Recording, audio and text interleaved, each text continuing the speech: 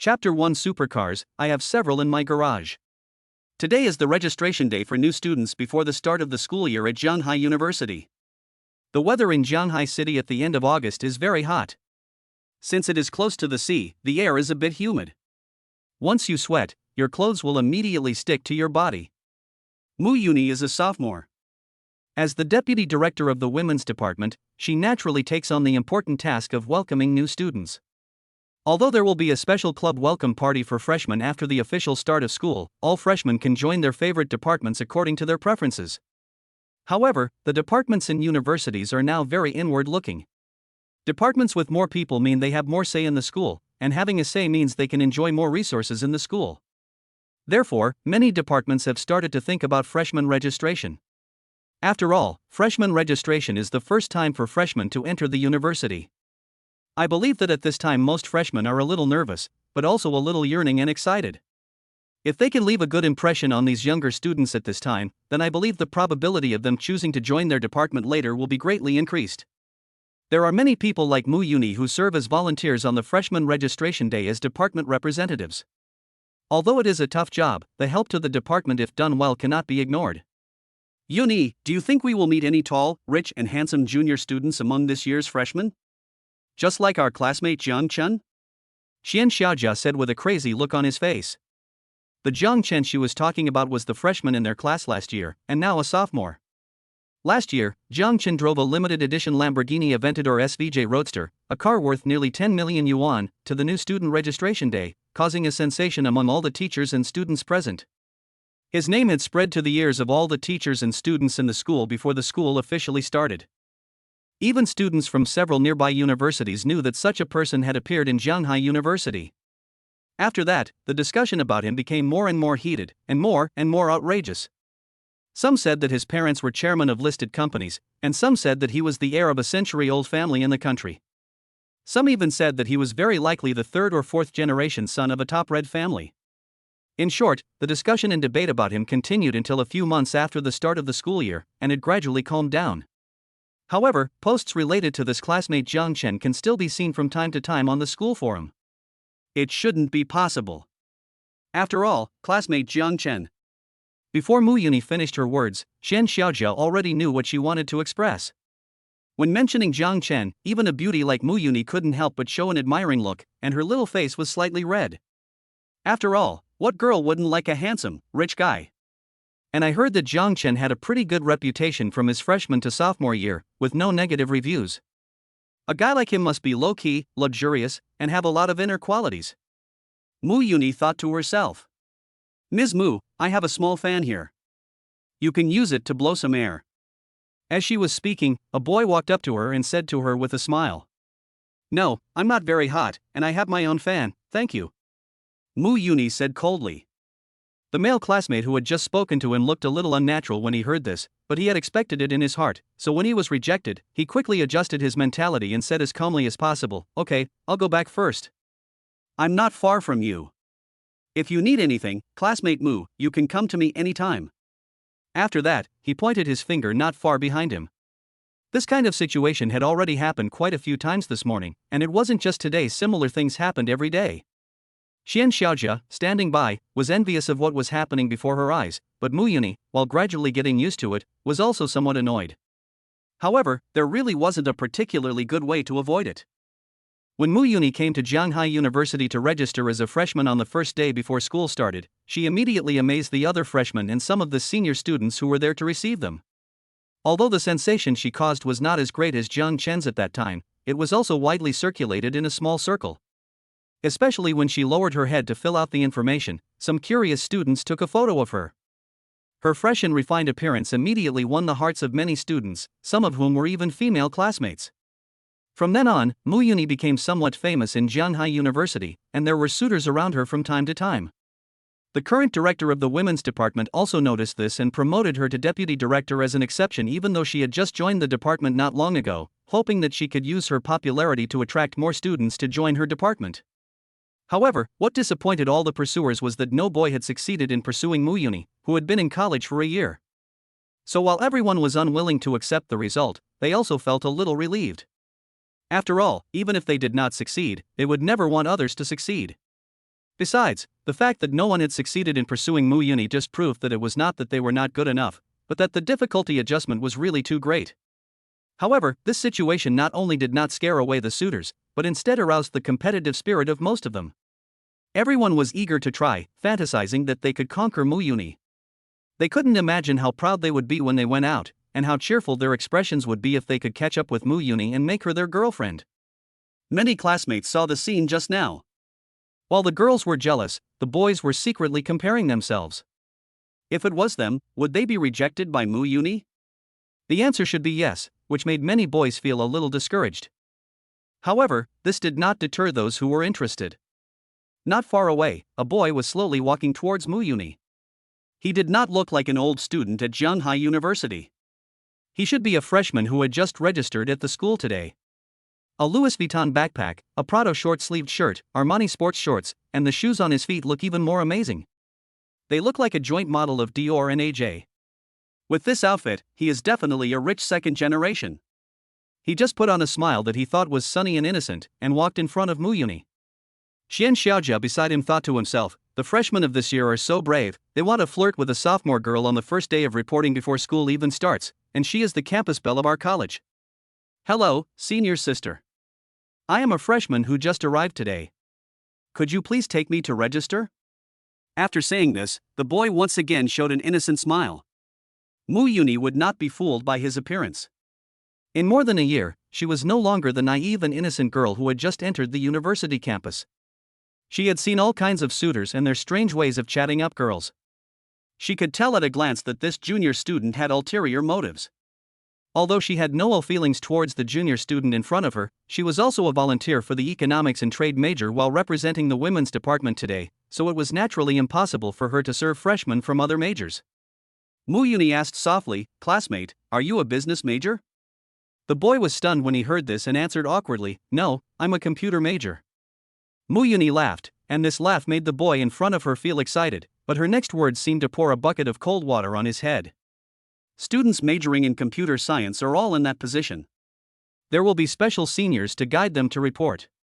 After she finished speaking, she pointed to one side. Senior sister.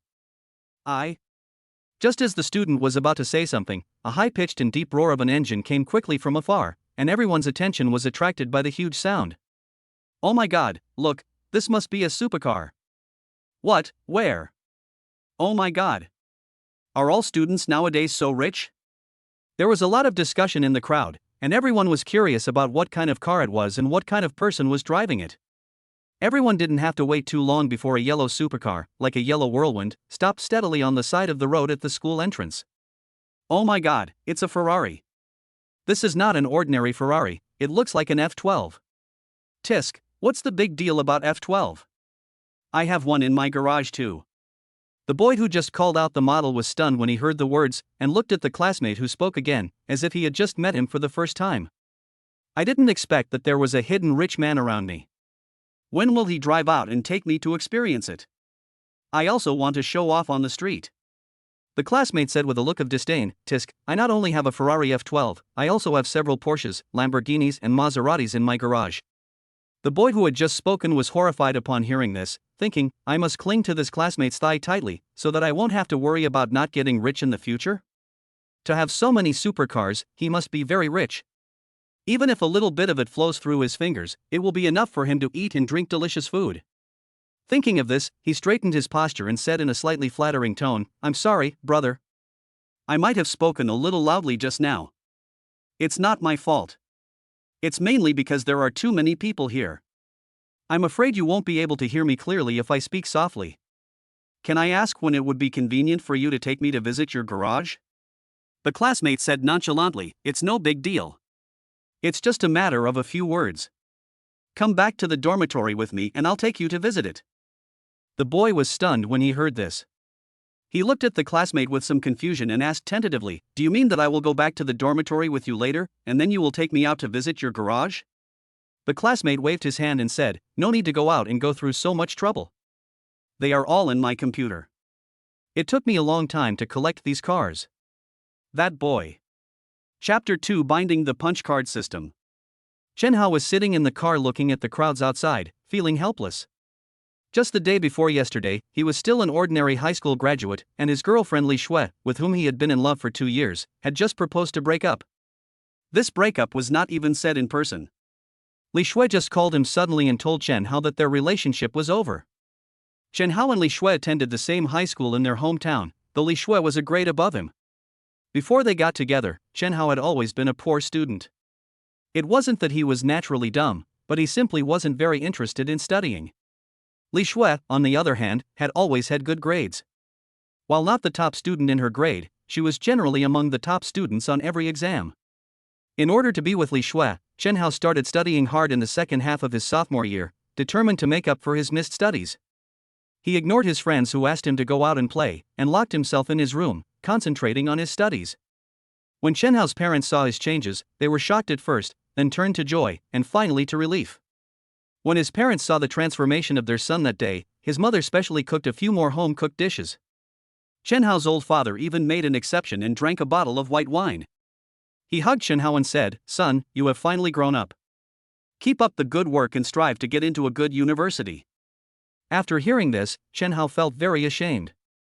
Thinking back on his past experiences, he felt particularly sorry for his parents and decided to study harder in the future. Chen Hao and Li Shui agreed to apply to the same university. So when Chen Hao learned that Li Shui was admitted to Jianghai University, he also resolutely decided to go to Jianghai University. In fact, with Chen Hao's college entrance examination score, he could have entered a better university, but he finally chose Jianghai University. It's not that Jianghai University is not good, after all, it is also a key university, but if he chose a better university, he would have a brighter future. Chen Hao was overjoyed when he received his acceptance letter from Jianghai University. He immediately wanted to tell Li Shui the good news, but he couldn't get through to her. Later, Li Shui replied, telling him she was in a meeting with colleagues at school and couldn't answer the phone. Chen Hao was a little confused. Could there be a department meeting at school after 8 p.m.? But I just regarded it as a colorful part of college life and didn't take it to heart. But just the day before yesterday, Li Shui suddenly informed him that they had broken up. Chen Hao now thinks that everything actually has a traceable path. Since going to college, the communication between Chen Hao and Li Shui has gradually turned into video calls. As time went by, the videos slowly turned into phone calls. In the end, it became text messages, but even with text messages, Chen Hao would have to wait a long time before receiving a reply after sending one to Li Shui. Sometimes, Chen Hao would even have to send several messages to Li Shui before she would reply.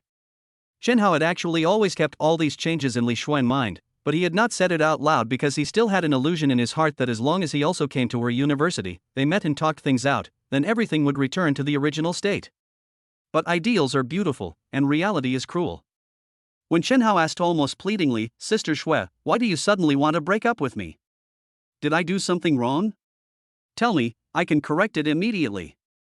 Li Shui was unmoved and said very coldly, "Chen Hao, you are a good person, but we are not suitable. I already have someone I like. I'm sorry."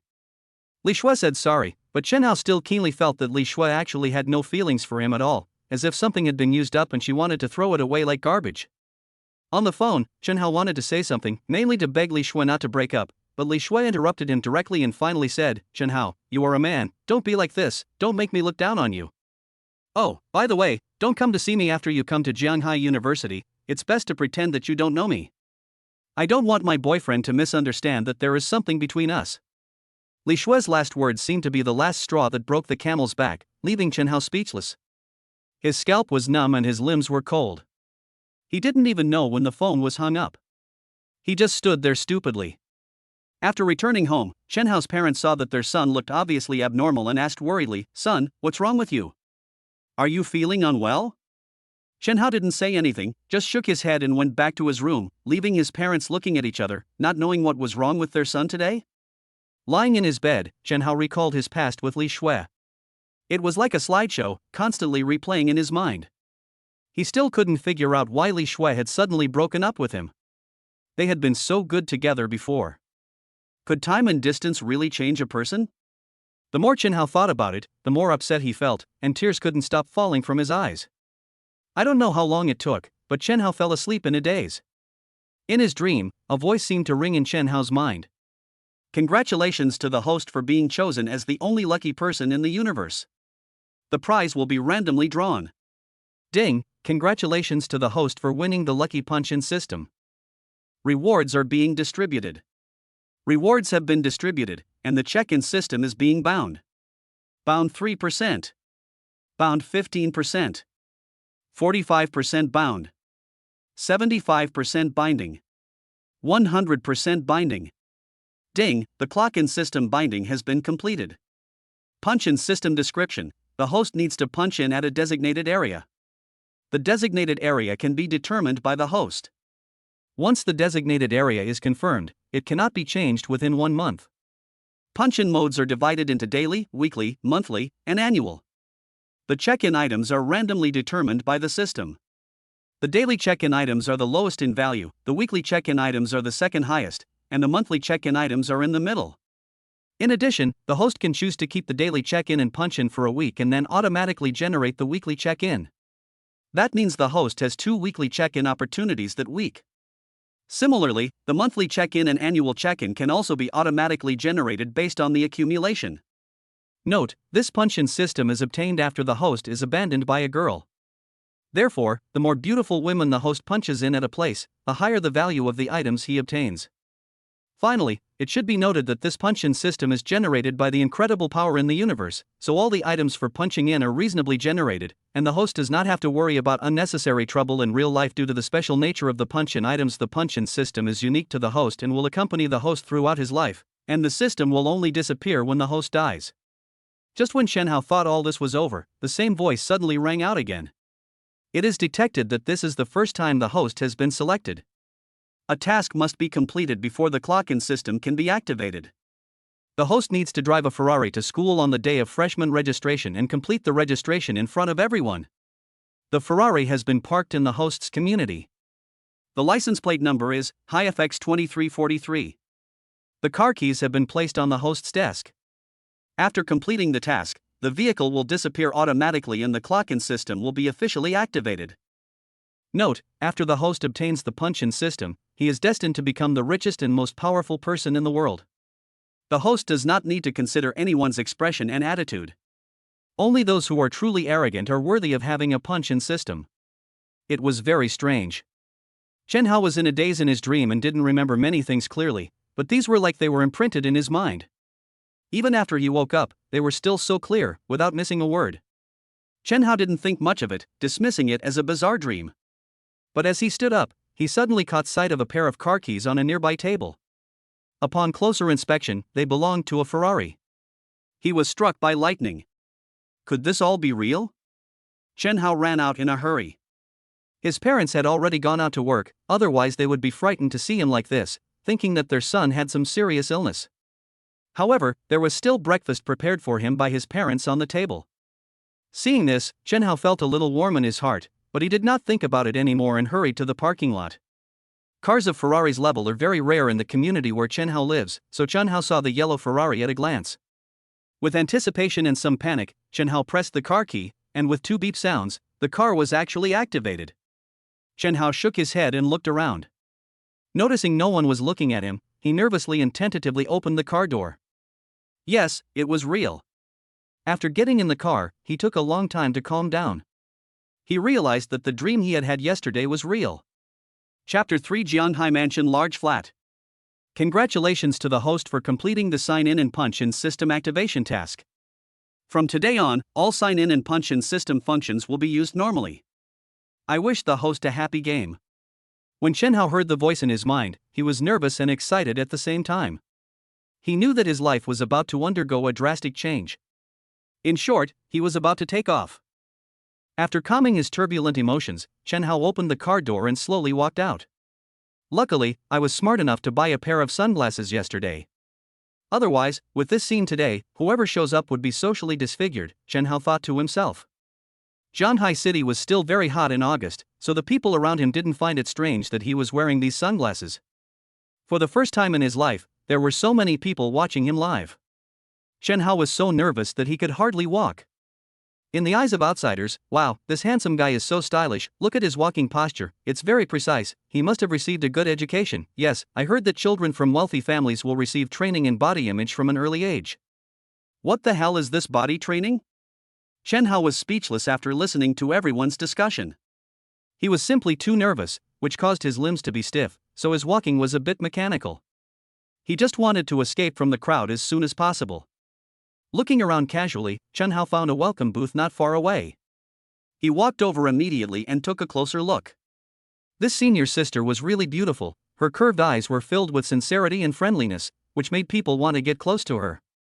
She was wearing a blue and white striped t-shirt with an off-white cotton skirt, which clearly showed off her two white and slender legs. She was wearing a pair of white canvas shoes on her feet. It may seem like such a simple outfit on others, but on this senior, it is full of youthful vitality and campus freshness. This senior was none other than Mu Yuni. Chun Hao suppressed his inner throbbing and asked in a calm tone, "Hello, senior, I'm a freshman this year. Can I register here?"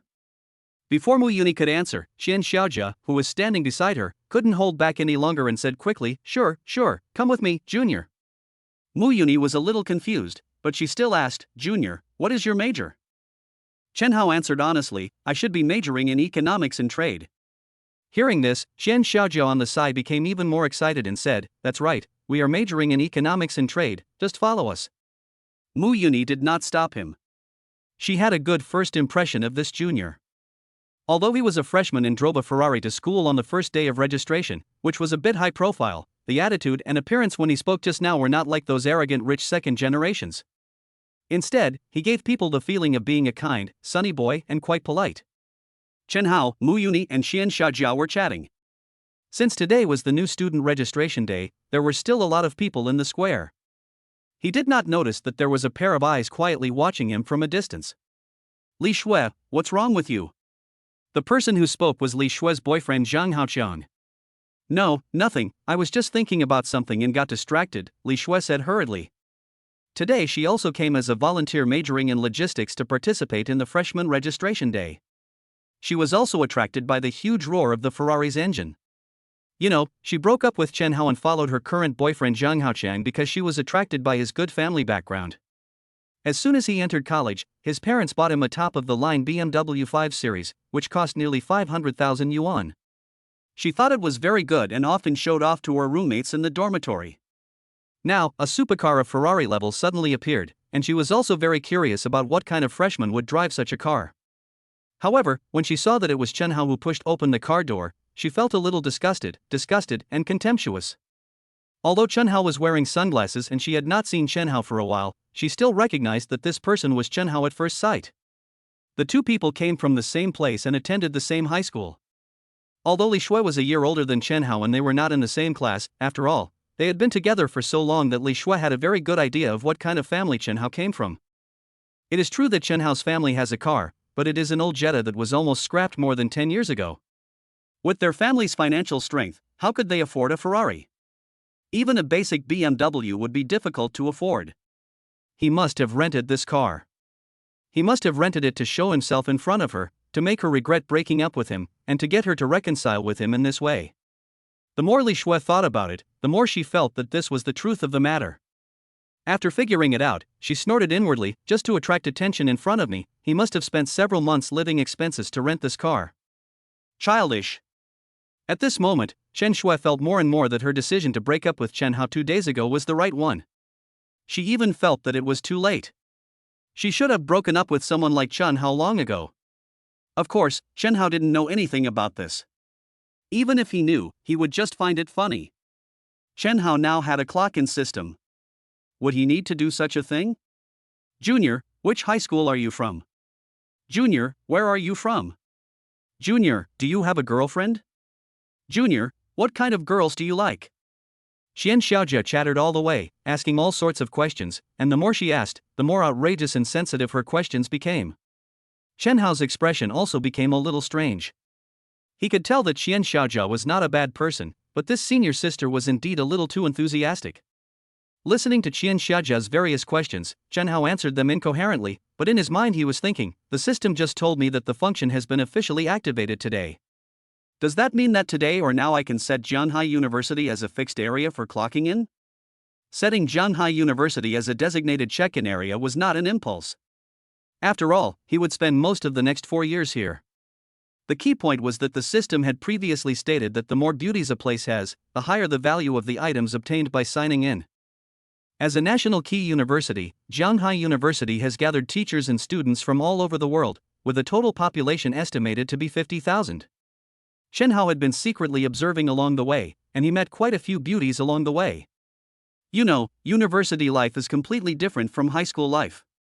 Girls in college have basically started to get in touch with makeup, and some of them have good makeup skills. Although the girls in college may not look as delicate and charming as the beauties in society, their originality, youthfulness, beauty and vitality are incomparable to those people. At that moment, Chen Hao tentatively said to the system in his mind, "System, set Shanghai University as a fixed check-in area." The system's voice echoed in my mind, "Fixed point area setting completed." Then, Chen Hao said again, "System, collect the check-in items." The system detected that this is the first time the host has used the punch-in system. This punch-in is for a special reward, which is a 500 square meter top floor flat in the Shanghai Mansion building unit. All the host's information has been synchronously entered into the Shanghai Real Estate Transaction Center and the Shanghai Mansion Property Management System. The host can enter directly with fingerprint or face recognition. Chapter 4 for Economic and Trade Idiots. They say it's easier to get things done with connections in the government. Don't be fooled by Qian Xiaozhe's whimsical behavior towards Chen Hao along the way. That's simply because Chen Hao is handsome, rich, and a freshman, brimming with youthful energy. What senior wouldn't love a little brother like that? Qian Xiaozhe simply made the same mistake every senior would make. Along the way, Chen Hao discovered that Qian Xiaozhe was quite popular, and many students and teachers greeted her along the way. When it came time to officially go through the enrollment procedures, Qian Xiaozhe even secretly opened a VIP channel for him. You know, Shanghai University is a key university in the country, and the number of new students registering every year is definitely not small. Just now, Chen Hao took a quick look and found that there was already a long queue for registration. He conservatively estimated that it might be another 40 to 50 minutes before it was his turn. Now, with Qian Xiaozhe's greeting, the queue was over in less than 5 minutes. After all the formalities were completed, Qian Xiaozhe took Chen Hao to the boys' dormitory building of the economics and trade major. If the dormitory aunt downstairs had not prohibited female students from entering the boys' dormitory building, she would have wanted to take Chen Hao into the dormitory. Helplessly, Qian Xiaozhe said goodbye to Chen Hao with regret, but before parting, the two exchanged contact information. Qian Xiaozhe repeatedly told Chen Hao that if he had any questions in the future, he could contact her at any time. Chen Hao wiped the sweat from his forehead, not knowing if it was because of the hot weather or because he was too nervous. In his heart, he was sighing that Shanghai University was indeed a key university in the country. The service was really good. Even the senior students from the same major who were volunteering were so enthusiastic. It seemed that in addition to Li Shui, he had made the right decision to come to the school. Chen Hao's dormitory is on the 5th floor of a 6-story building. There is no elevator, but fortunately Chen Hao didn't bring much stuff with him and he was a young man, so he still had enough physical strength. The layout of the entire dormitory building is that there are 4 halls on each floor, each hall has 3 dormitories, and each dormitory has 4 beds. You need to climb a ladder to get to the beds. Below are study tables and small wardrobes. The toilet and shower area are in a corner of the hall. You need to pay for hot water with your student card. This information was just introduced by Qian Xiaozhe to Chen Hao on the road. Chen Hao's first reaction was that the conditions were good and it was worthy of Shanghai City. You should know that after Chen Hao decided on a university, he was looking forward to college life for a while. Of course, the main reason at that time was the thought that he could finally be with Li Shui, so he watched a lot of videos about university life and dormitory life from all over the country on the internet. The living standards of this dormitory at Shanghai University are certainly not as good as those of exchange students in international colleges of many universities, but it is already considered above average in most school dormitories, not to mention that each dormitory has its own air conditioner. When he walked to the door of his dormitory, Chen Hao saw that the door was ajar. He knew that some roommates must have arrived earlier than him. Feeling a little nervous and expectant, Chen Hao pushed open the door of the dormitory. The layout of the entire dormitory is an aisle in the middle, with 2 bunks on each side. The roommate who arrived first is currently sitting under the innermost bunk on the left. He is currently facing the mirror hanging on the wall and playing with his chestnut-colored hair. He is wearing a white t-shirt with a huge tie-dye print on the chest and khaki shorts. Unlike many freshmen who are accompanied by their families, he seems to have come to school alone. Similarly, when he saw someone coming to school to register alone like himself, the boy also smiled kindly and said, "Hello, my name is Yang Shui, and I am a freshman majoring in economics and trade."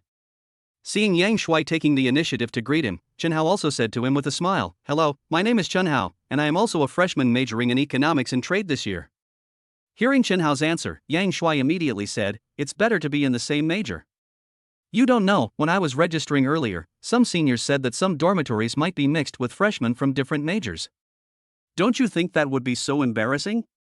Everyone has different class schedules and so on. If that's the case, we won't be able to play together." Chen Hao also thought this made sense. Yang Shuai continued, "That's good now. We are all professionals, so it will be much more convenient to act in the future.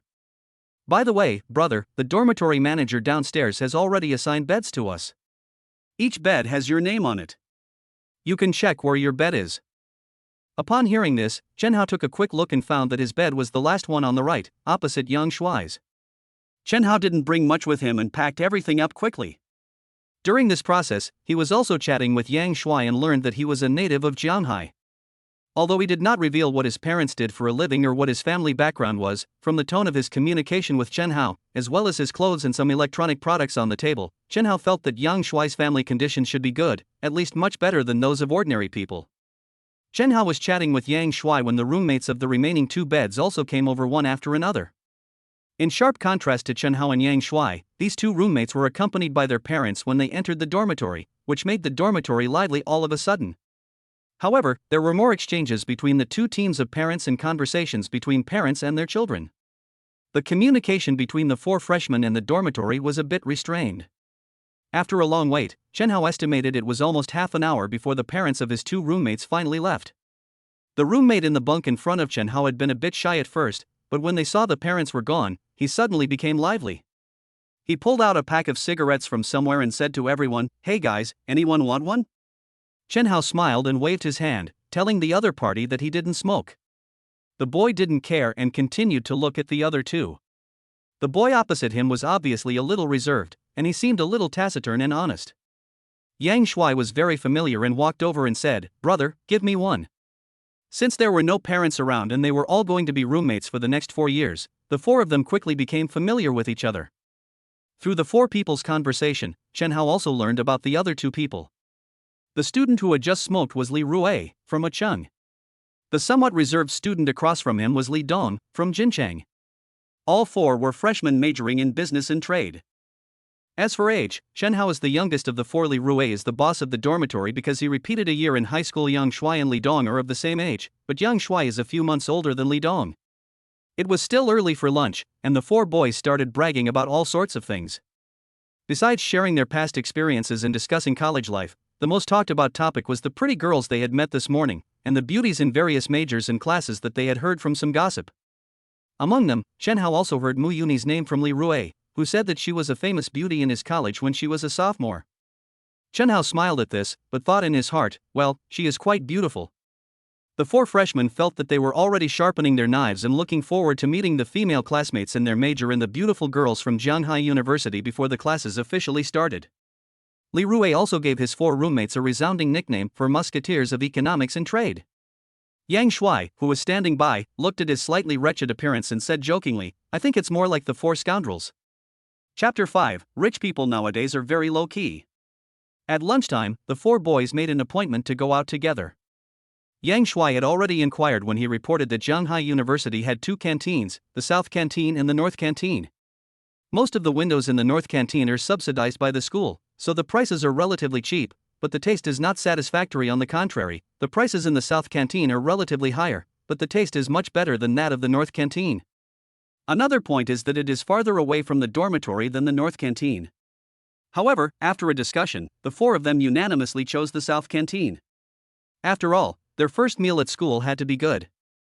Walking along the street, the four of them saw quite a few small groups similar to theirs. Judging from their excited expressions, it was easy to tell that they were probably freshmen who had just registered this year, just like Chen Hao and the others. After all, at the beginning, everyone was not familiar with each other, so basically the whole dormitory went out together.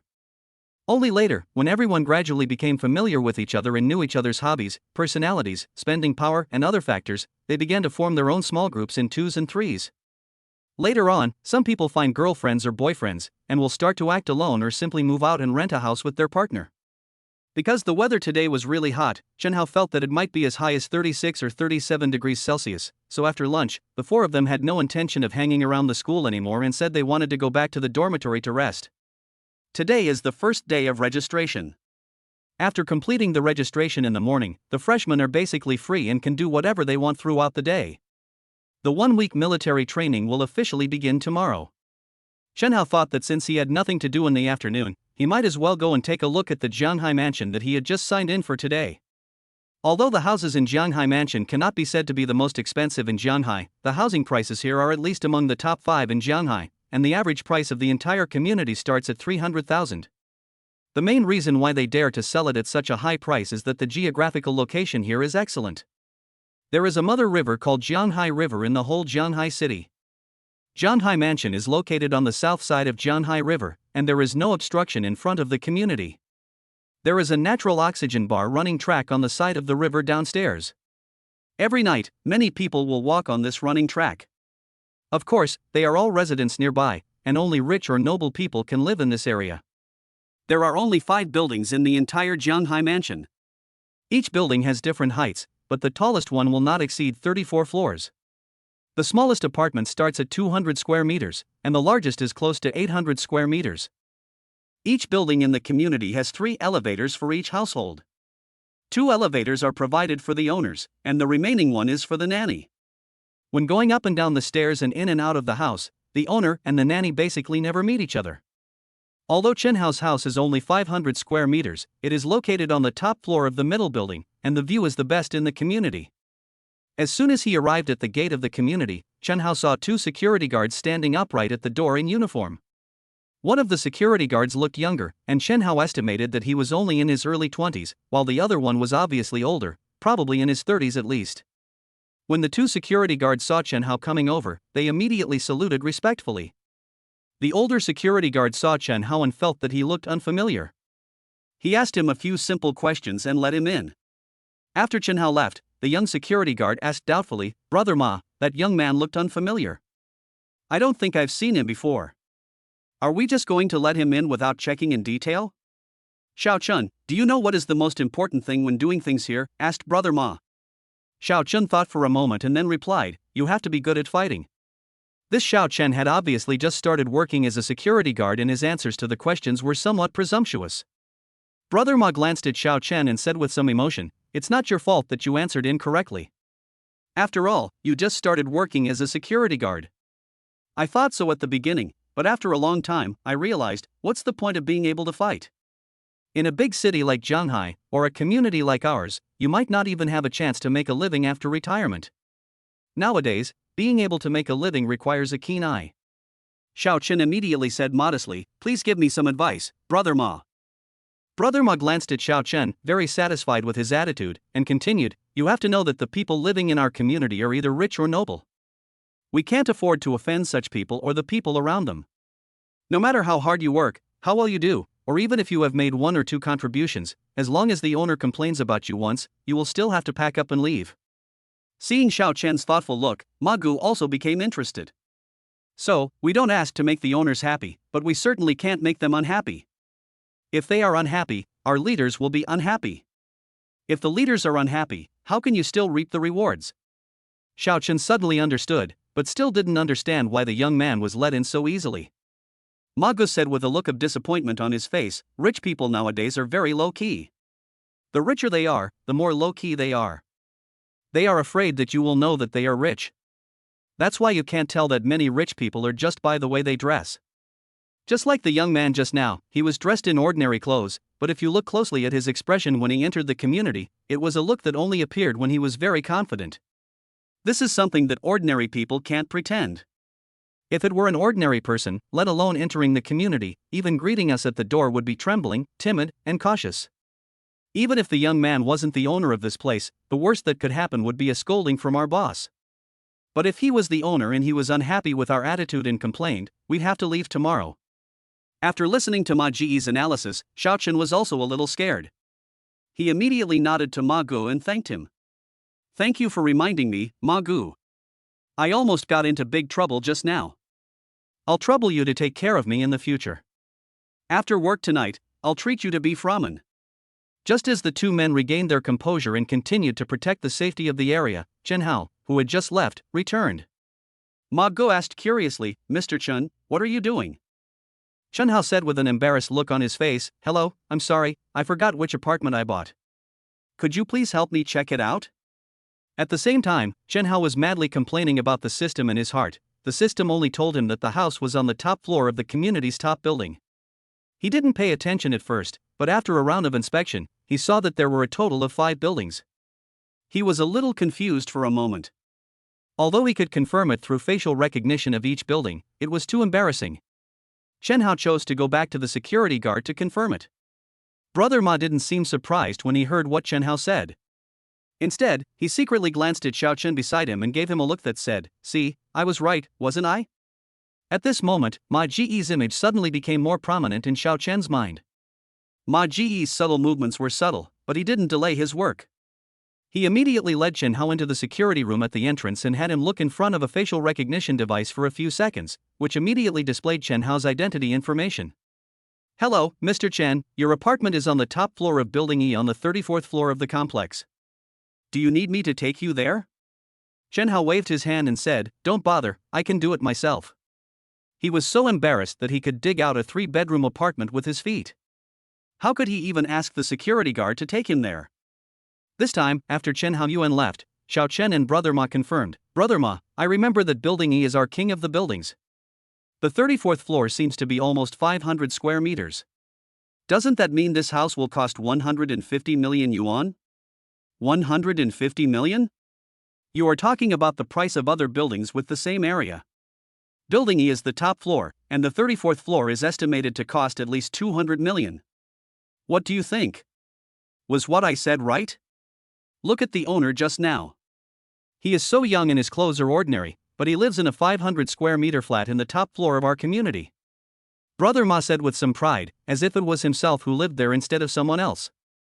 Finally, Ma Guo added calmly, "Rich people nowadays are very low-key." Chapter 6. Whose general is this? How could he be so brave? Once I knew the exact location of my house, everything went smoothly. I could use facial recognition directly and everything went smoothly. On the 34th floor, Chen Hao was shocked as soon as he got out of the elevator and even before he entered his home. It was worthy of being a famous mansion in the whole Shanghai, and worthy of being the king of buildings in the community. The decoration of the entrance hall alone was luxurious to the extreme, beyond Chen Hao's imagination. He originally thought that what was shown on TV was already exaggerated, but he didn't expect that his vision was still narrow. Chen Hao's previous life was still a little too far away from such a luxurious world. From what he knew, he could only tell that the sofa in the living room should be from BB Italia, a top Italian brand, and a single set of sofas cost around 1 million. The kitchen appliances in the kitchen should be a 5-piece set from Gagano, which cost more than 3 million.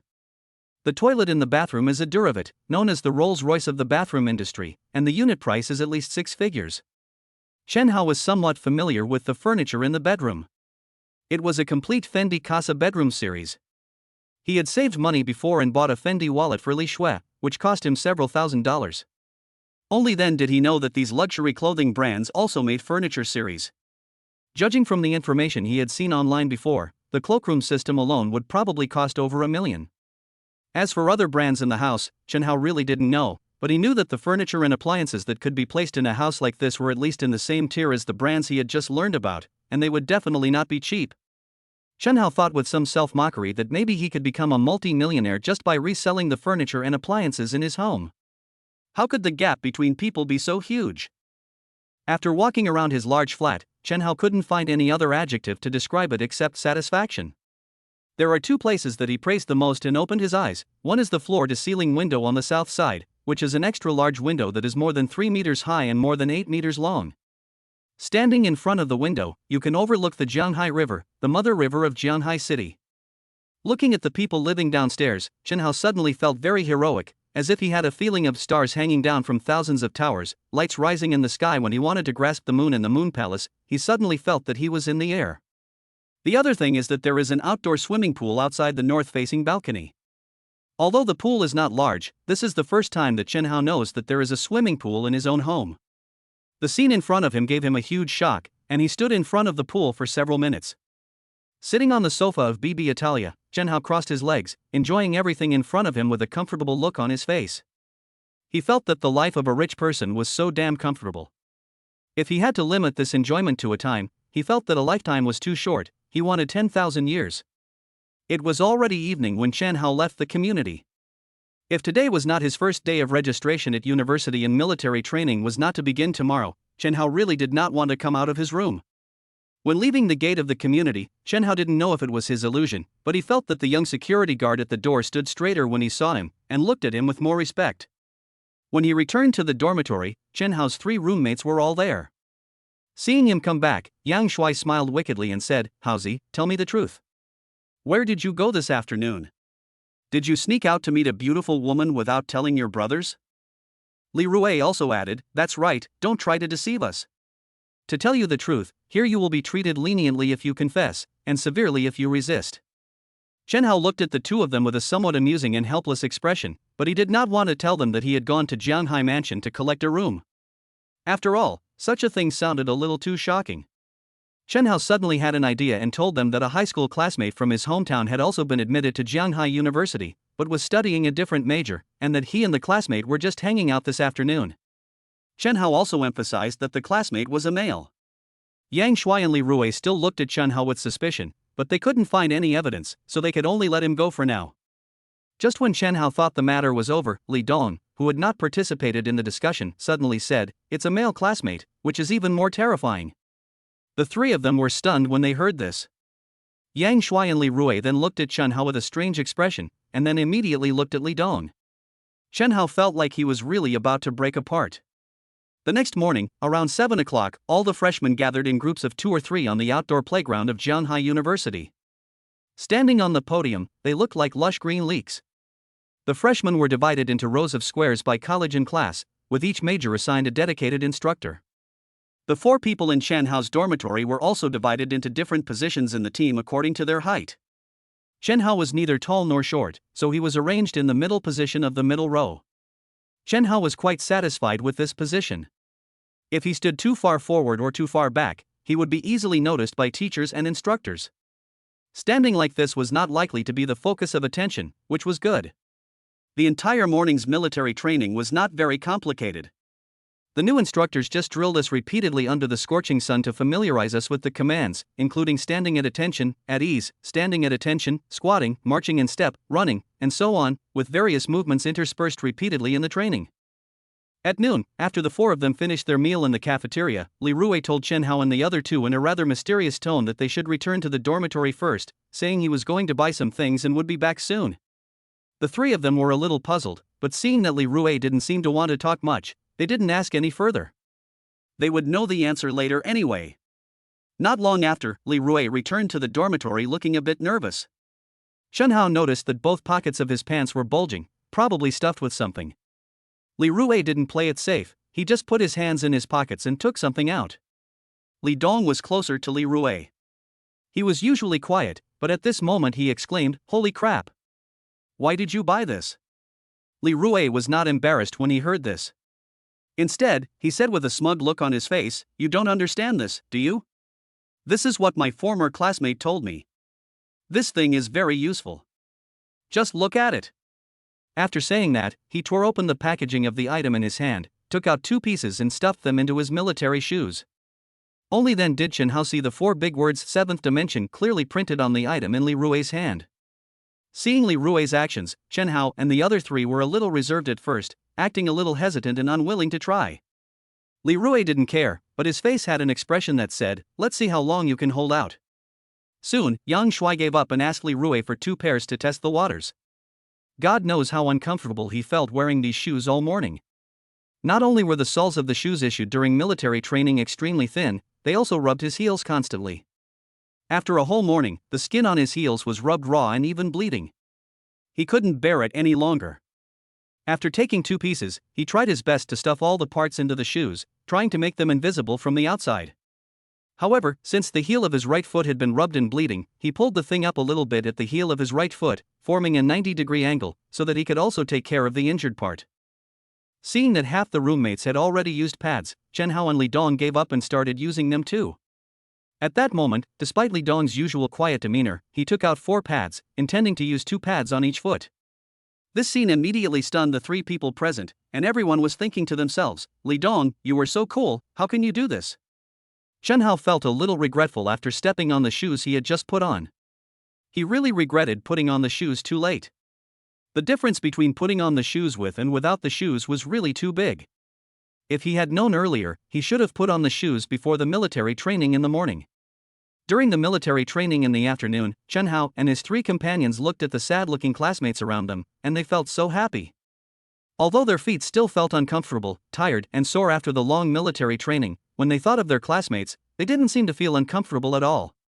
This sense of happiness was ultimately the result of comparison.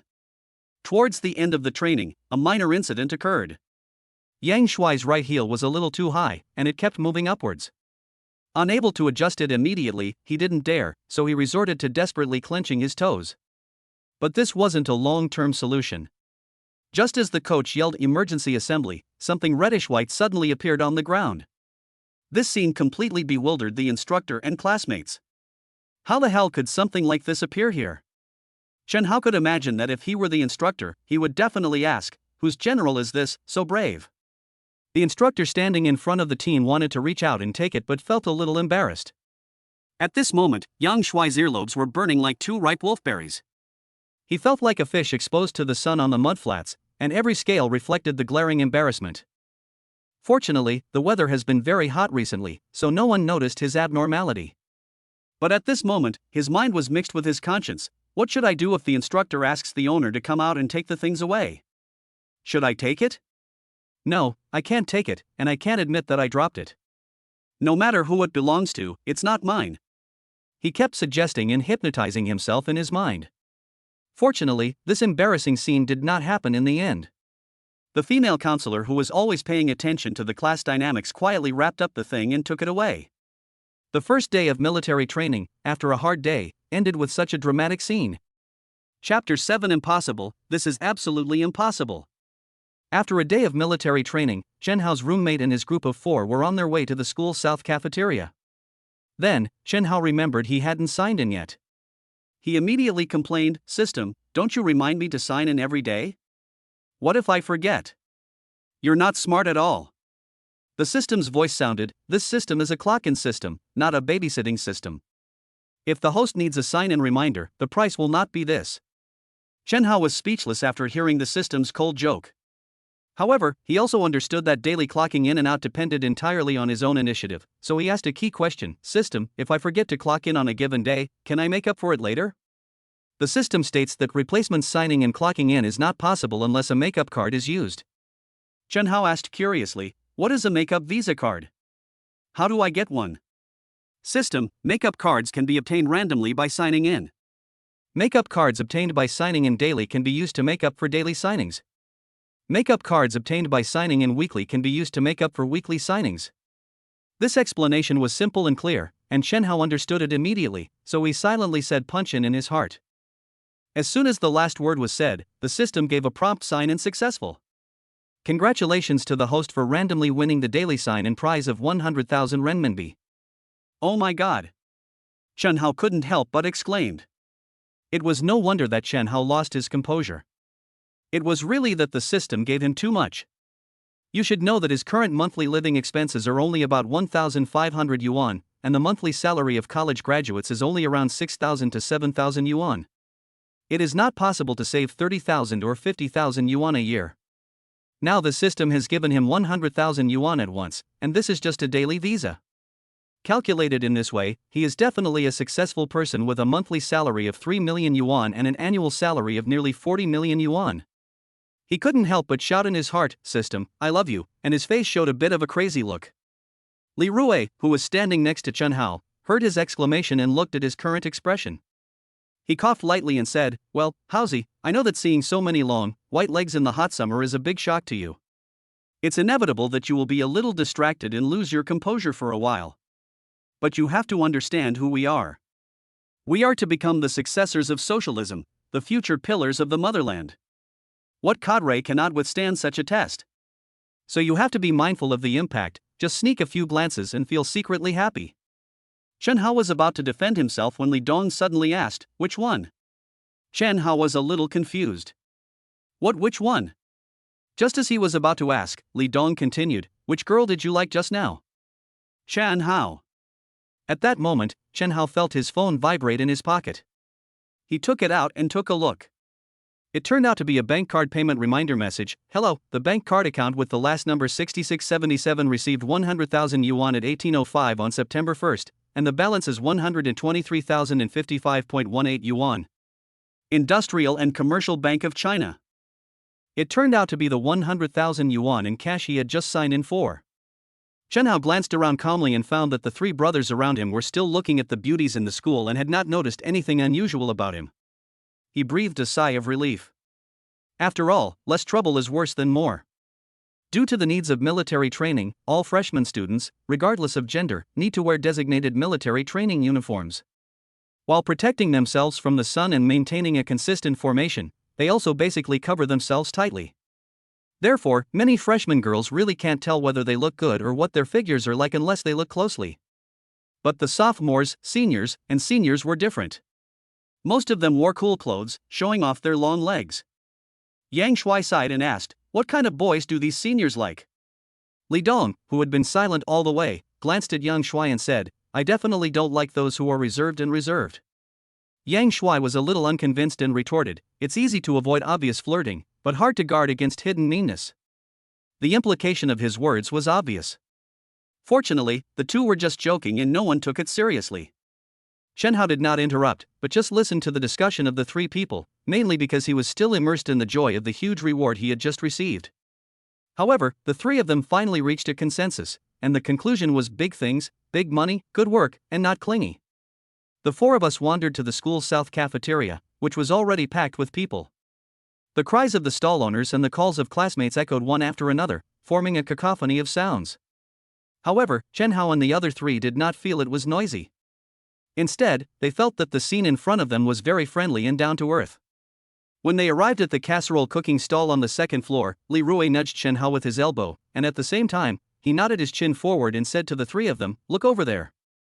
The three of them looked in the direction Li Rui pointed at the same time, and Chen Hao suddenly saw two familiar figures, Mu Yuni and Xian Xiaojia. Li Rui continued, "Those two are sophomores in our major. The one on the left is Mu Yuni, and the one on the right is Xian Xiaojia. They are both famous beauties in the entire major. Especially Mu Yuni on the left, she has been privately voted as the campus belle of our college." Then he said with some sigh, "If I can catch one of them to be my girlfriend, I can't imagine how cheerful I will be. I would even be willing to live in a villa every day and drive a luxury car." The remaining three people were deeply moved when they first heard the first half, but after hearing the last sentence, they all showed contempt for him. Li Rui didn't care and continued to look at the two of them secretly. As if they felt Li Rui's burning gaze, Mu Yuni and Xian Xiaojia turned around at the same time and looked at Chen Hao and the other three. Li Rui immediately perked up and said to the three of them excitedly, They are looking at me. Hey, my charm is irresistible." Chen Hao ignored Li Rui. He knew that Mu Yuni and Xian Xiaojia must have seen him, so he smiled and nodded to them. The remaining three people's eyes were on the two of them, so no one noticed Chen Hao's action. As for Li Rui, he became even more excited after seeing this scene. See? Diagonally. His Adam's apple rolled up and down excitedly. That smile is definitely directed at me. TSK, it's true that outstanding men can't hide their brilliance no matter where they go. Yang Shui looked at Li Rui in disbelief, thinking, is everything he said true? Do girls nowadays like this? Impossible, absolutely impossible. Yang Shui shook his head and suppressed his strange thoughts. He felt that although he didn't know why Mu Yuni and Xian Xiaojia looked in their direction and even smiled in their direction, it definitely couldn't be because of Li Rui. That's not right? Li Dong interrupted suspiciously, why do I feel like they're heading towards Chen Hao? Chen Hao said with a guilty conscience, that shouldn't be the case. They might just have happened to look over here. Li Rui also said with some disdain, how could he be looking at Haozi? Look at him standing on the road in front of us, he has a very happy face. Chen Hao, he felt so tired. Chapter 8 Consumption Rebate Card. Chapter 8. After dinner, Chen Hao and the other three, being young men after all, regained a lot of energy. Li Rui suggested that they go to the internet cafe to play some games, so that they could use the air conditioning and strengthen the cohesion of the dormitory. Everyone naturally ignored the last half of his sentence. However, his proposal won everyone's approval. In the dormitory, Li Rui and Yang Shuai had their own computers, and Chen Hao's mother had originally wanted to buy him one. After all, it would be convenient for studying. But Chen Hao thought it was too troublesome to bring it here, so he planned to buy it directly in Shanghai. The internet cafe is not far from the school. It took a few people less than 10 minutes to walk there. The environment of the internet cafe is still very good. The interior decoration is clean and tidy. There are special non-smoking areas and smoking areas, as well as independent single rooms, double rooms and multi-person rooms. Chen Hao and his companions arrived at the perfect time, as a 4-person private room was available. Chen Hao, Yang Shuai, and Li Rui began their battle in the canyon.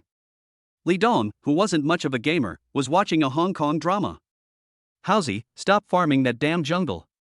I'm surrounded by 3 big guys now, and they're about to take my turn. Come here quickly, or you won't be able to collect the bodies before they're warm," Li Rui said loudly while wearing headphones. "Brother Rui, watch me, it's time to show your real skills. Watch me, I will use 2 flashes and a set of skills to take you away." Yang Shuai's voice was full of excitement, his body leaned forward to the limit, the mouse creaked because of his squeezing, and in the blink of an eye he flashed directly into the attack range of the opponent's defense tower. The scene suddenly became quiet, and both Yang Shuai himself and the opposite hero were a little stunned. "Master, what a master! Is it too cold outside or is the spring water too warm that makes you want to return to the city so quickly?" Li Rui laughed in anger. "It seems that we have to rely on ourselves at critical moments. Let me show you a wave of details. This wave is very detailed. Watch carefully, what is the canyon enoki mushroom?" Li Rui's voice was extremely excited, and even Li Dong, who was concentrating on watching TV series, was attracted by him and looked at his screen. However, Li Dong did not stop the movement of his hands, and still held the potato chips out of inertia. Perhaps the game was too intense, or perhaps the Hong Kong drama playing in Li Dong's headphones was reaching a crucial moment, but with a crisp snap, a small portion of the potato chip suddenly broke off and, with incredible precision and relentless determination, struck a crucial spot on Li Rui's keyboard. On the screen, Li Rui's heroic movements were swift and smooth, a textbook example of a joy to behold. He clapped and applauded, his voice still muttering excitedly, "Look back, reach out, the ghost blade is invisible once it's activated. Move, move, move, my hands are working, oh, this is painful." At the same time, his left thumb instinctively pressed down on the spacebar. It was the lock view button he'd set up, his only way to see the battlefield clearly amidst the chaos. The moment the potato chips fell, the spacebar was crushed down by the sudden additive, instantly freezing. As if under a spell of immobilization, he was exposed to the enemy's crossfire. The screen was instantly flooded with dazzling skill effects, followed by a glaring black and white screen and the desperate roar of the temporarily drafted teammate in Li Rui's headphones. "ADC, what the hell are you doing? Are you just going to stand there and wait for death?" Li Dong swore in his heart that he definitely didn't mean it. Chen Hao and Yang Shuai also noticed the scene. They looked at each other in shock at first, and then burst into thunderous laughter at the same time. Time seems to have frozen at this moment, and it has become a work of art. When everyone came out of the internet cafe, Li Rui was still a little indignant and kept talking about this scene. At night, the lights in the dormitory were turned off at 11:30. But the 4 of them were still very energetic. After all, it was only the second night of their college life. I don't know who started it, but the 4 of them began discussing the beauties they had seen today and giving scores to the girls in their class. All 4 of them were very active in this topic, and Li Dong, who usually doesn't talk much, also expressed his opinions from time to time. When Chen Hao saw this scene, he sighed silently in his heart. This man is a young man until his death. After learning from the lesson in the afternoon, Chen Hao lay in bed with his phone in front of him, waiting for 12 o'clock. Seeing the numbers on the phone change, Chen Hao also shouted "sign in" his mind. The system's voice did not disappoint Chen Hao. "Sign in successful. Congratulations to the host for randomly receiving a 5x consumption refund card. This consumption refund card is only valid on the same day. The host can get a 5x refund on all consumption amounts before 2400 hours on the same day. The maximum refund amount does not exceed 1 million. This time, the sign-in reward is no longer given directly in cash, but in the form of a rebate card given to Chen Hao. It's quite interesting." Chen Hao silently calculated the amount in his bank card and estimated that based on his current savings, he could theoretically get a maximum of about 600,000 in consumption rebates. This may seem like a numbers game, not as strong as the actual feeling, but 600,000. In many small places, you can already buy a nice house. Now he can get it in a day just by moving his fingers, and the money he spends is also spent on himself. From a certain perspective, the money has not disappeared, but has just changed its form and is with him. But a new problem arises: how should he spend the money? The first thing he could think of was buying a computer. He didn't have much else to think about. More importantly, he had military training tomorrow and wouldn't have time until the evening. Ugh, the time was tight and the task was overwhelming. It was truly too difficult for me. Chen Hao sighed deeply inwardly. The next morning, it was still a sunny day. The sun scorched the freshmen who were undergoing military training. Li Rui said weakly, "Hey, when will this kind of life end?" No one said anything, but the expressions on their faces also expressed their deep disgust for military training in such hot weather. The seventh dimension I bought yesterday has officially entered a recession period after a day of devastation, and the support it can provide to people is getting weaker and weaker. The four people in Chen Hao's dormitory discussed and decided to buy it again, but Li Rui had already bought it once, so the lucky winner this time would be decided among Chen Hao, Yang Shuai, and Li Dong. The three decided to use the oldest and most effective method: rock, paper, scissors, to select the lucky winner. In the end, Chen Hao got such an honorable and precious opportunity. At noon, the supermarket was crowded with people, including teachers and students, buying water and daily necessities. Chen Hao had chosen the items he wanted to buy early on. He had planned to rush forward and pay quickly when there were fewer people around, but as he watched the line getting longer and longer, sweat broke out on his forehead. "Are you Chen Hao? Give me the things and I'll buy them for you. Just transfer the money to me." Just when Chen Hao was at a loss, a girl's voice suddenly came from the side. Chen Hao took a look and felt that the face looked familiar. After thinking about it carefully, he felt that it should be his classmate. This girl seems to be called Su Huihui. Although she is not tall, she is very beautiful. Even though she did not wear makeup during military training, you can still see that she has a very good foundation. She is not much inferior to Mu Yuni. Last night, the four of us in the dorm had a good chat about this girl. The most important thing was that she had a great figure, giving people the feeling of a slender branch bearing great fruit. Chen Hao answered somewhat embarrassedly, "Okay, that's troublesome, thank you. And I bought this for." Chen Hao suddenly thought of something and was afraid that Su Huihui would misunderstand what he bought, so he was interrupted by her just as he was about to explain. "It's okay, I understand. Yesterday, Yang Shuai's things fell out from under his feet in your dormitory, and I saw it," Su Huihui said with a smile. Upon hearing this, Chen Hao could only awkwardly laugh at Su Huihui twice. Chapter 9: Encounter with Su Huihui. After the military training ended the next day, it was already past 5 p.m., leaving Chen Hao with little time. After saying hello to his three roommates, Chen Hao hurried out of the school. The three of them looked at each other in bewilderment. This scene seemed familiar. Chen Hao had been in the same situation the afternoon of the first day of freshman registration. Li Rui asked suspiciously, "Guys, do you believe Haozi is going to meet up with his high school classmates?" Li Dong, expressionless as always, said, "I believe it, unless a Sao can climb a tree." Hearing Li Dong's heavy breathing, the corners of Li Rui and Yang Shuai's mouths twitched slightly. "Are you happy with this kind of prank?" Yang Shuai stroked his chin, where some stubble had already appeared, and said, "Suspicious, very suspicious. Chen Hao has been so abnormal these last 2 times. Why is he so eager to meet a male classmate?" Then an idea flashed in his mind, and he exclaimed, "Do you think Chen Hao is gay?" The corners of Li Rui's mouth continued to twitch. Li Dong seemed to want to make up for his naughty behavior just now. After listening to Yang Shuai's words, he analyzed it in a serious manner and said, "It shouldn't be. Every time we discussed girls before, and every time we saw beautiful girls at school, Chen Hao's expression didn't seem fake, it was definitely the expression of a normal, passionate young man." "And do you remember the pig-like look Chen Hao showed after seeing the beautiful woman that afternoon? You can't act that out. So I guess." Li Dong paused deliberately at this point. Chen Hao should be bisexual. Looking at Yang Shuai, who looked pensive, and Li Dong, who looked smug, Li Rui felt that being the head of the dormitory was very tiring. He felt that there was no one else in the dormitory who was normal. He had a long way to go in the future. Of course, Chen Hao had no idea what happened to the 3 people on the playground, otherwise he would definitely be in a state of laughter and tears. He wanted to be close to his brother, but he didn't expect that his brother was plotting against him. As soon as Chen Hao left the school gate, he took a special car and went straight to Jianghai IFC, the largest shopping mall in Jianghai City. Anyway, all the consumption today was paid by the system, so Chen Hao didn't mind the taxi fare. Moreover, Chen Hao took a luxury car this time. It might be his first time riding in this kind of car, so he couldn't help feeling a little nervous. It was not until he got off the car that Chen Hao realized with some regret that he had not tasted the snacks and imported mineral water prepared in the car. What a waste! Jianghai University is not far from the city center, and it took more than 20 minutes to drive to the destination.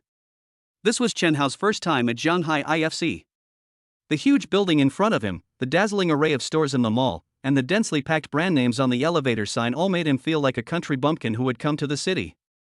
Except for a few sports brands and those well-known luxury brands, Chen Hao knows nothing about the rest. He can't even read the names of many English brands. Wiping the non-existent sweat from his forehead, Chen Hao did not forget his purpose for today and went to the fourth floor of the mall first. The entire fourth floor of the mall is mainly electronic products. Chen Hao had his eye on a Juhua laptop during the summer vacation, but he was short of money at the time, so he could only think about it. But now it was different, he felt he had to get it today. The salesperson who received Chen Hao was a girl, and it looked like she had just started working there not long ago. Her work attitude was enthusiastic and positive. Just as she was about to give a detailed introduction to the computer in front of her, she was interrupted by Chen Hao's wave. Chen Hao's wave was not a rejection, but a statement that he wanted the computer without further ado. Swiping the card, paying, and picking up the bill, the whole set of actions was done smoothly and in one go. Chen Hao walked away in the slightly shocked gaze of the salesgirl. You should know that although people who come here are not buying cars or houses, the mobile phones and computers they sell are not cheap either, and 5,000 or 6,000 is not uncommon. Some people even compare, and come 2 or 3 times before making up their minds to buy.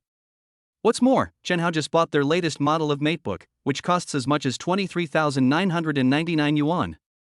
This is the first time she has seen such a generous customer since she started working here. Chen Hao originally thought about changing his cell phone, but when he thought about the fact that his current cell phone was bought during the summer vacation after the college entrance examination, and that it was working well for him, he gave up the idea. Having money doesn't mean wasting it. There's nothing wrong with saving when you should and spending when you should. Looking at the amount on the receipt, it was the first time that Chen Hao spent such a large sum of money to buy something for himself, but there was no excitement or pain on his face. Instead, he felt a little distressed. You know, even the computer that he already thought was very expensive only cost this little money. How could he spend the remaining nearly 100,000 yuan in less than 6 hours? Just when Chen Hao was feeling distressed, the growling sound from his stomach interrupted his thoughts. Chen Hao had been in military training for a whole day and was extremely exhausted. He just felt like he was chopping electric wires with a kitchen knife, and he came here to buy a computer with sparks and lightning all the way. Now that he had finished his work and felt relaxed, his stomach began to remind him that it was time for dinner. Time is a bit tight, but thinking that the food is eaten by himself and the system can also reimburse cash back, Chen Hao decided to find a higher-end restaurant first to reward his stomach. Chen Hao opened a review app on his phone and selected a fusion restaurant with an average price of over 1,000 yuan per person. It was not far away, just upstairs. A restaurant in a mall like Jianghai International Financial Center is bound to have good food, and the environment is naturally excellent. The only downside is that it's a bit pricey. Of course, being expensive isn't the restaurant's downfall. Chen Hao is actually worried about whether it's expensive enough. Hello sir, do you have a reservation? Seeing Chen Hao approaching the door, a waiter came to greet him. No, is there any room now? Do I need to wait? Excuse me, sir, how many are you? Just me. Yes, sir, there are still empty seats in the hall. Then please help me pick a window seat, thank you. I don't know if it's because it's a weekday, but it's already dinner time and this restaurant surprisingly still has vacancies. You know, Chen Hao had chosen 3 restaurants at the same time and was prepared to go to other restaurants if there were no seats. It is impossible to ask him to wait, his time is more precious than gold now. Okay, then sir, please follow me this way. Following the waiter's instructions, Chen Hao sat down in a corner seat by the window. Not long after sitting down, Chen Hao saw an acquaintance not far away. The other party also saw Chen Hao and was obviously stunned. Chen Hao originally planned to nod and ignore it. But when he thought about the fact that the other party had just taken the initiative to help him this afternoon, he hesitated for 2 seconds and decided to walk over. Hello, you must be Su Huihui, what a coincidence! Chen Hao greeted politely. That's right, the other person was Su Huihui, the classmate who helped him out in the supermarket this afternoon. Yeah, what a coincidence. Are you here to eat too? Su Huihui just finished speaking when she realized that she had asked a stupid question. Of course, what else could she do here besides eating? Chen Hao joked, "No, I'm here to wash dishes." This joke made Su Huihui laugh, and at the same time, it brought the atmosphere between the two closer. To be honest, Chen Hao was still a little surprised. He chose this restaurant because of the system. He didn't expect Su Huihui to come to such an expensive restaurant to eat alone. You know, they are all students who have just entered college. It seems that her family conditions are good, Chen Hao secretly guessed in his heart. As if she had seen through Chen Hao's thoughts, Su Huihui took the initiative to explain, "Today I was supposed to meet up with an old high school classmate. I helped her review for the college entrance exam many times before, and she successfully got into university this time, so she treated me to a nice meal as a reward. I didn't expect that she just informed me that the school had to hold an unexpected class meeting and I couldn't come. I was thinking about leaving, after all, I can't afford to eat in such an expensive restaurant by myself." After saying this, Su Huihui stuck out her tongue, looking particularly cute. Hearing Su Huihui's explanation, Chen Hao couldn't help but laugh out loud. He suddenly remembered that both times he'd come out, he'd used the excuse of being high school classmates to trick his 3 roommates. Could this be fate? What's wrong? Seeing Chen Hao's expression, Su Huihui said nervously. She didn't know if she had said something wrong just now. "Nothing, I just thought of something else funny," Chen Hao made up an excuse. "Then don't leave. Meeting is fate. You helped me out this afternoon, and I haven't thanked you properly yet." Chen Hao changed the subject. "How can that be? It's just a small favor for me to help you this afternoon. It's too expensive for you to treat me to a meal here. I won't accept the reward without doing anything." Su Huihui refused firmly. "I don't have to pay. I'll tell you a secret, I won a free meal here online before. This is my first time here, so I don't have to pay for the meal this time." Chen Hao praised his own wit. "Really?" Su Huihui was still a little skeptical. "It's more real than pearls. How about I ask the waiter to testify for me?" Chen Hao's acting skills exploded at this moment. No, I believe you." Seeing Chen Hao so confident, Su Huihui also felt that she might be too suspicious. Chapter 10 Doll's Sister. Soon, the dishes ordered by Chen Hao were served one after another. Since he had placed the order based on the idea that he would eat too much, with Su Huihui added to the order, the dishes in front of the two of them were not too many. The meal took nearly an hour. It wasn't that Chen Hao didn't want to speed up, but it was the first time for both him and Su Huihui to eat at such a place. TSK, the taste, it can only be said that it didn't cost money. Or maybe it's because my original poverty limited my imagination. Do you think rich people are happy? No, their happiness is beyond your imagination. Chen Hao felt that he had to adapt. After all, with the system, his future happiness might be beyond the imagination of most wealthy people. After tasting the 5 flavors of the dishes, he burped. While Su Huihui was still immersed in the food, Chen Hao went to the cashier under the pretext of going to the bathroom and secretly paid the bill. Well, the tea fee, table fee, and service fee all add up to a total of 3,888 yuan, a very auspicious number. Chen Hao also complained in his heart that it was agreed to be 1,000 yuan per person. It turned out that the world is really dangerous. Fortunately, he was prepared. After paying, Chen Hao wanted to remind the waiter in charge of his table not to reveal the secret later. Seeing the embarrassed expression on the other party's face, Chen Hao quietly handed over a touch of red. The waiter took it without leaving any trace. His face immediately became much brighter and he patted his chest to indicate that there was no problem. Considering that they still had important tasks to complete, Chen Hao and Su Huihui separated at the restaurant door. When leaving, Chen Hao saw that Su Huihui's face clearly wanted him to accompany her, but he still gritted his teeth and hardened his heart. After all, he had to be a super double man tonight. For many wealthy people, 100,000 yuan might be the cost of a meal or a bottle of wine, but for Chen Hao, it is definitely a huge sum of money, especially since you want him to spend it all in such a short time. The process of spending money was even a bit painful. After all, Chen Hao was a good comrade. He would not buy a bunch of unnecessary things just to spend all his money. Otherwise, he might as well just give gifts in the live broadcast room of some female anchors, so that he could spend all the money in a few seconds. As the saying goes, Poor people play with cars, rich people play with watches. Just when Chen Hao was feeling distressed, this sentence suddenly flashed through his mind. In many cases, this might just be a joke, but at this moment it reminded Chen Hao that he had everything he needed and didn't need to deliberately pursue famous brands, but it seemed that he had never owned a watch since he was a child. Chen Hao made a decision immediately. He went down to the first floor of the mall. Although he was determined to buy watches, there were many watch brands on the first floor, some familiar and some unknown. Chen Hao was dazzled by the sight. Finally, Chen Hao stopped in front of Panerai, a watch store with the Chinese name of Panerai.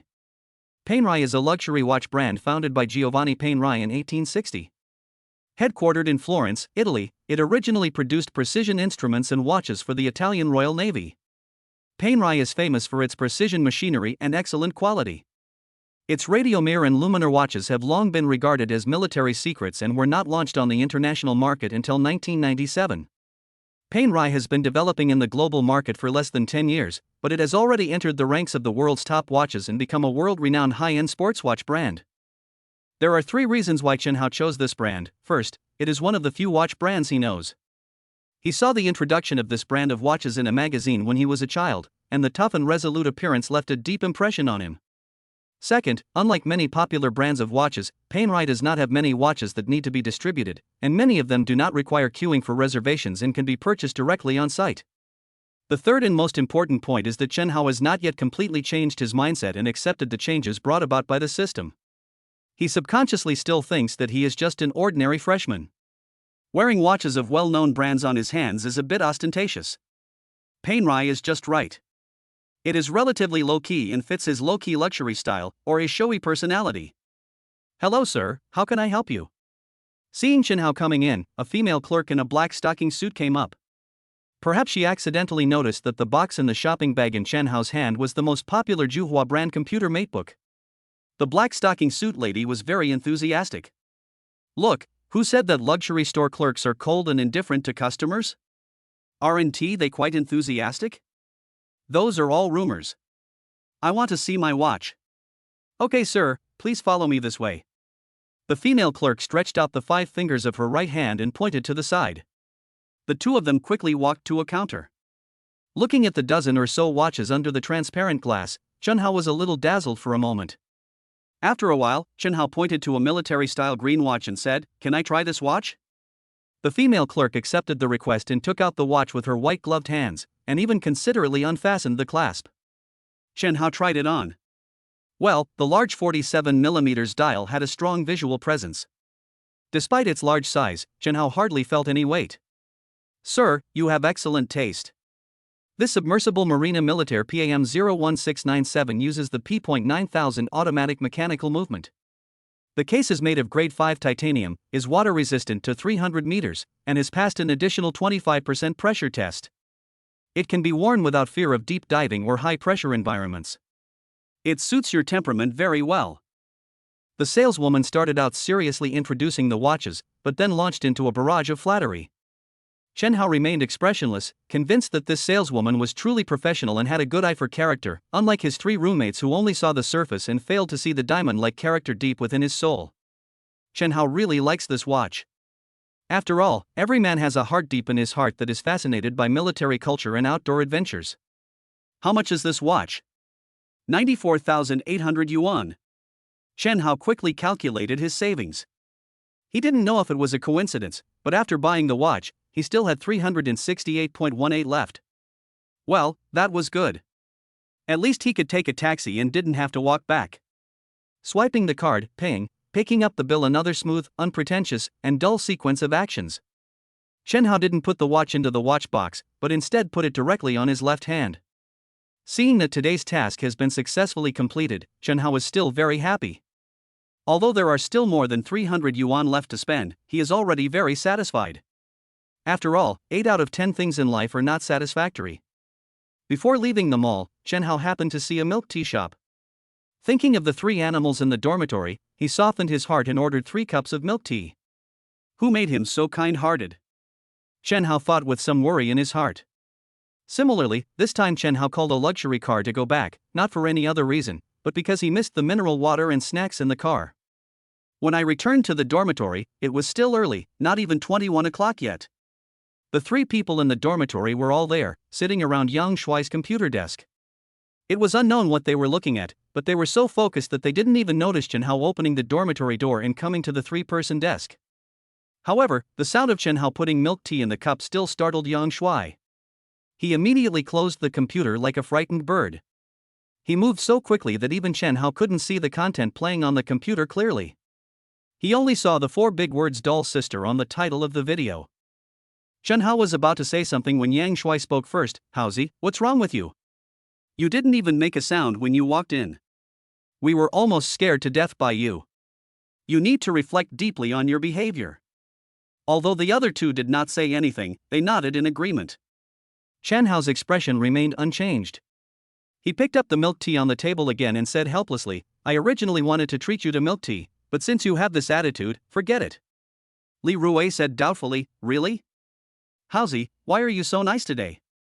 Perhaps to make up for his previous attitude, Yang Shuai scratched the right temple of his head with his fingers. "Mouse, I admit that I spoke a little loudly just now." Li Rui patted Yang Shuai on the shoulder and scolded him in frustration. "Why are you calling me a rat? Do we even have the right to call you a rat? You should call me Godfather." Chen Hao. Li Dong, who had been silent for a long time, said, "Really, Godfather?" Chen Hao. Of course, Chen Hao was joking with them, so he immediately handed the milk tea to his three adopted sons. However, Chen Hao was still a little curious. "You three grown men, all in your 20s, are you really gathering together to watch a young lady play with dolls? How beautiful is this young lady?" Yang Shuai and the other two didn't say anything. They looked at each other and the remaining two, and smiled foolishly at the same time. Chen Hao. He felt so exhausted. It hadn't been long before they were exposed. Was he going to end up with three idiot roommates? Chapter 11: Joining the Club. That night, Chen Hao lay on his bed in the dormitory with some excitement. He knew that the largest single income in his life was about to come. 2355, 2358, 2400 hours, it's finally here. The system didn't disappoint him, and the prompt sounded in his mind on time: the 5x purchase refund period has ended. The system is settling the host's consumption amount. System settlement has been completed. The host's total consumption amount this time is 122,932 yuan. According to the 5x consumption cashback card, the host can get a total cashback of 614,660 yuan. The cashback amount has been deposited into the host's bank account. Please check it. A second later, a text message from the bank popped up on Chen Hao's phone. "Hello, the bank account with the last number 6677 received a deposit of 614,660 at 18:05 on September 1st, with a balance of 614,783.18 yuan. Industrial and Commercial Bank of China." This critical hit directly caused Chen Hao's bank deposit to break through the 600,000 mark and head towards 1 million. You know, many so-called workplace elites in society now claim to have an annual salary of 1 million, but after deducting taxes from their annual salary, they may not be able to save even 300,000 or 400,000 yuan a year. Chen Hao made a profit of more than 600,000 yuan in one night. He is simply a human money printing machine. While he was excited, Chen Hao was still a little confused about where the extra 245 yuan came from. After all, after the cashback, he had an income of more than 1,000 yuan. No matter how small a fly is, it is still a piece of meat. Chen Hao still wanted to figure it out. After asking the question in his mind, the system answered seriously. The host spent a total of 185 yuan on luxury car service in the afternoon and evening, and spent a total of 60 yuan on 3 cups of milk tea, for a total of 245 yuan. Chen Hao suddenly realized why he had forgotten these two expenses. Even though he had the money, Chen Hao didn't plan to spend it recklessly, nor did he send money directly home like many people. This didn't mean that Chen Hao was unfilial or stingy, but that Chen Hao had just started college, so where would he get the money to send home? This was simply inexplicable. If I told my parents that I had a system in my mind that could make money by clocking in, they would probably help me go through the procedures for taking a leave of absence from school and report to number 600 Wanping South Road the next day. Besides, although my parents don't earn much, they are not short of money and their daily life is very comfortable. It is better to wait until the right time to give them a surprise. In the next few days, Chen Hao gradually adapted to his current life. He got up early every morning and was trained hard by the instructor until the afternoon. Sometimes, Chen Hao sighed inwardly, this weather is really weird. It's been 7 days of military training, and the sun is scorching every day. During the training, Chen Hao's mother even called him to tell him that it was raining heavily in his hometown the past 2 days, and asked him to remember to bring rain gear when going out to avoid catching a cold. Chen Hao looked up at the scorching sun above his head and felt that his mother's reminder was really unnecessary. Today was Monday, the last day of military training. After finishing breakfast in the cafeteria, the 4 of Chen Hao's roommates strolled to the playground. Chen Hao could clearly see that most of the students on the playground looked much more relaxed.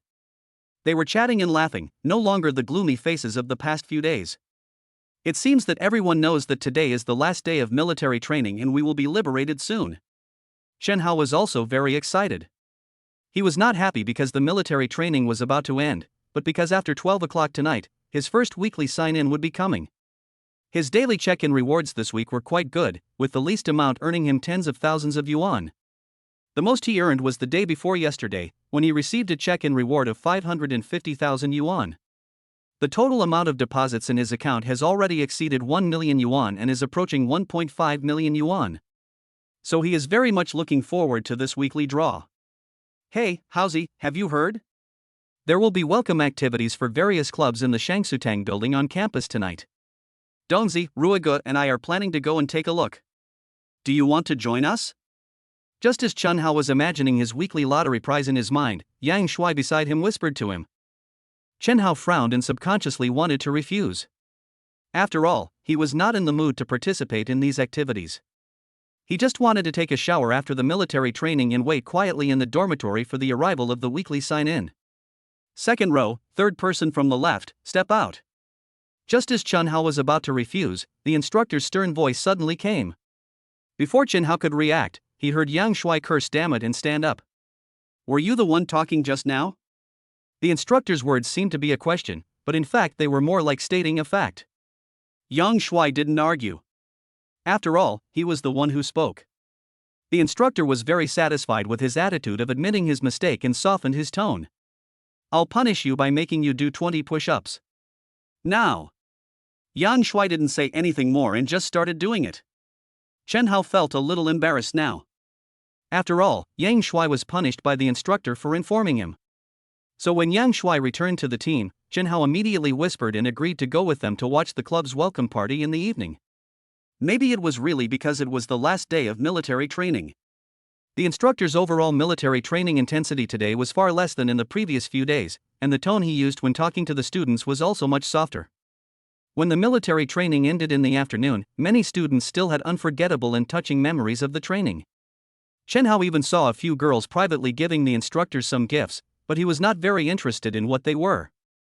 During dinner, Yang Shuai and Li Rui had already started discussing tonight's club welcome party. They had a heated discussion about the scale, number of people, future development of various clubs in the school, and of course the most important thing was the number of beautiful women in the clubs. Li Dong didn't say much, but from the desire in his eyes, Chen Hao knew that this kid must be thinking about which club to join. With the exception of Chen Hao, all 3 of them had a burning fire in their hearts today. Dinner quickly ended, and the 4 of them marched towards Shangsutang in a mighty procession. The closer you get to Shangsutang, the more crowded the crowd becomes. Many students gather in groups of 3 or 5, chatting with each other in a bustling atmosphere. Once you enter Shangsutang, the queue in front of you is even more spectacular. The entire first floor of Shangsutang is filled with temporary recruitment booths set up by various clubs. Of course, the queues in front of each booth are slightly different. Some have only 3 or 2 people asking questions and communicating, while others are densely packed with students. Although Yang Shuai and Li Rui had made clear analyses during the meal, they were completely clueless when they saw the crowds of people in front of them. After all, it was the first time for everyone to participate in such an event. Chen Hao suggested that everyone should look around first and not immediately decide which club to join. They could ask around and make a decision. The 3 of them thought this made sense, so they started looking around. Fortunately, there are always some club booths on the first floor with few people in front of them, so Chen Hao and his 3 companions always have the opportunity to chat with the seniors from those clubs, so they don't have to wander around like headless flies. They also learned from seniors in those clubs that, in fact, the management of most clubs is relatively loose, because everyone joins the club based on interest and passion, so there are not many mandatory requirements for joining. The main thing is that you will periodically participate in some activities arranged by the club, such as regular meetings, training, workshops, rehearsals, competitions, volunteer activities, etc. In fact, most of these activities are not compulsory. If there is really something, you can ask for leave in advance, which is quite humane. After chatting with several clubs, Chen Hao and his group no longer had the confusion and restraint they had when they first entered Shangsutang, especially Yang Shuai and Li Rui. They had already started looking around and observing which club had the most beautiful women among its representatives. It's strange to say, all 4 people in Chen Hao's dormitory are single men. Needless to say, Chen Hao's situation is self-explanatory. Li Rui explained that he had to repeat a grade, so he didn't have the heart to have a girlfriend. Yang Shuai said with some sadness that he had a girlfriend in high school, but she went to study abroad for university, and they both couldn't accept a long-distance relationship, so they broke up. As for Li Dong, he is more introverted or even repressed by nature. He does have a heart for love, but unfortunately, he has always been unmoved. No, from what Chen Hao knows, he just has a pure unrequited love for her, and the other party is unaware of it. So among the 4 of them, except for Chen Hao who has a clock and system, he is now more indifferent to this aspect after entering university. The remaining 3 people's throbbing hearts ignited a raging fire again. Chapter 12. I'm just better at making friends with the opposite sex. Having just finished chatting at a club's booth, Yang Shuai and Li Rui were still thinking about the club, and of course, they were mainly thinking about the sophomore girl in the club who had just communicated with them. If Chen Hao hadn't stopped them with a wink, the 2 of them might have joined the club on the spot. Some distance away from the exhibition hall, the 2 of them were still reminiscing about the past. Look, is that Senior Mu Yuni? Li Dong called out softly from the side. Hearing the name Mu Yuni, Yang Shuai and Li Rui, who had been a little absent-minded just now, their eyes lit up and they immediately became energetic. Their 2 pairs of eyes scanned in the direction of Li Dong's voice like 2 radars. What a pair of young people! Chen Hao felt a little funny when he saw their reactions inside in his heart. He also heard Li Dong's voice and naturally looked over. Yes, it was indeed Mu Yuni, and next to her was Qian Xiaojia, who had enthusiastically taken him to register that day. There were also some people gathered around them who should be members of the same club. Judging from the number of people, it seemed that the group was quite large, but those members seemed to be all girls. Chen Hao only saw 1 or 2 boys in the crowd. As for the students who came to consult in front of their booth, Chen Hao estimated that they should be one of the largest groups among all the clubs today. Similarly, Chen Hao was a little surprised that although there were boys among the students queuing, girls definitely made up the majority. Chen Hao estimated that the ratio was about 20 hours 80 minutes. At this time, some students at the front of the line were communicating with members of the girls' department. However, from Chen Hao's perspective, those freshmen seemed to want to communicate with Mu Yuni more, so Mu Yuni looked very busy at the moment and didn't notice Chen Hao and his group not far away. Damn, it's worthy of being the girls' department. The number and quality of these beauties are different. Li Rui said with some emotion. Chen Hao instantly understood the reason for the phenomenon that he was curious about. If it was the girls' department, then it would naturally make sense. Hey, if I can join the girls' department, wouldn't that be great? I won't have to worry about not finding a partner. Yang Shuai said with hope on his face. Li Rui was shocked. Don't dream. I heard from other seniors that the women's department only accepts a very small number of male members each year. They are either very good in all aspects or are pre-selected. It's impossible for ordinary students to join. Chen Hao joked, if it's the first one, then it must be our Yang Shuai. He's handsome and dashing, sunny and friendly, and has a witty and humorous personality. Who wouldn't say good things and give him a thumbs up when seeing him? Li Dong also fanned the flames. That's right, Yang Shuai is definitely the most handsome guy in our dormitory. He's tall, mighty, and handsome. He can be called the little white dragon in the river, the big tiger on the road, and the honest and wishful young master. If he's not worthy, who else is? Yang Shuai felt a little guilty after hearing what the 2 said, but he also felt that what they said made some sense and basically conformed to his own objective reality. After all, outstanding people will always be noticed, and gold will shine wherever it goes. But he was still a little nervous. He felt that although his roommates knew how good he was, the time on the scene was still too short. It would be embarrassing if he was rejected before he had the chance to show his charm. Seeing Yang Shuai's hesitant look in front of him, Chen Hao felt funny in his heart. He didn't expect that Yang Shuai, who usually looked impetuous and reckless, would show such an expression today. A wicked idea suddenly emerged in Chen Hao's mind. He pretended to be cool and said to Yang Shuai, this shy look is not your character. Well, I'll take the lead. Although I'm not very interested in joining the girls' club anymore, I'm willing to give it my all to cheer you up, Yang Shuai, and set an example. I'm going to ask Senior Muyuni for her contact information right now. Even if I don't succeed, I'll accept it. It's all for my brothers. Chen Hao, you. Yang Shuai was deeply moved after hearing Chen Hao's words. He did not expect that Chen Hao would take the initiative to propose this suicide squad behavior in order to boost his morale. To Yang Shuai, this was like a suicide squad. Who was Muyuni? She was a famous campus beauty throughout Shanghai University, with countless admirers, including many so-called tall, handsome, and wealthy men. If she agreed to contact anyone who wanted to, she probably wouldn't have a day of class left. She wouldn't have enough time to deal with all those guys. So Yang Shuai felt that Chen Hao must be in the same situation. A beggar has lost his monkey, there is no hope. But this didn't affect Yang Shuai's feelings. Good brother. It seemed he had misunderstood him all along. Yang Shuai secretly decided that he would treat this good roommate and friend who had stood up for him well from now on. Li Rui and Li Dong were also a little dumbfounded. Although Chen Hao was not usually a quiet person, he had never been as demanding as he was today. What was wrong with him today? The two were suddenly confused. Although Chen Hao didn't know the three specific thoughts, he could probably guess a thing or two from their expressions. He smiled faintly inwardly and shouted, "Get out of my way. I'm trying to show off." The three of them followed Chen Hao and gradually approached the booth of the girls' department, but in the end they still kept a certain distance from Chen Hao. This distance would not attract the attention of the members of the girls' department, and at the same time they could well observe the communication between Chen Hao and the members of the girls' department. Xian Xiaojia had disappeared at this time, and Muyuni was busy with her head down.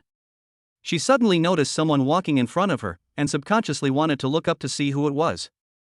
A familiar yet unfamiliar voice came over. "Hello, senior sister Muyuni, I'm a freshman majoring in international trade this year.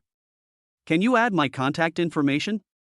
Muyuni was shocked to find that the person speaking in front of her was the boy who drove the Ferrari on the day the freshman registered. To be honest, Muyuni still had some feelings for him. After all, who wouldn't love a tall, rich, and handsome guy? Moreover, this junior was so polite. When Xian Xiaojia came back that day, he was full of praise for him. So although she was a little confused and puzzled about Chen Hao's current behavior, Muyuni still very friendly exchanged contact information with Chen Hao. The entire conversation between the two was fully displayed in front of Yang Shuai and the other two. The three of them were very quiet. They simply couldn't believe what was happening before their eyes. That famous campus beauty, the goddess that a lot of boys couldn't pursue, just exchanged contact information with her roommate Chen Hao so easily? This had a certain impact on the worldview of the three people. They even felt that it was possible that they had been too cautious in the past, or that they had thought too much in complicated simple issues. In fact, these goddesses were in great need of suitors, and perhaps a direct approach like Chen Hao's would be more effective. They gradually developed the illusion that they could do the same thing. Chen Hao had expected such an answer.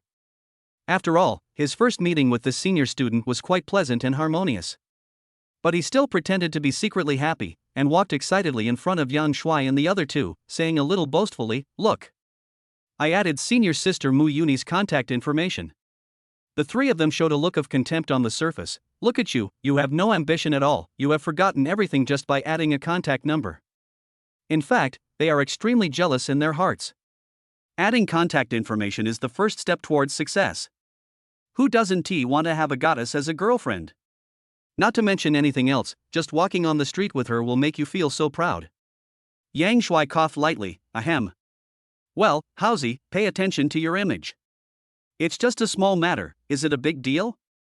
He pretended to be calm, straightened his non-existent collar, and said in a non-stop manner, Hausi, these are just little tricks of yours. Watch me show you a big one, which is to control the girls' department directly. Chen Hao felt a little funny in his heart, but he still pretended to be expectant on his face. Yang Shuai turned and walked up to Muyuni, revealing a self-proclaimed handsome smile. He imitated Chen Hao's direct approach and asked, "Hello, senior. I'm a freshman in the School of Economics and Trade. Can I join the women's department?" Muyuni was a little confused and was about to say something when Xian Xiaojia, who had just left, came back. Seeing this greasy-looking freshman asking Muyuni if he could join his department, it was obvious that he was going after his good friend. So, before Mu Yuni could speak, she replied in a rather unfriendly tone, "Excuse me, classmate. Our girls' club doesn't recruit male members. Why don't you try another club?" "But I just saw." Yang Shuai was about to say something when he was interrupted by Qian Xiaojia, "Classmate, there are no buts. Our department simply doesn't recruit male members. Don't waste your time." Yang Shuai was filled with a rage, wondering, who am I? Where am I? What am I supposed to do? This wasn't the scenario he'd imagined. He didn't even know how he got back to Chen Hao and the others. Looking at the distraught Yang Shuai, Li Rui comforted him, "It's okay, Yang Shuai. Maybe the women's department really doesn't recruit boys. Besides, what's so good about the women's department? We don't have to join it." But Chen Hao just now. Yang Shuai's disappointment was not entirely caused by being rejected by Qian Xiaojia, but because Chen Hao had performed too well before and easily got Mu Yuni's contact information. Looking at himself again, the contrast between the two was the reason why he was like this now. "Haozi was just lucky just now, don't you think, Li Dong?" Li Rui continued to comfort him and pulled Li Dong aside. Chen Hao was naturally not surprised by Yang Shuai's rejection, but when he saw that the topic came back to him, he felt that he needed to say a few words at this time. "Well, Yang Shuai, I think you were not sincere enough just now. The communication between people is actually a connection between hearts. It requires sincerity to move mountains and open up new paths. As long as you have a sincere attitude, the other party will definitely feel it." Chen Hao began to fool Yang Shuai again. "Really?" Yang Shuai's expression was clearly suspicious. Li Rui and Li Dong, on the other hand, looked completely incredulous, even thinking Chen Hao was just talking nonsense. Chen Hao pretended to be somewhat helpless and said, "Forget it, I'll demonstrate it to you one more time. This time, watch carefully and learn well. I will only teach you this time." After saying that, he returned to the girls' booth amid the complicated expressions of the three people. Shen Xiaojia was naturally very happy to see that the person who came was Chen Hao, but in order to prevent himself from being exposed, Chen Hao took the initiative to speak first. "Senior sister, can I join the girls' department?"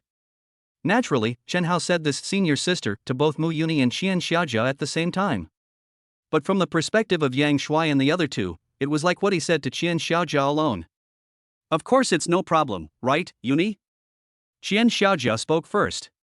She was worried that she would have no chance to communicate with this junior in the future. Unexpectedly, she ran into trouble this time, but after all, Chen Hao's decision to join the girls' department was not something she could decide alone, so she asked the deputy director Mu Yuni beside her. There shouldn't be any problem. I'll just talk to the minister when the time comes." Mu Yuni was a little hesitant at first, but soon made up her mind. "Junior, please fill in the information first. We will inform you as soon as we have news." Qian Xiaojia has already started chatting with Chen Hao very enthusiastically. After finally getting rid of the entanglement of this enthusiastic senior sister, Chen Hao returned to Yang Shuai and the other two. At this point, the three of them were clearly petrified. They were all certain that Chen Hao, like them, was a freshman this year. Furthermore, judging by his interactions with Mu Yuni and Qian Xiaojia, Chen Hao probably didn't even know them before entering Zhanghai University. So, how did he do that? This was the common question in the minds of the three people at this moment. Yang Shuai was the first to react after the shock. He rushed forward and hooked his arm around Chen Hao's neck, his eyes burning. "Brother Hao Hao. Master Hao Hao. Can you teach me? I also want to be a man as outstanding as you. Tuition is negotiable." Chen Hao was not affected by Yang Shuai's words.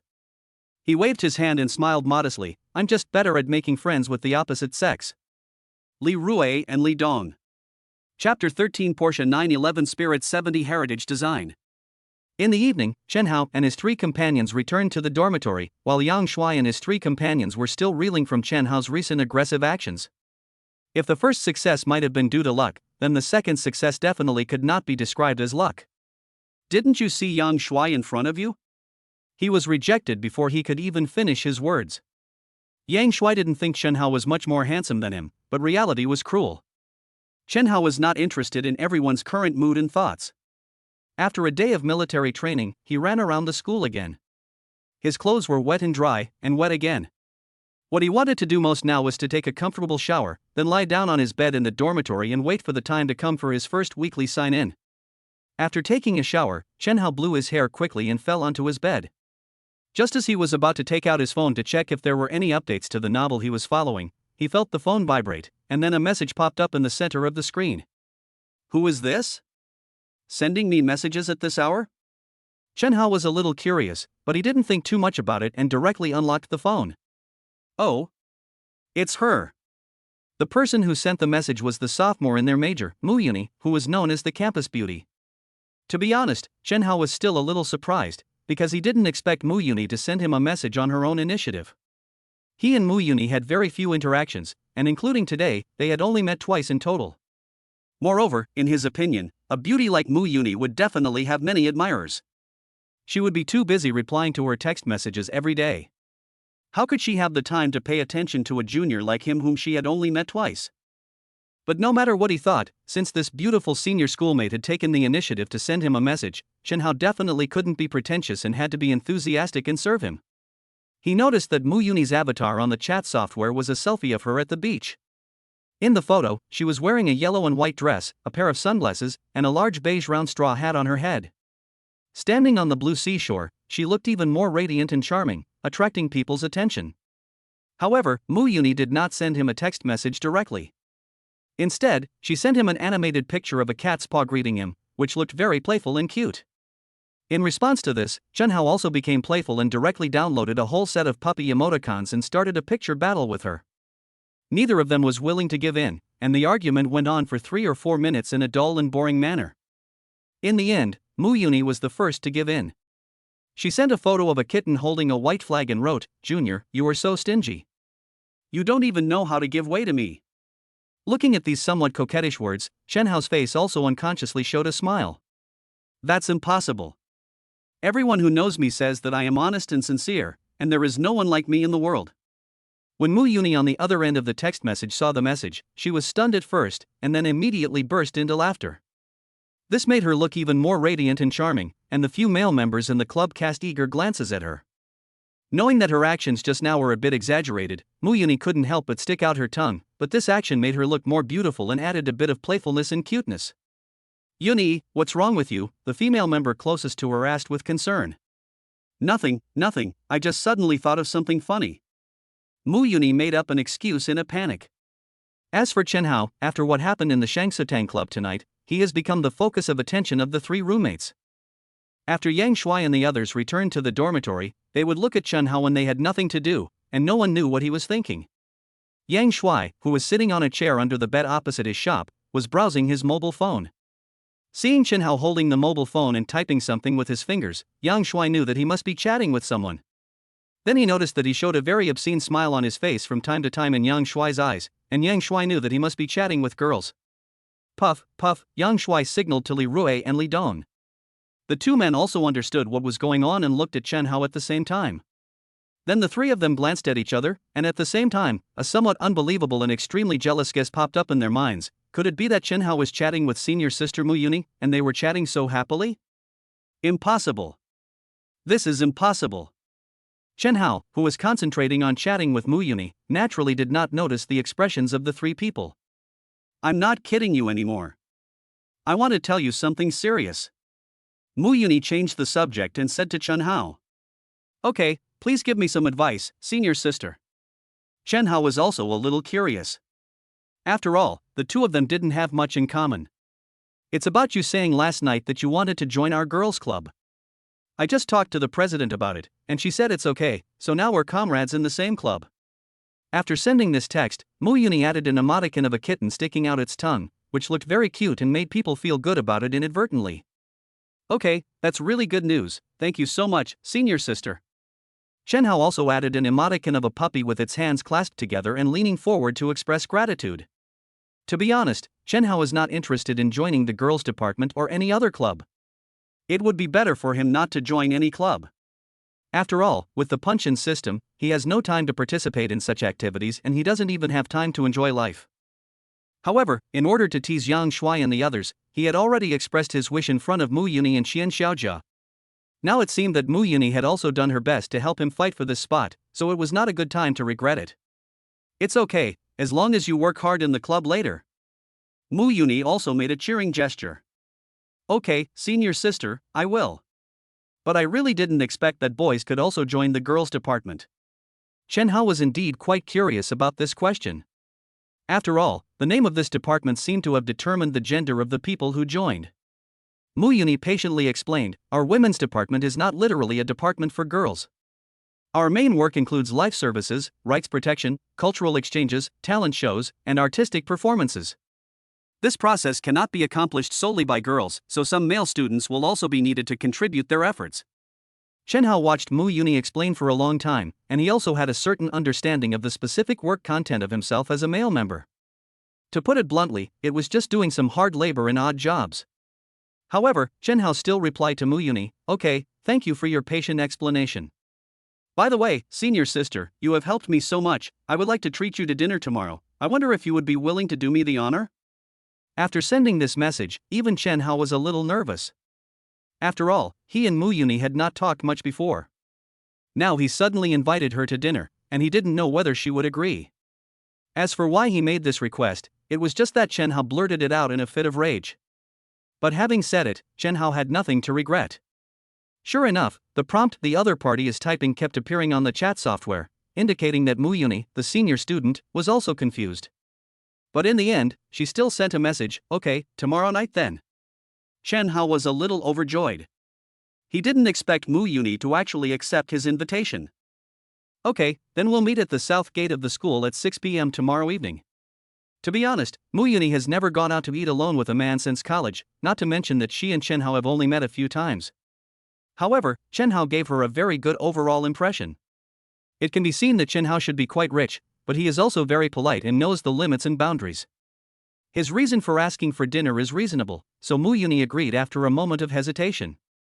Chen Hao chatted with Mu Yuni for a while, and then Mu Yuni told him that she had something to do and had to go first, so the two stopped communicating. Time passed minute by minute, and finally it was time for Chen Hao to check in for the first time he had been looking forward to. System, clock in. Chen Hao muttered to himself with some excitement. The system checked in successfully. Congratulations to the host for completing the weekly check-in for the first time and receiving the weekly check-in reward, a Porsche 911 Spirit 70 Heritage Design olive color paint, with license plate limited to 1,500 units worldwide, and a Porsche exclusive chronograph watch as a gift. The prize has been parked in the exclusive parking garage of the host's Shanghai mansion, and the key has been placed at the entrance of the living room. Oh my god, it's actually a Porsche Global Limited Edition sports car. Chen Hao was so excited. You know, after driving a Ferrari F12 on the last freshman registration day, Chen Hao has been obsessed with this kind of supercar. After all, being able to drive such a supercar is every man's dream, and it will definitely make a man's adrenaline soar.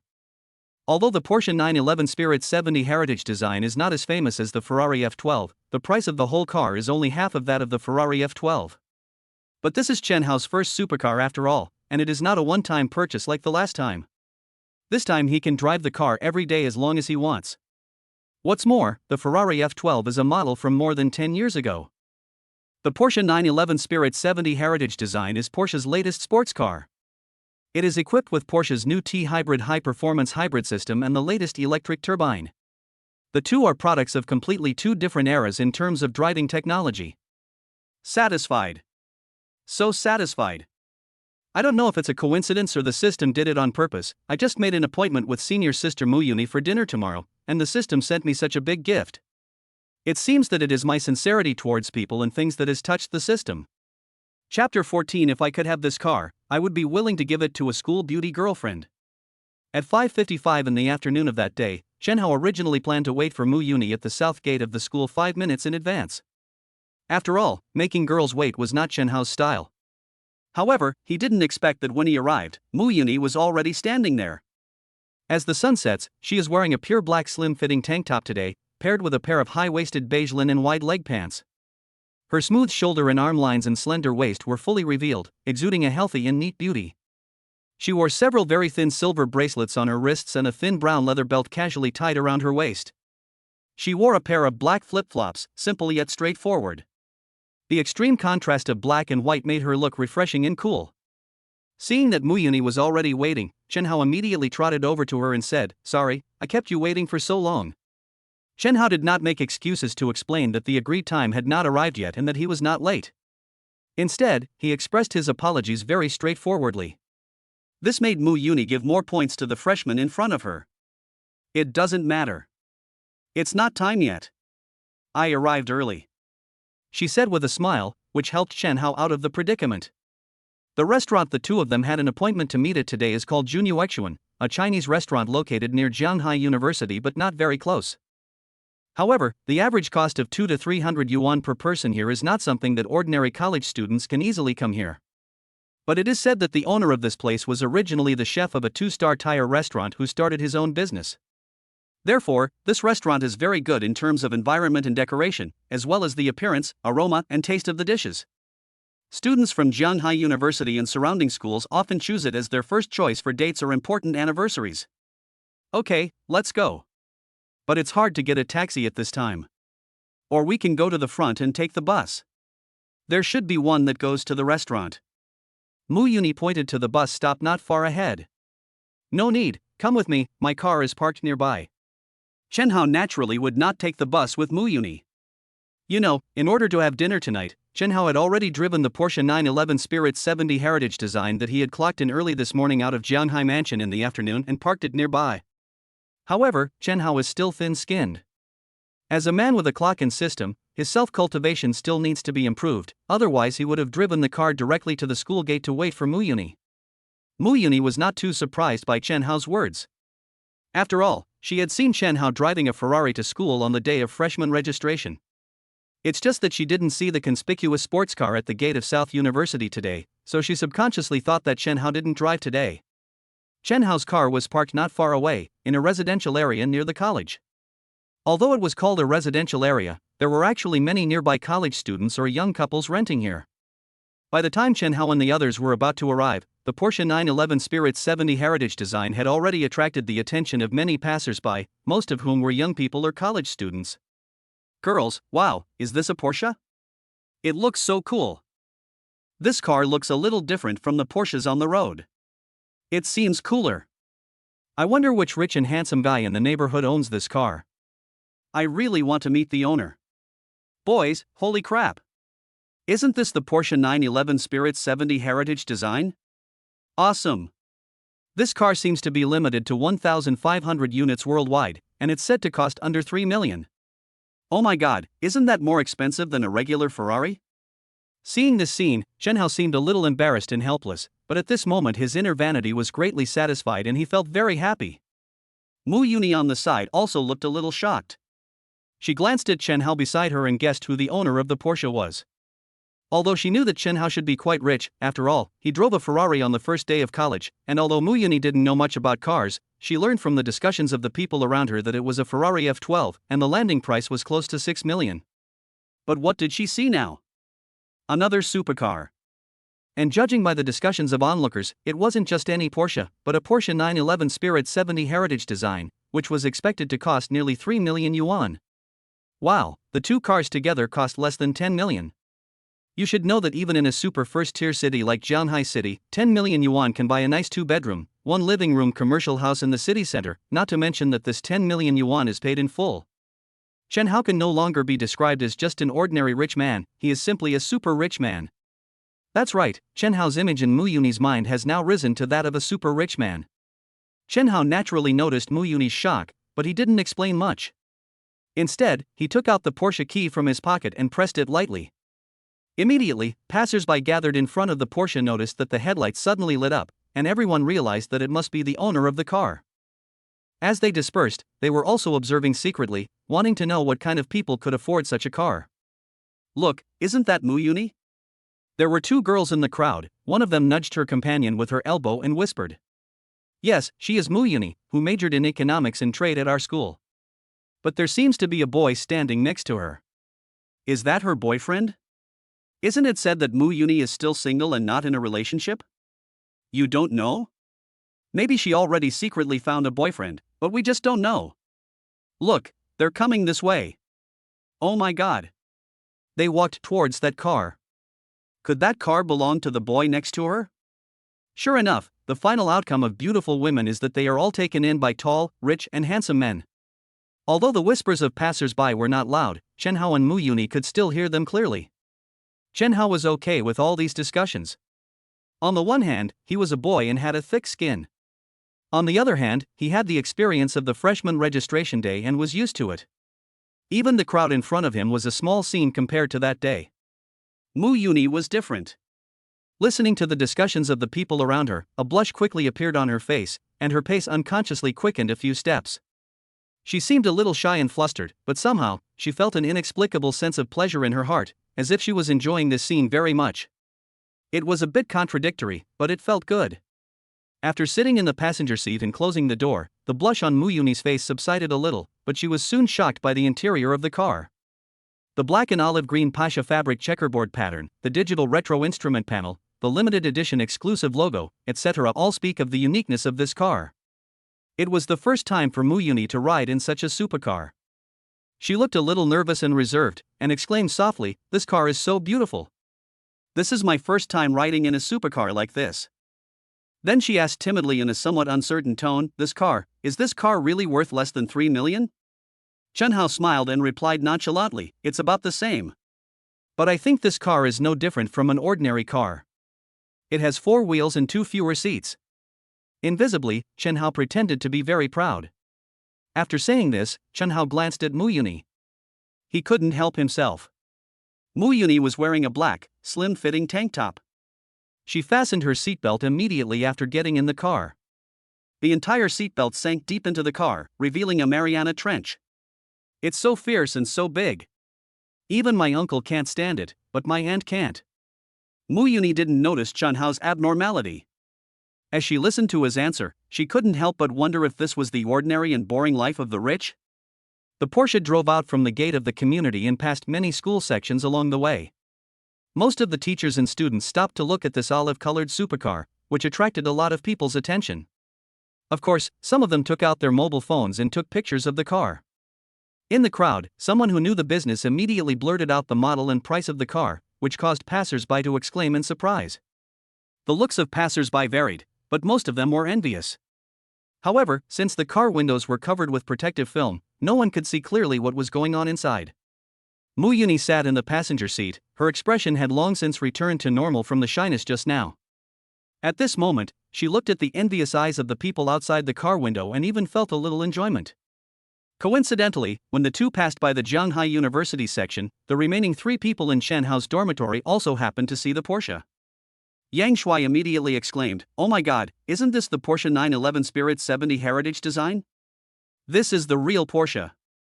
Yang Shui seemed very excited, watching the car passing by with envy on his face. Li Dong asked in confusion, "Is this car expensive?" "It's not just expensive, it's extremely expensive. The price of this car is 2.668 million yuan. Moreover, it is a customized Porsche equipped with a 3.6T hybrid system, limited to 1,500 units worldwide." Yang Shui said proudly, as if he was the owner of the car. "Damn, they are so rich. These hateful capitalists." Li Rui said angrily after listening to Yang Shui's introduction. Yang Shui didn't respond to Li Rui's words, but continued to say enviously, "If I could own a car like this, I would be willing to have a school beauty as my girlfriend." Li Rui and Li Dong. Chapter 15 is over. My goddess has been taken away. Junyuechuan, a famous Chinese restaurant near Jianghai University. Chen Hao guessed that this might not be Mu Yuni's first time to eat here. After all, she had been in Jianghai University for more than a year. Chen Hao didn't believe that no one had invited her to eat here. Chen Hao guessed that she had even been here several times. But for Chen Hao, it was his first time to eat here. It was lunchtime when they arrived, and the entrance was already full of cars. Unlike the commotion caused at the school gate just now, when Chen Hao arrived in his Porsche 911 Spirit 70 Heritage design, although it also attracted the attention of a few people, most people just glanced at it and didn't pay much attention. After all, for many people they will just think that this is an ordinary Porsche, a good car, but nothing big. Moreover, most of the people who come here to eat are non-students, who are more knowledgeable and can better control their emotions. Junyuechuan is doing very good business, so the restaurant does not accept advance reservations. After Chen Hao and Mu Yuni got off the car, they saw that there were already many people sitting or standing at the door of the restaurant, and they all looked like they were queuing up and waiting for their number to be called. Fortunately, Chen Hao had already spent 100 yuan in advance to reserve a seat with the scalper, so after they got off the car, Chen Hao called the scalper, and soon a man who looked like a waiter came out to receive the two in. As soon as he entered the door, Chen Hao was shocked by the environment inside the restaurant. Several huge, gold-painted and colorful palace lanterns hang from the high ceiling. Warm yellow light flows through the intricate lampshades, illuminating the tiny oil droplets and water vapor dancing in the air. All the decorations, including the tables and chairs in the lobby, are based on maroon. The floor is made of the colored terrazzo that was popular in the early years. On the beige or light green background, it is inlaid with fine, irregularly distributed colored stones, mainly red, black and white. They are polished to be as bright and smooth as a mirror, and the overall look is very charming. As soon as they sat down, a new male waiter appeared next to Chen Hao and Mu Yuni. He was dressed in the clothes of an ancient restaurant waiter. He first filled them with tea using a special teapot with a particularly long and thin spout, and then took out a menu that looked like an ancient martial arts secret book and handed it to them. Chen Hao did not take it, but signaled the waiter to hand it to Mu Yuni. Since entering the door, Chen Hao was surprised and secretly observed Mu Yuni's expression. Seeing that her expression did not change from the time she entered the door to the time she sat down, Chen Hao knew that his previous guess was correct. Mu Yuni must have come here to eat before. So when it came to ordering food, in order to show his gentlemanly demeanor and because he had never been there before and didn't know what the dishes were like, he simply let Mu Yuni make all the decisions and he was responsible for paying the bill. Chen Hao's little trick did work. Seeing his actions, Mu Yuni smiled slightly and gave Chen Hao a lot of points. She didn't expect that her junior brother was so gentlemanly, Mu Yuni thought to herself. Soon, Mu Yuni ordered a few dishes and handed the menu back to Chen Hao. Junior, I ordered a few of the signature dishes here. Do you want to add anything else? Chen Hao looked at the dishes that Mu Yuni had selected, then added a meat dish and asked the waiter to come and serve. Soon, the dishes they ordered arrived one after another. There were 4 dishes in total, 2 vegetarian and 2 meat dishes. Grand Hyatt Regency really lived up to its reputation.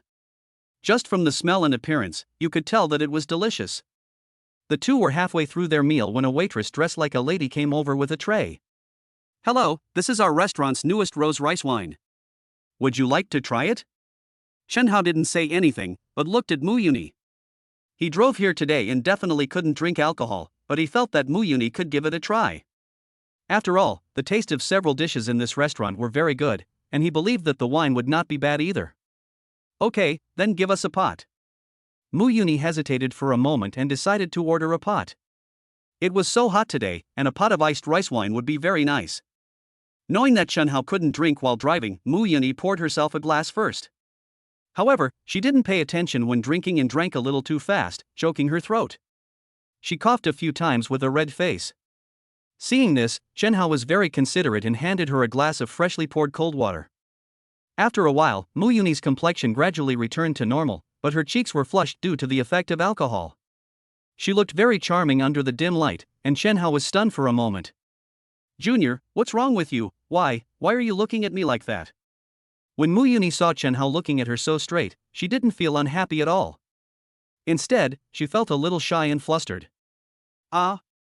Nothing, I just think you are pretty, senior sister. After saying this, Chen Hao himself was stunned. God knows why he said this. He just subconsciously said what was in his heart after hearing Mu Yuni's question without thinking at all. This was terrible. Would senior sister Mu Yuni slap him? Chen Hao was embarrassed and nervous at the moment, and he didn't even dare to look at Mu Yuni's face. Really? The scene that Chen Hao imagined did not appear. Instead, Mu Yuni's timid voice was heard. Ha? Chen Hao was a little surprised, but he quickly realized what was happening and immediately responded, yeah, it's true, even truer than pearls.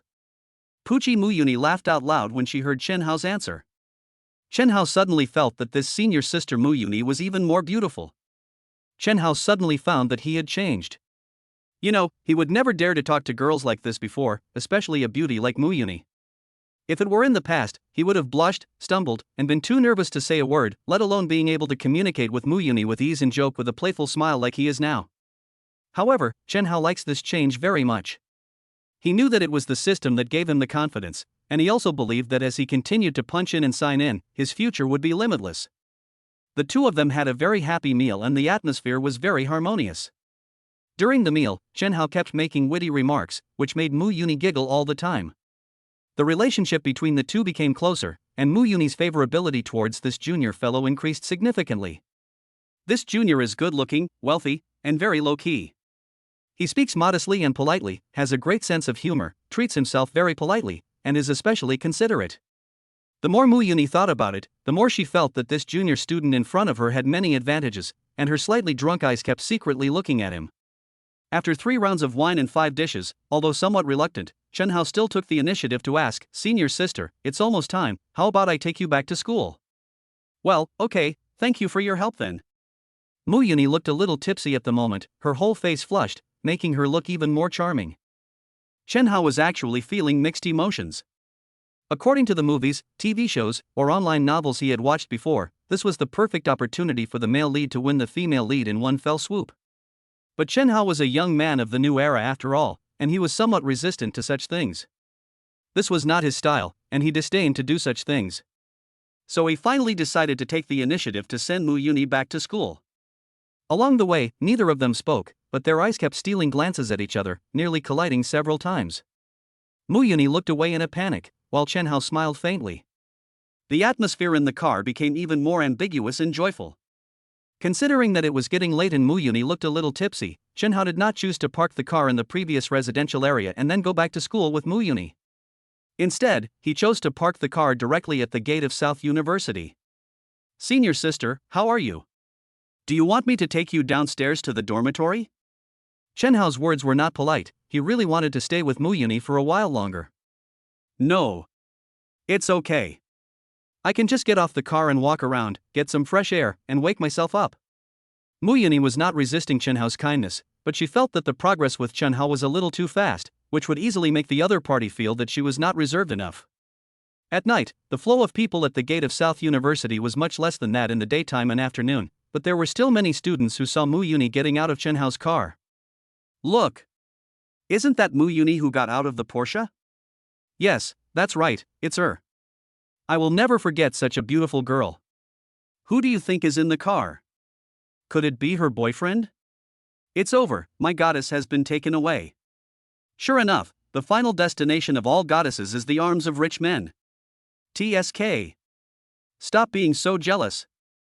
If I were a woman, I'd agree too. Haven't you heard that many girls would rather cry in a BMW than laugh on a bicycle? Not to mention, this is a Porsche. Chapter 16 Basic Combat and Grappling Techniques. Returning to the dormitory, Chen Hao discovered that only Li Dong was lying on the bed, looking at his phone. Li Dong heard a sound, turned around, and saw that it was Chen Hao who came in. He began to explain. Yang Shuai and Li Rui said they were hungry, so they went to the dark food street at the side door to buy some late-night snacks. The dark cuisine street that Li Dong mentioned actually refers to the road in front of the gate of Jianhai University. Since that road is one of the main roads for several schools nearby, many mobile cart stalls will appear on both sides of the road at night, filling up both sides of the road with all kinds of food, drinks, and entertainment, as well as some homemade handicrafts by college students. It is very lively and is deeply loved by nearby students. As soon as Li Dong finished speaking, Chen Hao heard a burst of hearty laughter coming from the stairs. He knew it must be Yang Shuai and Li Rui who had returned. As expected, the dormitory door was quickly pushed open. "Hey, Chen Hao, you're back?" Yang Shuai said in surprise as he looked at Chen Hao standing at the door. Chen Hao, this kid, disappeared at night a few days after the start of his freshman year, and he went out every few days. At first, he said that he was going to look for his high school classmates in the same school. The 3 of them were a little skeptical, but after a few days, they had already figured it out. The high school classmates guessed that something must be going on with Chen Hao and he was going out on a date with a girl. To be honest, they were both envious and jealous.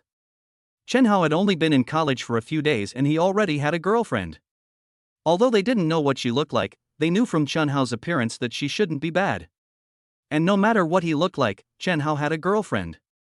Unlike the 3 of them who look happy and cheerful every day, they actually always secretly look for the 5th girl to date when it is late at night. So Yang Shuai didn't bother to test the waters. He coughed twice and said, "Howsy, do you have a girlfriend? Why do you run out every night? It's suspicious, really suspicious. I'm telling you, you can't eat alone. If you have a girlfriend, quickly ask her to introduce her classmates or roommates to us. Happiness is better shared than happiness alone. The lifelong happiness of the 3 of us brothers depends entirely on you." Li Rui and Li Dong on the side did not say anything, but the hope revealed in their eyes clearly showed that they agreed with what Yang Shuai had just said. Chen Hao did not respond, not because he was unwilling to help his brothers, but because he and Mu Yuni had not yet started to form any relationship. The relationship between the two now seems to be more than friends but less than lovers, but Chen Hao fully believes that as long as he works hard for another 2 days, it is only a matter of time before he wins over Mu Yuni, so he does not seem to be in a hurry. Besides, let alone Mu Yuni, now that he has the system, he will be able to find any kind of girlfriend in the future. Even if she is a girl prettier than Mu Yuni, Chen Hao is still confident that he can hold the whole place. He had seen a joke before: 5 yuan, who do you think I am? 50 yuan, I am not that kind of person. 500 yuan, I am yours tonight. 5,000 yuan, how many of you are here tonight? 50,000 yuan, no matter how many people come tonight. 50,000 yuan, don't treat me as a human being tonight. 5 million yuan, no matter whether the people here tonight are human beings or not. So even though Chen Hao is somewhat interested in Mu Yuni now, he still keeps a very calm mindset, feeling like if I get it, I'm lucky, if not, it's my fate. Seeing that Chen Hao didn't say anything, Yang Shuai didn't continue to ask him. After all, what he said just now was more of a joke. They were not sure whether Chen Hao really had a girlfriend. Even if he did, there might not be a suitable girl to introduce to them. However, their words caused Chen Hao to reflect. He seemed to have left every afternoon since the start of the school year, and had never eaten with his 3 roommates in the evening. This was indeed not good and was not conducive to dormitory unity. So Chen Hao suggested that they all go out for dinner together tomorrow to get together and strengthen their relationship. Of course, he would pay for the meal. Yang Shuai and the other two were very happy to hear this and immediately agreed. It wasn't because Chen Hao was treating them that they could have a free meal, but because they had been eating in the cafeteria since they entered university and usually stayed in school. This time Chen Hao is treating us, which is a good opportunity to change the taste and go out for a walk and breathe some fresh air. After everyone reached an agreement, they went about their own business. Yang Shuai and Li Rui played games while eating the midnight snacks they had just bought, while Li Dong continued to lie on the bed, seemingly reading a novel. Chen Hao took a shower first, then sat at the table and watched the video. Soon, the lights in the dormitory were turned off on time, which naturally caused some boys in the surrounding dormitories to howl in agony. However, Chen Hao didn't care at all. Instead, he was quite happy because this also meant that his new day's check-in was about to come. Time passed minute by minute, and finally the time on the computer jumped to midnight. Chen Hao did not hesitate and said to himself, "Punch in." The system still did not disappoint him, and gave a prompt almost at the same time: sign in successful. Congratulations to the host for randomly winning the daily sign-in prize of basic fighting and grappling skills. Chen Hao was a little surprised by the sign-in prize this time, because he always thought that the prizes for signing in through the system were nothing more than some material products such as cars, houses, and money. He didn't expect that there would be special prizes like basic fighting and grappling techniques, and since the name started with basic, did that mean that there would be intermediate, advanced or high-level fighting and grappling techniques in the future? Chen Hao suddenly realized that he still knew too little about the system. It seemed that all the functions of the system still needed to be developed by himself. As the system finished speaking, Chen Hao felt that his mind was immediately instilled with many relevant fighting and grappling skills, from stance to footwork to boxing, leg techniques, and even defense, wrestling and ground techniques, and it seemed as if it had directly turned into his actual combat experience. What surprised Chen Hao even more was that after completing the indoctrination of basic fighting and grappling techniques, he discovered that his body had also undergone significant changes. The most obvious manifestation was that although Chen Hao was not fat before, he was just a guy with a flat belly and no muscles. He was not thin, but just an ordinary person. But now, he lifted up his short sleeves, revealing his 8 abdominal muscles, each one clearly defined, like 8 pieces of chocolate. If these abdominal muscles were used to rub clothes, the effect would definitely be doubled. Not only that, Chen Hao's deltoid muscles on his shoulders, biceps and triceps on his arms, pectoralis major on his chest, quadriceps and hamstrings on his legs have all undergone obvious changes. Although not as explosive and exaggerated as those of bodybuilders, he definitely looks full of power and brimming with masculine hormones. He can definitely be described as thin when dressed and muscular when undressed. Chen Hao is very satisfied with his current body. After all, he wants to become a male god-level figure. How can he do that with just money? Even I myself would drool at the sight of this figure now. It's hard to imagine what expressions those girls will have when they see it in the future. Alas, it was because I let them eat too well, Chen Hao thought a little sadly, but the smile that he couldn't help but smile at the corner of his mouth betrayed him. However, the change in his physique was only incidental. The key was still the basic fighting and grappling techniques. After all, Chen Hao had no actual combat experience and was unable to judge his current strength. He asked curiously, "System, what is the level of this basic fighting and grappling technique?" "System, I want to fight 10. Chapter 17. Another senior student comes.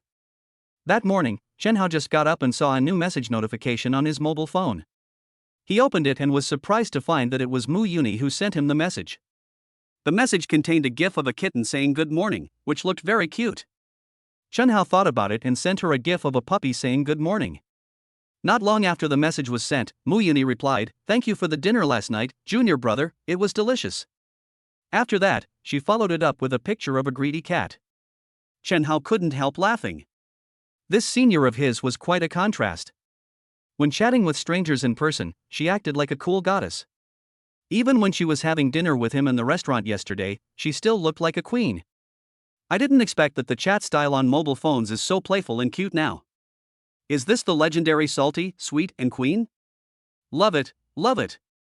Chen Hao and Mu Yuni chatted for a while and then planned to go out. There were no classes this morning, and Yang Shuai and the other two were still sleeping soundly on their beds in the dormitory. At this time, Chen Hao was planning to go to the school service hall. It was called a service hall, but it was actually two small windows on the first floor of a building in the school, smack in a corner. The electricity used in Chen Hao's dormitory, including the hot water used on a daily basis, all require credit cards to be swiped, and the money in the card needs to be recharged at the service hall. On the first day of school, Li Rui had already gone to the hall to recharge his electricity and hot water cards.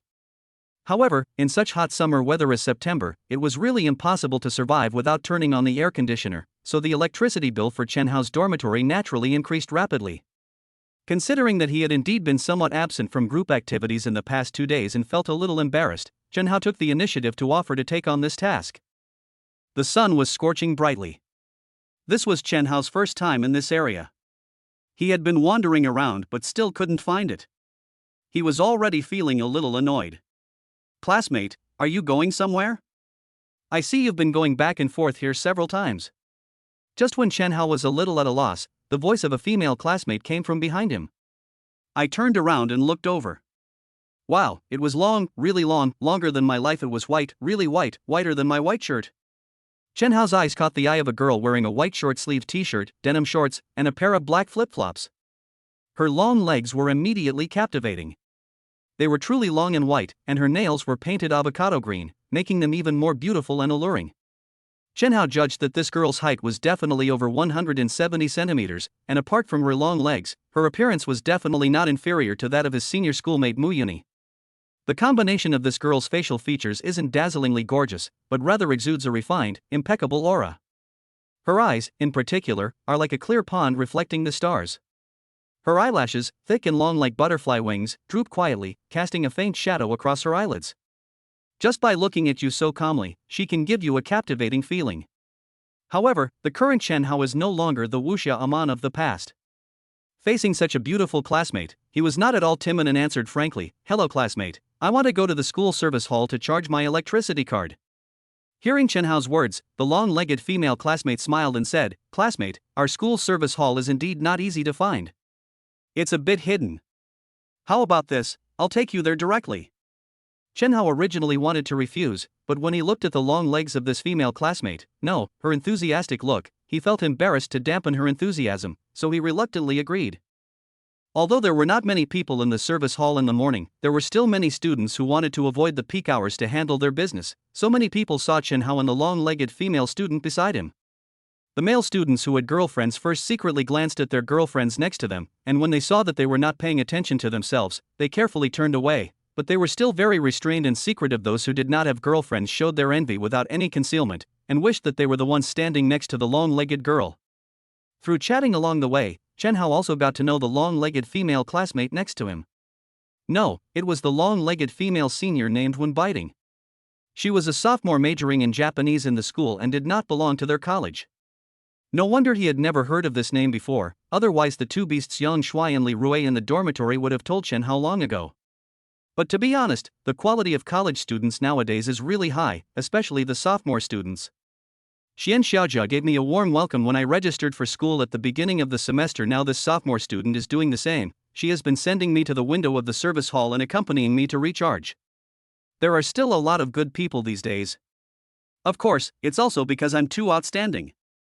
I shine wherever I go and can't hide my brilliance. I can always be seen at a glance. The whole process is very simple and fast: hand over the card, deduct money, top up money, and get the card in one go. When the two of them left the service hall building, Chen Hao smiled back at Wen Biting, who was still smiling. Senior, thank you for what you did today. I'll treat you to dinner next time I have the chance. Wen Biting's face froze obviously, and she no longer had the gentleness and generosity she had just had. This was different from what she had expected. You know, she had just been busy taking this junior in and out, and was even by his side handling business. Shouldn't this student treat me to breakfast or a drink at this point? Furthermore, shouldn't he also ask for my contact information? Seeing Chen Hao's figure gradually going away, Wen Biting felt a little unsteady on her feet. She quickly walked up to him and said, "Junior, can you add me on WeChat? It will be convenient for me to learn Japanese in the future." Chen Hao. Chen Hao had long noticed that this senior sister had taken a fancy to him, and she must be lusting after his body, otherwise how could there be such a kind and pretty senior sister? You know, beautiful women are very busy, and even if they are not busy, they have to pretend to be busy, and usually have no time to care about others. So he wanted to play a trick on her just now. If this senior girl didn't catch up with him, he would turn around and add her contact information. After all, he is so kind and he absolutely cannot bear to see another sad girl in the school. However, Chen Hao didn't expect that the senior sister's excuse for asking for contact information was so naughty. After adding the contact information, seeing that Chen Haozhen had no intention of keeping her, Wen Biting had to give up. After all, it was a big breakthrough for her to take the initiative to add the contact information of the opposite sex, and it was basically her limit. Coincidentally, she also came here with her roommate to do some things today, and happened to meet Chen Hao. At first she was not sure, until Chen Hao appeared in front of her several times. She finally confirmed that he was the boy who drove a Ferrari when the freshman reported. That's right, Wen Biting happened to be a volunteer for the Japanese language major on the day of freshman registration. Although Chen Hao was wearing sunglasses that day, she still remembered Chen Hao's figure. Just kidding, how could it be so easy to forget the junior who drives a Ferrari? She knew her chance had come, which led to the scene just now. Fortunately, although the process was a bit tortuous, the result was still good. Biting, is that boy you know? It seems like this is the first time I see you so enthusiastic towards a boy? When Biting's roommate happened to have finished his work and came over, he stood aside and asked curiously. Hearing her roommate's words, Wen Biting's mouth curled up slightly. Now we know each other. After that, she lowered her head to look at her proud pair of snow-white long legs. How could she not know the look in Chen Hao's eyes that was secretly looking at her just now? Then she said to her confused roommate, "Come on, let's go back. You'll see him again." Chapter 18 Conflict. What happened in the morning was just a small episode in Chen Hao's life today. If it were in the past, Chen Hao would definitely look through all the girl's past moments messages, and then try to please her and chat with her in a targeted manner. But Chen Hao is not interested in this now. With the system, it is natural for beauties to approach him. At this moment, Chen Hao felt that he already had some shadows of Aquaman and a scumbag. The three-nose principle of not taking the initiative, not refusing, and not taking responsibility had already taken shape in Chen Hao's mind. However, Chen Hao had no intention of deceiving any girl's feelings.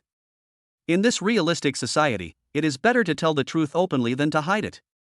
If the other party is willing to accept it, then they can continue to be together happily. If not, they can also part ways amicably.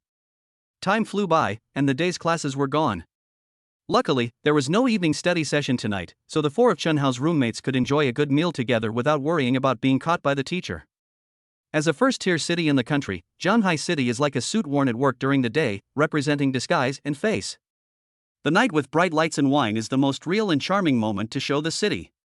It is the inner heart of the city, and countless men and women also bloom to their heart's content at night.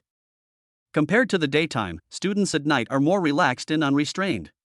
Chen Hao and his roommates had barely left their dorm when they saw dozens of girls wearing shorts, short skirts, or dresses. Some were bare-legged in slippers, while others wore white or black stockings paired with sneakers or sneakers.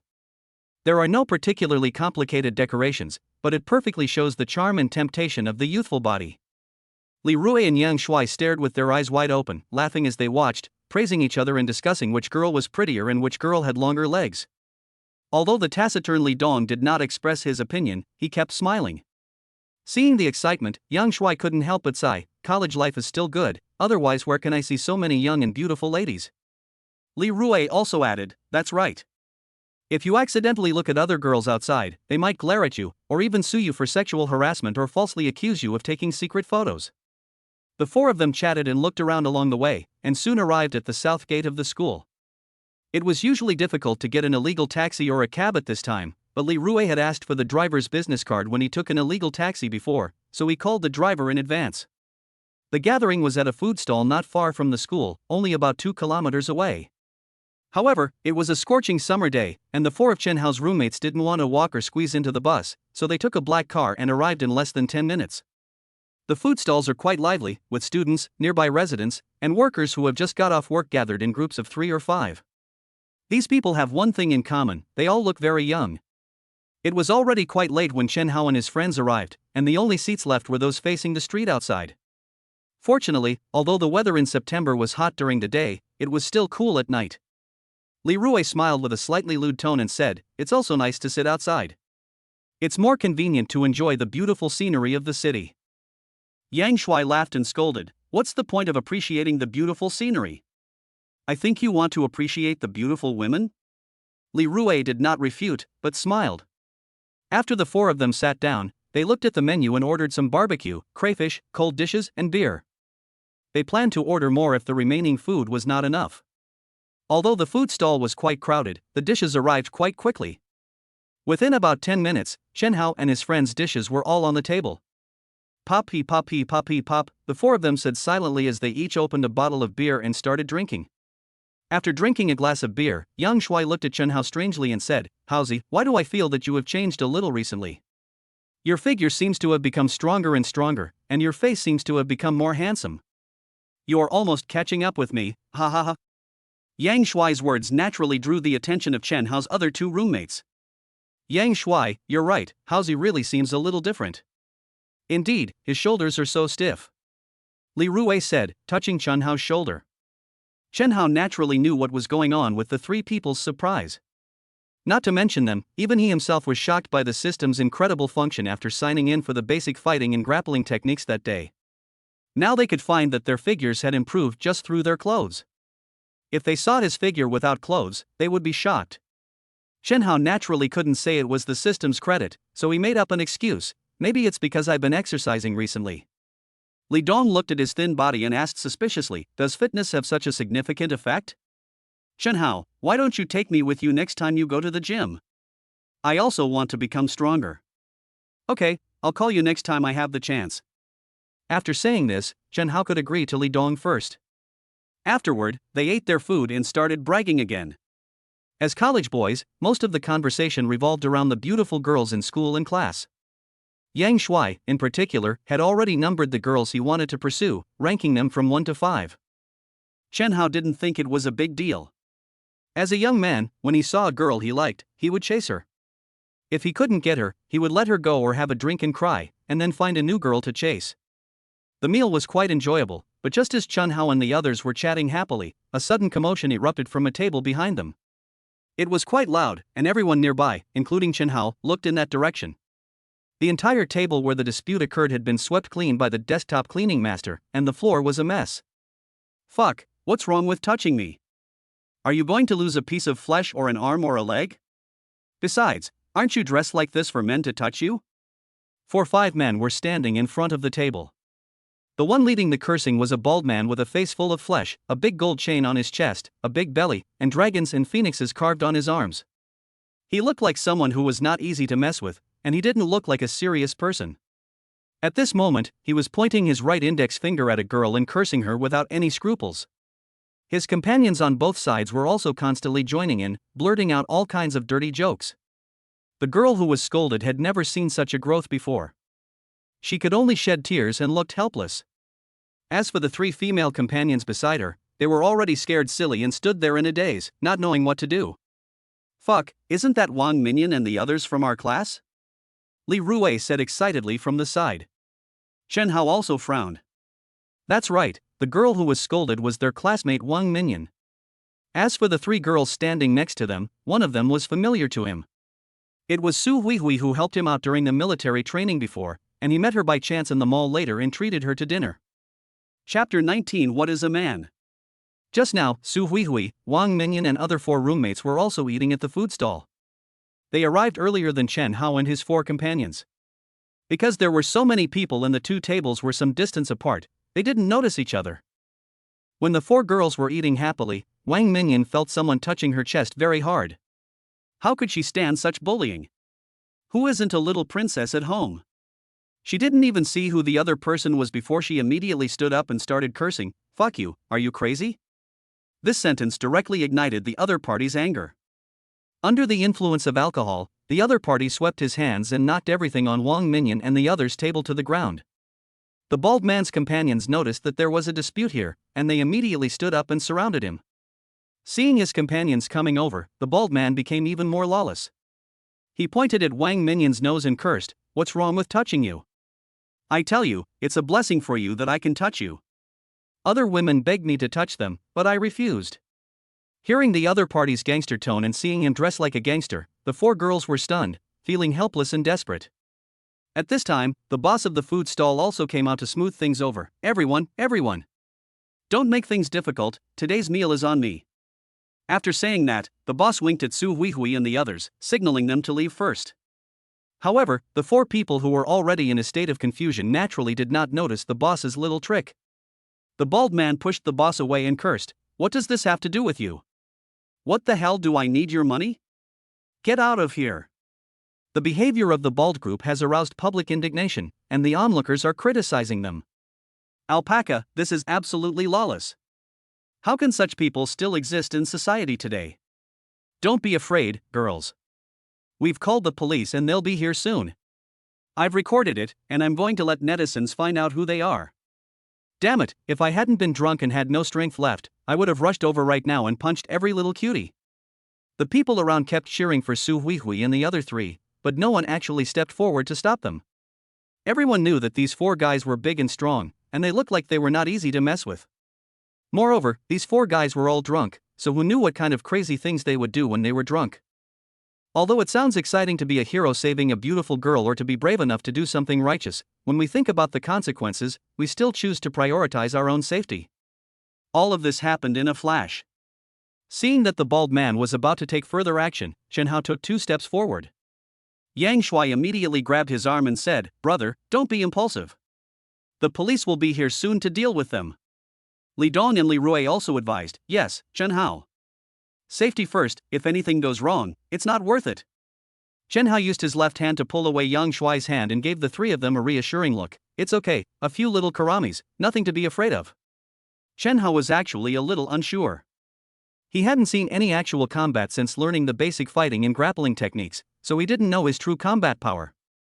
The reason he chose to stand out now was not only because of his passion and the fact that the person being bullied was a classmate, but more importantly, because of the system's command, "I'm going to beat 10 of them."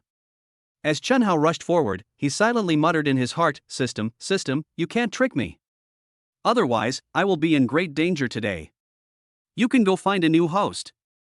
Chen Hao's courageous response became the only hope for the 4 girls at the scene. Finally, someone comes to save us. This is the common feeling of the 4 girls now.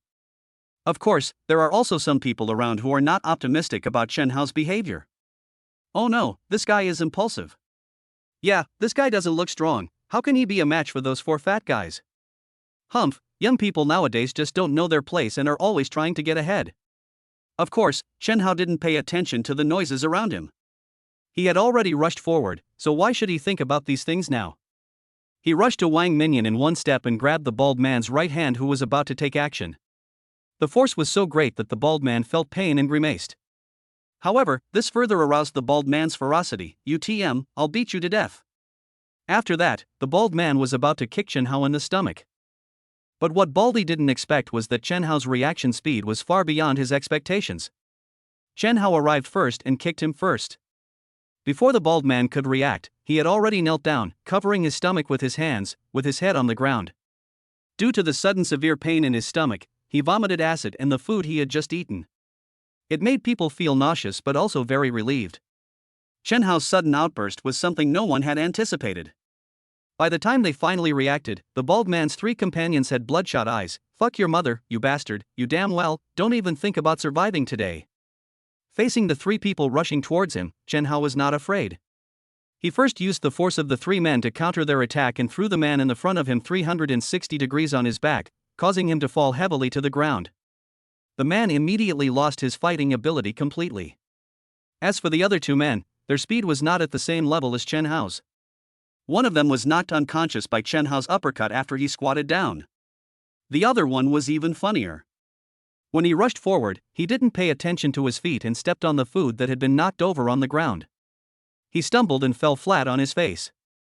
I don't know if he was really hurt or if the scene was too embarrassing, but he never stood up again. The scene, which was very noisy just now, suddenly became extremely quiet. The onlookers looked at each other, obviously none of them expected to see this scene. Fuck, awesome, Chen Hao, you're so handsome. Yang Shui was the first to react. He rushed up and stood next to Chen Hao. His tone was so excited that the last two words were a little broken. Li Rue and Li Dong also walked up quickly, looking at the four people lying on the ground vigilantly, fearing that these people would suddenly attack Chen Hao when he was not paying attention. Immediately, the surrounding crowd burst into cheers, and everyone talked at once, saying all kinds of things. Good job, young man. Brother, you're so handsome. This brother's skills are obviously well trained. He's as quiet as a virgin and as agile as a mad rabbit. Wow, he's so handsome, I like him so much. Oh my god. He's so fierce. I've already thought of a name for our baby. Everyone's words were quite normal at first, but suddenly became more and more off topic later on. Chen Hao felt ashamed when he heard it. Su Huihui, Wang Mingyan and the other two also had stars in their eyes at this time. He was really too handsome. They all had the same thought, if he were my boyfriend, I can't imagine how cheerful I would be. After a while, the crowd was dispersed by two uniformed police comrades. Thanks to the testimony of the people at the scene and the confessions of Su Huihui, Wang Mingyan and the other three parties involved, the four men were quickly taken into a police car and taken to the police station. As for Chen Hao, he also gave a statement at the police station, accompanied by three of his roommates and Su Huihui. He was released shortly thereafter. Before leaving, the station chief praised Chen Hao for his courageous act, but also reminded him to be more careful in the future and not act rashly. Chen Hao naturally nodded in agreement to the director's words. After all, the other party had good intentions. When everyone came out, Su Huihui still said timidly, Chen Hao, thank you so much for what happened today. If it weren't for you, the consequences would be unimaginable. Wang Mingyan was a bit carefree, as if she had recovered from the shock. Chen Hao, I didn't expect you to be so skilled. Thank you so much. The other two girls also came over, and the four of them spoke in unison, expressing their gratitude. Chen Hao's original appearance could only be described as above average. After the system transformation, he could be said to be a bit handsome. However, after this incident, Chen Hao's image suddenly became taller in their eyes, and he directly became a male god-level figure. The fearlessness in the face of atrocities and the grace and elegance in the fight perfectly illustrate what a man is. This is a man. Facing the praise and thanks from everyone, Chen Hao, while inwardly thanking the system, smiled and said, "Don't be so polite. We're all classmates. It just happened that you ran into me today. If it were anyone else, I'm sure they wouldn't sit idly by and watch their classmates being bullied by bad guys." Who is Chen Hao? As the successor of socialism, he has a light in his eyes, a clear mind, a strategy in hand, and a responsibility on his shoulders. These words, delivered with impassioned energy and yet as calmly as an antelope hanging its horns, have once again elevated his image in everyone's mind. Chapter 20 Porsche Owners Group. At 12 o'clock in the evening, Chen Hao was still waiting for the time, silently repeating punch-in in his mind. For some time now, punching in at 12 o'clock every night has become an indispensable part of Chen Hao's life, a muscle memory for him. Similarly, just after the last word was spoken, the system prompted, "Sign in successful.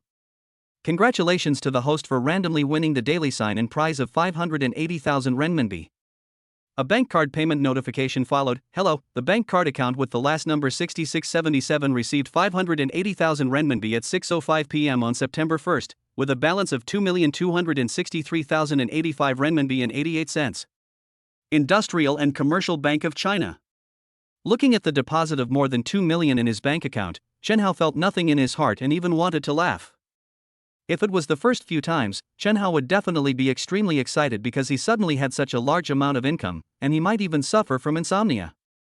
But as the daily signing process continued, these hundreds of thousands of cash rewards became somewhat commonplace, and even became the least valuable among the many rewards. At least in Chen Hao's mind, whether it was the previous 5x consumption cashback card or the basic fighting and grappling skills, they were far more important than the system's cash rewards.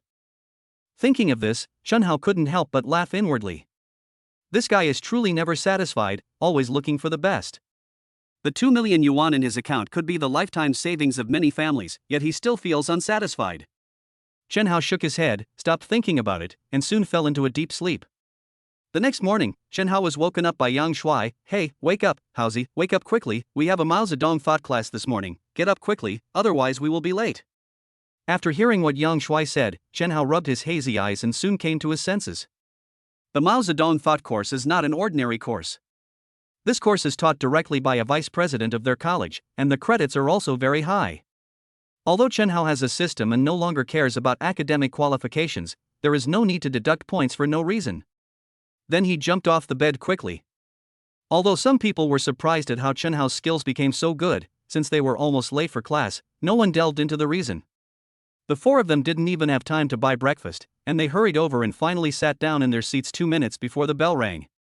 After a long pause, Chen Hao took out his mobile phone and found a note. "Shanghai Porsche Center Xie Yiling's people want to add him as a mobile phone friend." When I clicked on the avatar, I saw a selfie of a woman with her hair tied up. She was wearing a light gray business suit, a pair of gray stockings on her legs, and a pair of black round-toed leather shoes on her feet. The most important thing was that the surging waves on her chest were something Chen Hao had never seen before. Maybe he had seen it before, but that was only in some romantic action movies. In real life, this was the first time.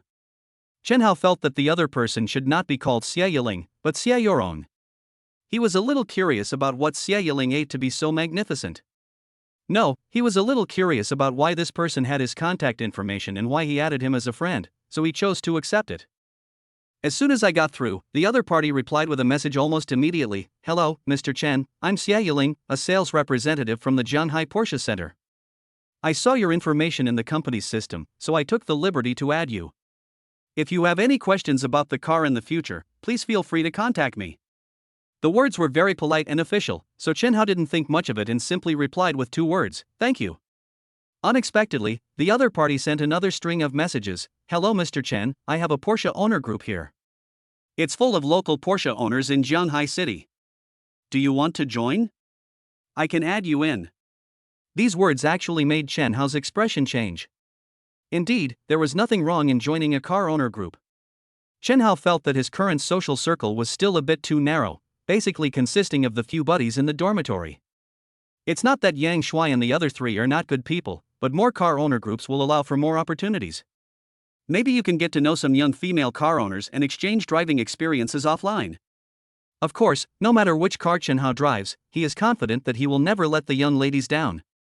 Thinking of this, Chen Hao came up with an idea. "Okay, no problem, thank you for your help." After a while, Xie Yiling pulled Chen Hao into a chat group called Shanghai Porsche Club 8, which had quite a few members, showing more than 400 people. "Mr. Chen has joined the chat group." Mr. Chen is Chen Hao's nickname in the chat software. The fairy of AI Pamei, hee, finally there's a newcomer, sisters come out to greet the guests. 911 Fitness Man, wow, that wasn't easy, Porsche's influence has grown even stronger. Daxi Angzi, who drives a Cayenne, said, "Congratulations, brother, on joining the Porsche family."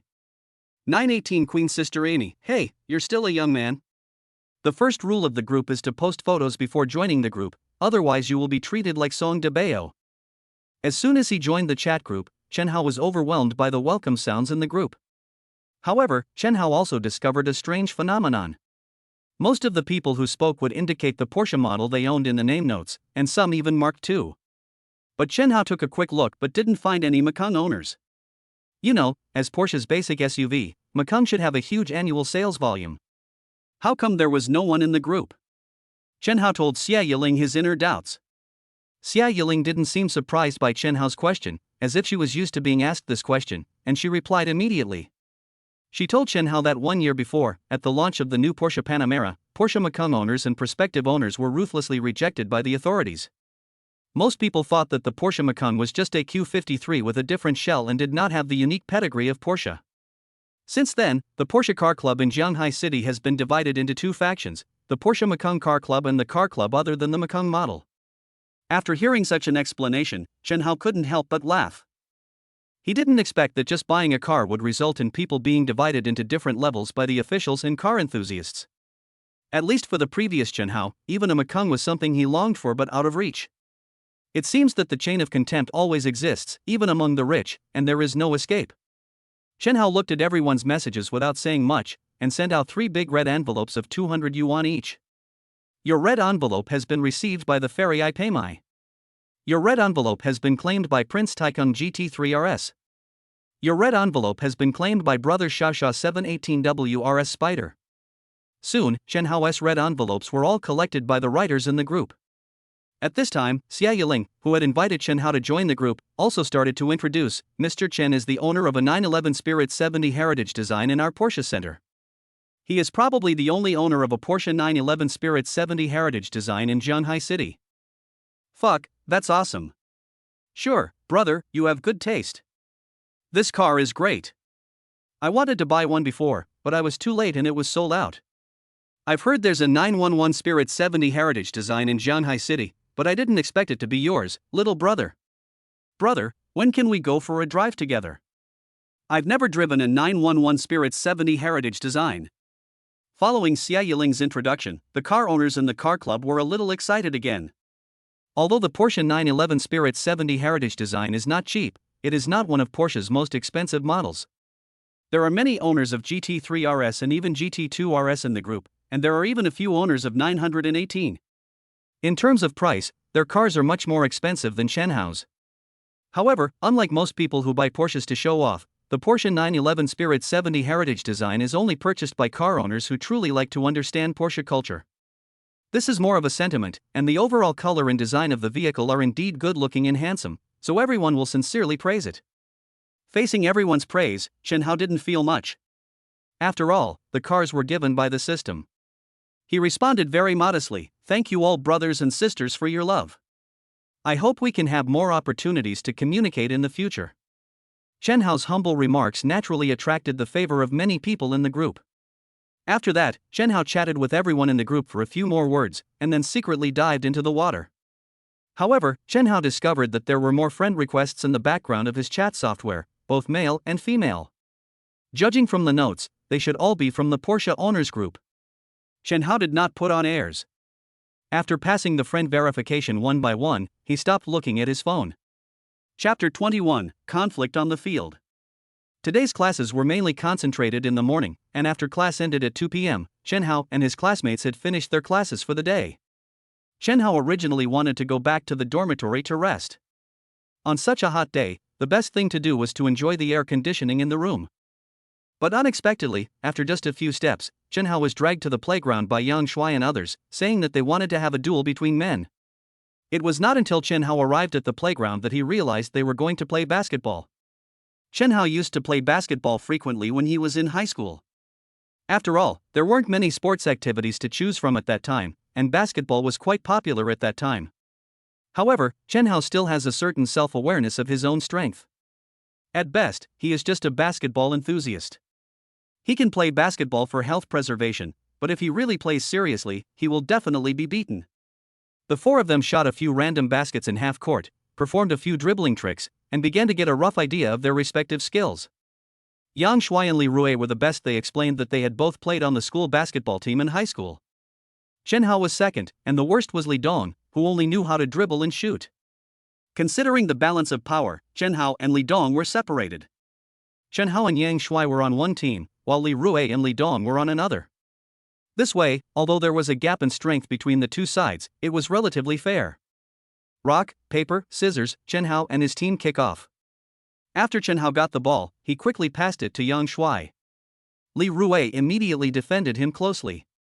Because the space was relatively small, Yang Shuai did not have a particularly good breakthrough opportunity for a while, so he passed the ball to Chen Hao again. What the three did not expect was that Chen Hao quickly broke through Li Dong with one dribble. Although this was due to the fact that Li Dong was not very good at playing basketball, Chen Hao's speed still made the three of them look sideways. Seeing that Chen Hao was about to break through to the basket, Li Rui did not bother to stare at Yang Shuai and immediately ran over to help with the defense. Li Rui looks the tallest and strongest among the 4 people in the dormitory. This is because he is 1 year older than them, and also because he often helped his family with farm work when he was in his hometown. Just when Li Rui breathed a sigh of relief for his timely substitution, Chen Hao suddenly moved the ball to his left hand and planned to break through from the left. Li Rui hurriedly moved to his right, trying to stop Chen Hao, but a scene he didn't expect appeared. Li Rui just moved his body slightly and touched Chen Hao's right shoulder, and he felt a huge force coming over him, as if he had hit a mountain, and he unconsciously took several steps back. This. Li Rui was still shocked by what had just happened. Chen Hao didn't care and took advantage of the situation with a standard 3-step layup, and the ball went in. Yang Shui and Li Dong, who had witnessed the entire process, exchanged bewildered glances. They could tell Chen Hao had some basketball skills, but not much. His last run was purely based on his physical prowess. Recalling Chen Hao's previous one-on-one performance against 4 others at a food stall, they silently cursed, "What a freak." However, now the 3 of them also know Chen Hao's technical characteristics. To put it simply, he doesn't have much technology, but he is very fast and has strong physical confrontation ability. Fortunately, Yang Shui and Li Rui, as former members of the high school basketball team, have good skills, and the 4 of them played back and forth quite well for a while. At least everyone felt that they were having a good time. The basketball court where Chen Hao and the other 3 were playing was an outdoor basketball court on the school playground. There were 12 full courts, or 24 half courts. There was no reservation requirement for the venue, and it was basically first come, first served, or those who arrived late could join other teams to play together. When Chen Hao and his friends arrived, some seniors had just stopped playing for half the game, so they took advantage of the opportunity and went on the court directly. Just as Chen Hao was about to break through again with the ball, a very arrogant voice suddenly came from not far away. "Brothers, I see you have been playing for quite a while. Isn't it time to take a break and let us play?" Chen Hao frowned when he heard this. Although there were no explicit rules for the school's basketball court, everyone unanimously agreed that it was first come, first served. If you wanted to join, you had to get the other party's consent. If the other party did not agree, then you could only leave and find another place. But the person who just spoke clearly meant to ask the 4 of them to leave immediately so that they could play. Chen Hao stopped dribbling the ball and turned to look at the person who had just spoken. Yang Shui and the other 2 also approached Chen Hao at the same time. Frankly speaking, it was a hot day and Chen Hao and his team had been playing for a while and were a little tired. If the opponent was more negotiating, Chen Hao and his team might give up the court to the opponent after making a few more shots. But because of the arrogance revealed in the voice just now, Chen Hao's uncle could tolerate it, but his aunt could not. "It's him. It's her." Instantly, the other group approached, led by the man who had just spoken, a figure Chen Hao didn't recognize. But Chen Hao recognized 2 of the 7 people behind him, 5 men and 2 women. They were his high school ex-girlfriend, Li Shui, and her boyfriend, Zhang Haoqiang. Li Shui had clearly not expected to run into Chen Hao again, and a look of embarrassment and panic spread across her face. As for Zhang Haoqiang, Chen Hao was not familiar with him. He only knew him because of his ex-girlfriend. Zhang Haoqiang, who was standing by, saw the unnatural look on his girlfriend's face, and thought again of the time when his girlfriend acted a little abnormal on the day of freshman registration, and it seemed that this guy was also there. A man's natural sixth sense immediately made Zhang Haoqiang feel that something had happened between his girlfriend and the boy in front of him that he didn't even know about. This feeling was very bad, and it also made Zhang Haoqiang instinctively dislike Chen Hao. "Look, isn't that Pan Wei, the vice captain of the school basketball team?" "Yes, the guy next to him seems to be Zhang Haoqiang from the basketball team. I heard their basketball team just won 3rd place in the Zhanghai City College Student Basketball Cup. The ones who got into conflict with them seem to be this year's freshmen. I haven't seen them much before." "That's right, you know the style of Pan Wei and his gang. They must be bullying the freshmen again." "Shoo, be quiet, don't let them hear." "What are you afraid of?" "I'm also a basketball player who's been practicing for a year. I'm proficient in singing, dancing, rap, and basketball." Just when the 2 sides were on the verge of a fight, the students who were still playing basketball around also noticed the scene on the basketball court. They stopped what they were doing and gathered around Chen Hao and the others. Everyone was talking and expressing their opinions. Perhaps feeling that the stalemate between the 2 sides was becoming too much to bear, Pan Wei, the leader of the other side, suddenly smiled, his tone very contemptuous. "Hey guys, let's stop making fun of ourselves. So, let's just keep it a basketball game. Each of you 4 will pick a player from our team for a 1v1 solo match. The winner stays, the loser gets out. And from now on, you have to give way wherever the other player appears. How about that? Yang Shuai and Li Rui were still thinking about what the other party said. To be honest, they didn't want to accept it. Although they were both on the high school basketball team, two of the other team members were on the university basketball team, and one of them was even the vice captain of the school basketball team. As for the remaining 4 people who could play with them, their basketball skills were probably not much different. Yang Shuai and Li Rui are not particularly optimistic about such a game. At this time, Li Dong, who was standing at the end of the team, rolled his eyes, cleared his throat, and stood up. You just said that we send someone here to randomly pick one of your people to compete, and then the loser will get out, right? Yes, that's right. What's the matter, little bamboo pole, do you want to get on top? Pan Wei looked at the thin Li Dong with a mocking look on his face. Li Dong didn't care about Pan Wei's tone at all, and acted confident of victory. That's what you said, don't cheat if you lose. Humph, with so many people watching here, do you think there's room for cheating? And I don't think the situation you said we would lose will happen. Pan Wei raised his eyebrows, looking relaxed. Okay, then I will challenge the first person on the right in the second row behind you. Come on. Li Dong's confident look surprised Chen Hao and the other two. They were all thinking in their hearts, could it be that he really is a master who has been hiding his strength so that they didn't notice it? As he spoke, everyone on the field looked in the direction Li Dong pointed. Li Shui, who had just lowered her head to calm down after seeing Chen Hao again, finally regained her composure. She raised her head and suddenly found that everyone in the playground was staring at her strangely, including her boyfriend Zhang Haoqiang and ex-boyfriend Chen Hao. Only the freshman named Li Dong was looking at her with a smug look on his face.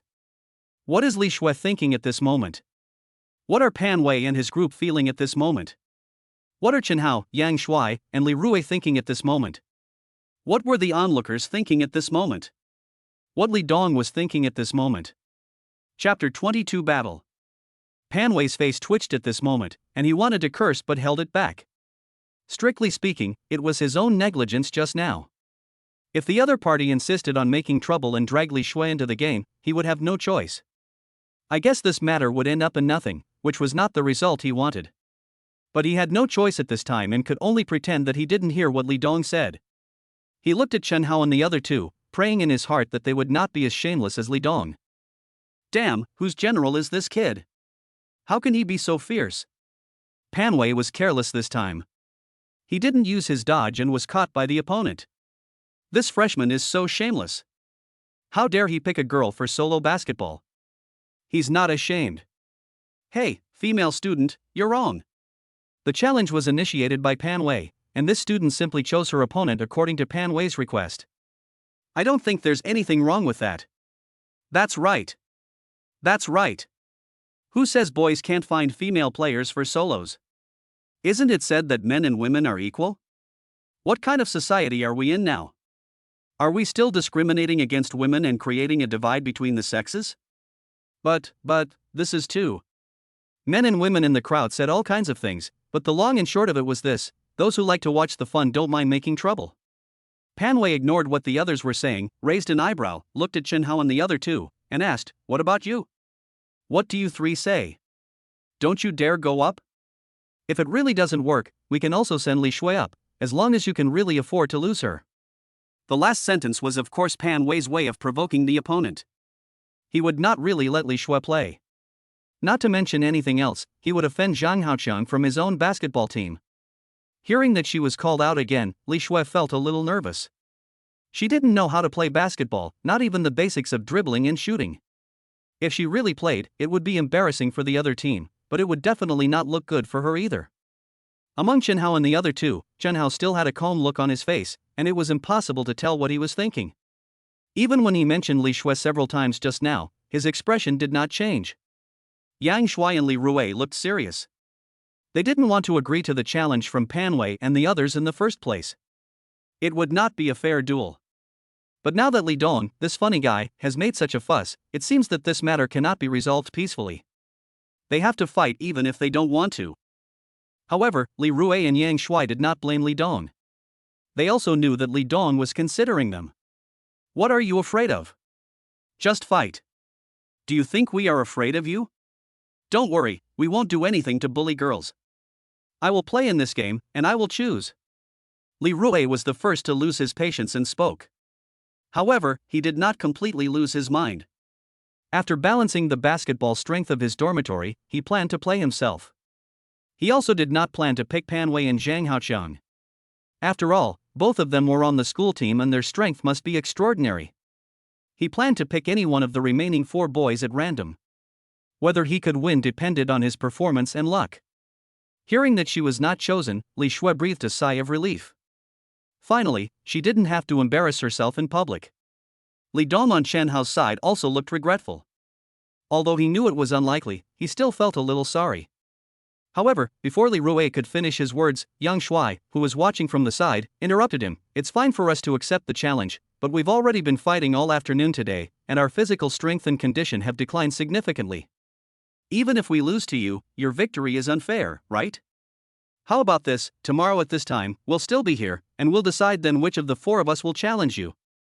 These words were well reasoned and full of momentum, and they also attracted the approval of most of the people around them. Yes, these 4 boys were fighting here before we arrived, and they've been fighting for quite a while. Yeah, it's so hot, and they've been playing for so long, their form must have declined. I think Pan Wei and his gang are insidious. They deliberately wait until the opponent's physical strength is exhausted before proposing this kind of challenge. Junior, I support you. If you want a fight, it should be a fair fight. Pan Wei didn't care about the ridicule of the people around him. He suddenly laughed because he knew that his goal had been achieved. He didn't care whether to fight now, tomorrow, or the day after tomorrow. He didn't think he would lose. He was confident of winning. There is no need to say much about myself and Zhang Haoqiang. The remaining 4 are also good basketball players from different majors and classes. It's just that most people don't know about them because they are too lazy to join the basketball team. In terms of strength, they are not much different from Zhang Haoqiang. Thinking of this, Pan Wei pretended to be generous and said, "Okay, tomorrow is tomorrow. I'll let you have 1 more day to rest, so that no one can use it as an excuse to say that we won unfairly. However, I believe that with so many people here today as witnesses, you won't be scared away and dare not come tomorrow, right? You'll be humiliated like this. Or if you really think you can't win, you can apologize to us in public now, and avoid being embarrassed in front of everyone tomorrow. Humph, I hope it's not you who are too scared to come tomorrow. You don't have to talk big here and keep your mouth shut. Just remember not to cry if you lose tomorrow." Although he was a little unsure, Yang Shui knew that he couldn't lose the momentum on the scene. He. After Pan Wei and the others made such a fuss, Chen Hao and the others no longer had the heart to continue playing on the court, and Pan Wei and the others left with a grin on their faces. Although both parties involved are gone, the crowd remaining on the basketball court is in an uproar. As time goes by, the situation continues to ferment. At first, only the people on the basketball court plan to join in the fun when they have time tomorrow. Later, those students who usually don't care much about basketball also joined in, knowing that there will be such a showdown on the school basketball court tomorrow. Although everyone doesn't know Chen Hao and others, many people are familiar with Pan Wei's name. Even if they don't play basketball, they all know that the school has a basketball team and a vice-captain named Pan Wei. Even Zhang Haoqiang has a small number of fans following him. What's more, the school basketball team won the 3rd place in the Zhanghai City University basketball tournament some time ago. After a series of publicity from the school, a large number of people knew about the school basketball team and Pan Wei. This duel directly attracted the attention of most of the school. You know, the daily life of most college students is actually very boring and dull. It is so hard to have such a topic of conversation after dinner, and many people are unwilling to miss it. The popularity of this duel quickly soared on the school forum. Someone published an article about this duel, and it rose to the top of the topic list in just 2 hours. There was a pattern of 3 small flames next to the title of the article, indicating the high enthusiasm of everyone to participate. The comments at the bottom of this article were full of all sorts of opinions. Some said Pan Wei and his team were bullying the weak and their victory was unfair. Some said Chen Hao and his team were overestimating their abilities. Some said they wanted to make everyone believe in miracles. Some recounted the reasons and consequences of the match, and some seriously analyzed the strengths of both sides and predicted the outcome. In short, most of the people who left messages were very pessimistic about Chen Hao and his team. After all, if the school basketball team was so easy to defeat, they would not have achieved a good result of 3rd place in the Zhanghai City College Basketball Cup. On that day, the school basketball coach also knew about the game and even privately asked Pan Wei about the situation and whether he had confidence in the game. In the coach's view, if the game was lost, it would not only be a slap in the face of Pan Wei, but also a slap in the face of the school basketball and himself as a coach, so this matchup could only be won and not lost. Fortunately, Panway didn't disappoint him, telling him he was 100% confident he could win.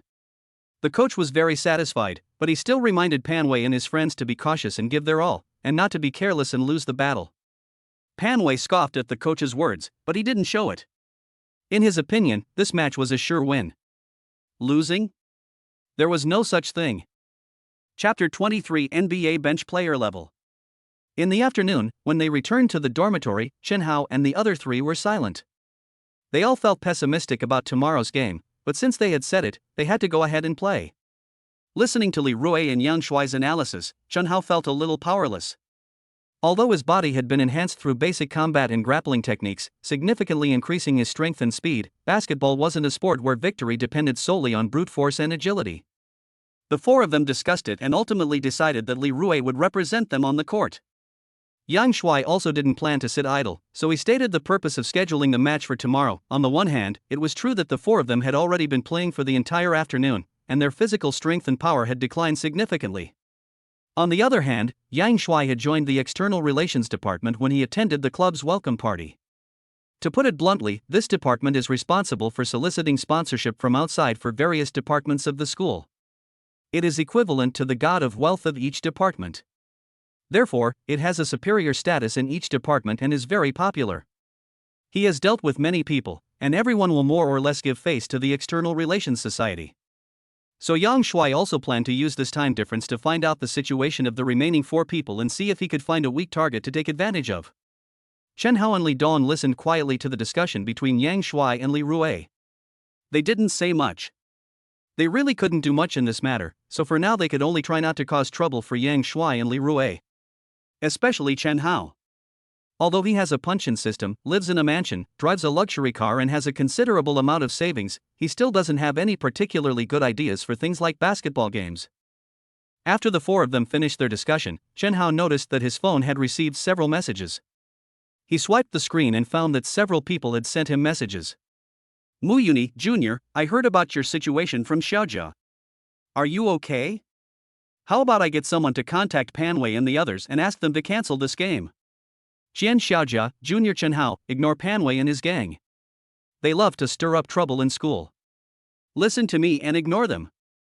Su Huihui, classmate Chen Hao, I heard from my classmates that a sophomore is causing trouble for your dormitory. Are you okay?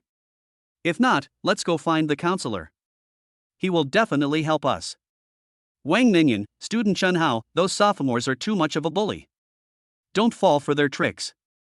This competition is not fair at all.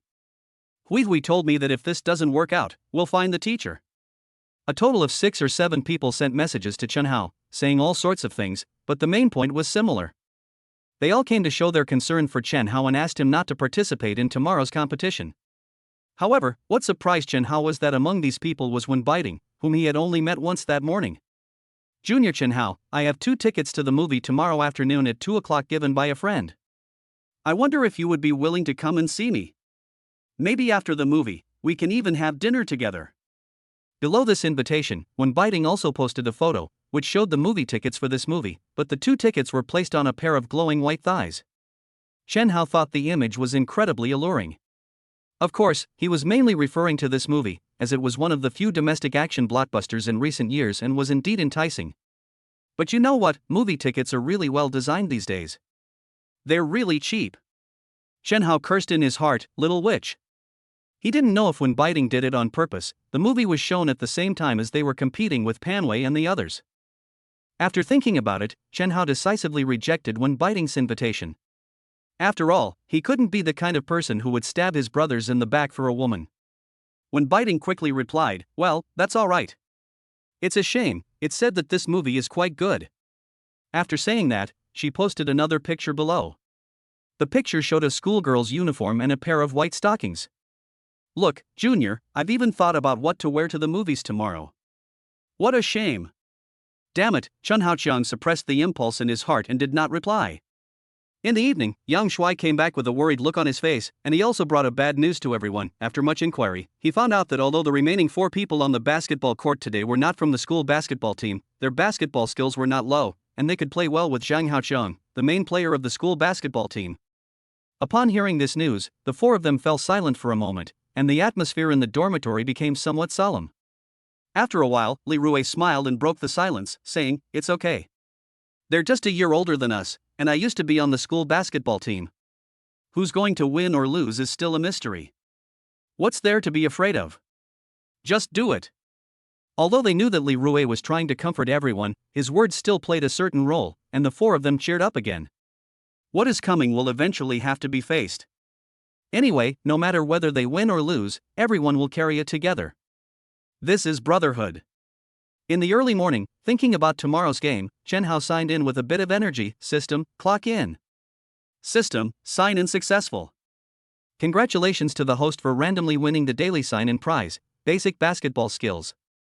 Ha! Chen Hao didn't react at first, but he soon fell into ecstasy.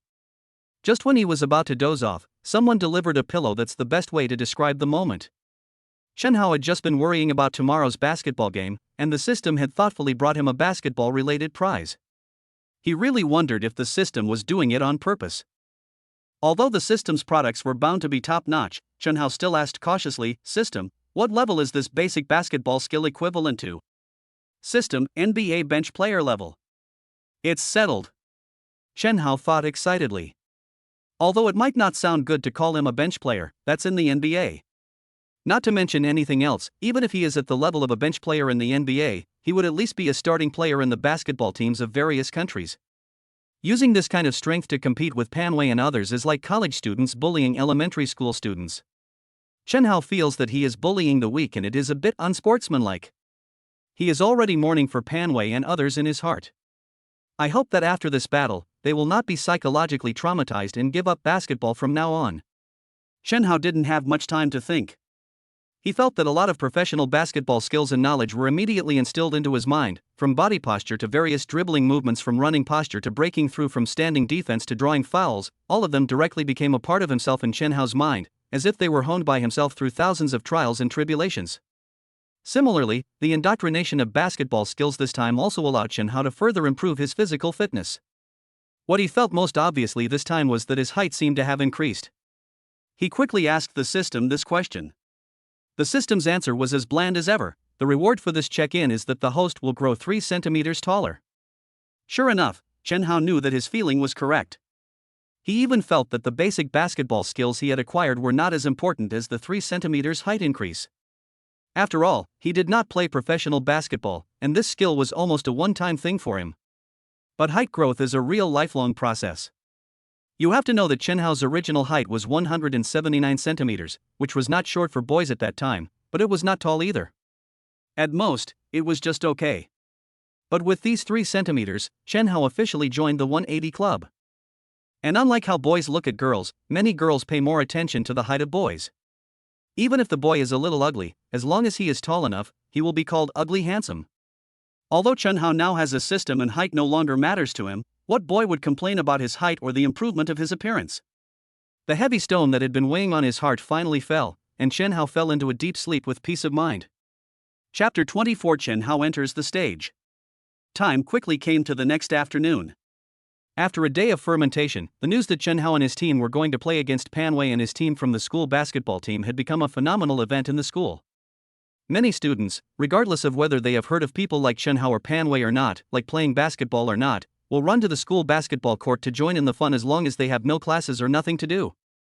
Many people estimate that such a sensational event as this basketball match will only happen once in their entire college career, and it is even unlikely that such an event will happen again in the entire Jianghai University within a few years. So many people are willing to join in the fun. Chen Hao and his roommates were completely famous. And while there wouldn't be any substantial penalties for the losers of this competition, it would still be a huge loss of face. From now on, the losers would have to stay away from the winners whenever they saw them. Just thinking about it made me shudder. It was truly tragic. So the loser this time will be nailed to the school's pillar of shame no matter what, and will become the subject of everyone's laughter before and after meals. Even a few years after graduation, there will still be legends about him in the school. When Chen Hao and his friends arrived, the entire playground was packed with people. Chen Hao saw some familiar faces among them, but more than 90% of them were people Chen Hao met for the first time. Chen Hao knew that they were all there to join in the fun, and even wanted to see him make a fool of himself. Ha! Isn't that Mu Yuni, the goddess from our school of economics? She shouldn't be the type to gossip or join in the fun, right? What? Does she like basketball too? It's over.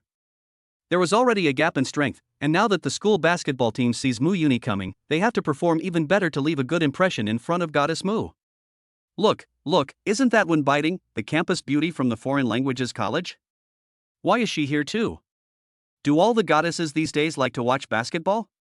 Really? Well, it seems I have to start learning basketball. I wonder if I can woo these two goddesses after 2.5 years of practice. I'm not picky, any one of them will do. Brother, there is hope. There is definitely hope, and it might even happen today. Have a good sleep, and you'll dream of anything. Make way, please make way. Chen Hao and his classmates said to the students around them as they walked inside. There were too many people at the scene. During the process, Chen Hao also saw some of his classmates there, including Su Huihui, Wang Minyan, and a group of 4 whom he had helped at the food stall that day. When passing by them, Su Huihui blushed shyly, but still said firmly, "Chen Hao, come on." Wang Minyan was much more aggressive. "Chen Hao, kill these damn sophomores, let them know how powerful we freshmen are." As for the other two, they also encouraged Chen Hao and the others one by one. After a while, the two groups finally met. Wow, I didn't expect you guys still have the courage to come here today. Your courage is commendable. But your stupidity is laughable, ha ha. Pan Wei still had that arrogant look on his face. Behind him, in addition to the 5 boys from yesterday's group, there were many more figures. Chen Hao guessed that they might be his friends or teammates of the school basketball team. Ha, it's you who should run away. Have you thought about how you lost today? Remember, don't see you in places where we appear in the future. Yang Shuai also fought back unwillingly. He. This time Pan Wei didn't say much, but sneered twice. It was obvious that he didn't care about Yang Shuai's provocation at all. How about it, have you made up your mind? Who will go up this time, and which one of us will you challenge? Pan Wei seemed to not want to say any more words, and looked like he was planning to end the battle quickly. Let your father Li Rui come to meet you. Li Rui was about to go into battle, but was interrupted by Chen Hao halfway through his words. "I'll go on our side." Chen Hao, you? Li Rui and the other two obviously did not expect Chen Hao's behavior, and they were a little shocked when they heard Chen Hao's words. Brother Rui, believe me. I am sure. Chen Hao glanced at Li Rui and the other two and said in a firm tone. Chen Hao certainly wouldn't have dared to say this in the past. But what about now? Are you kidding me? If the NBA bench players can't crush Pan Wei and the others, Chen Hao thinks he might as well drop out of school and play in the mud. Seeing Chen Hao so determined, although Li Rui and the others were a little confused and still had doubts in their hearts, they did not say anything more and chose to believe Chen Hao. In the minds of Li Rui and the other two, although Chen Hao would usually smile and joke around, he was actually very reliable and down to earth when it came to doing things. So when they heard Chen Hao say this, they also thought that Chen Hao might have something to rely on, which gave him the confidence. Oh? You're going to play? Are you sure? Don't make excuses if you lose. Pan Wei obviously didn't expect that Chen Hao would play on the other side. As the saying goes, a lion will fight a rabbit with all its might. After making an appointment for today's game yesterday, he also secretly investigated Chen Hao and the others. He knew that the strongest basketball players in their dormitory should be the two named Yang Shuai and Li Rui. So when Chen Hao took the initiative to stand up, he was very surprised. Similarly, Chen Hao's actions just now also caused a commotion among their classmates majoring in economics and trade. Hey, why is Chen Hao the one who took the initiative to go on stage? I don't know. Why didn't they send Li Rui or Yang Shuai to play? That's right, Chen Hao, stop messing around and let Li Rui or Yang Shuai take over. Hey, classmate, is Chen Hao from your class any good? Why are you all trying to persuade him to change people? Alas! I'm not trying to demoralize my own team, but Chen Hao's basketball skills are just average. He wouldn't even be able to win against me, let alone the school team's main players. If we send in Li Rui or Yang Shuai, there might be a chance. As the saying goes, one's own family knows one's own business. Naturally, students in Chen Hao's major know the basketball level of their classmates. After all, from the beginning of freshman year to now, everyone has taken many physical education classes together, and they all have some idea of the basketball level of their classmates. That's why he dissuaded Chen Hao.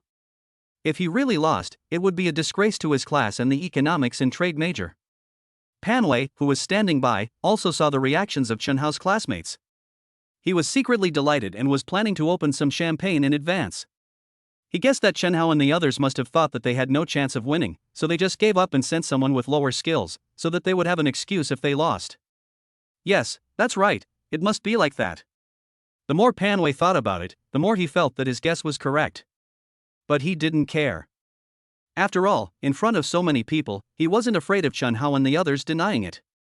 If Chen Hao and the others really didn't keep their promise, then their reputation would be ruined and they would be worse than rats crossing the street. Seeing that Chen Hao ignored him, Panway didn't want to make things awkward, so he continued, "Okay, if you want to go ahead. Just don't cheat if you lose. Have you decided which of us to pick?" Chapter 25, Not Optimistic.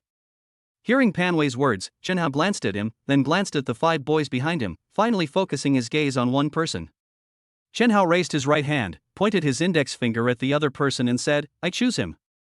Wow, it's Zhang Haoqiang. The freshman named Chen Hao chose Zhang Haoqiang. Someone in the crowd who knew Zhang Haoqiang immediately shouted out. Looking at Chen Hao pointing at him, Zhang Haoqiang was not surprised for some reason.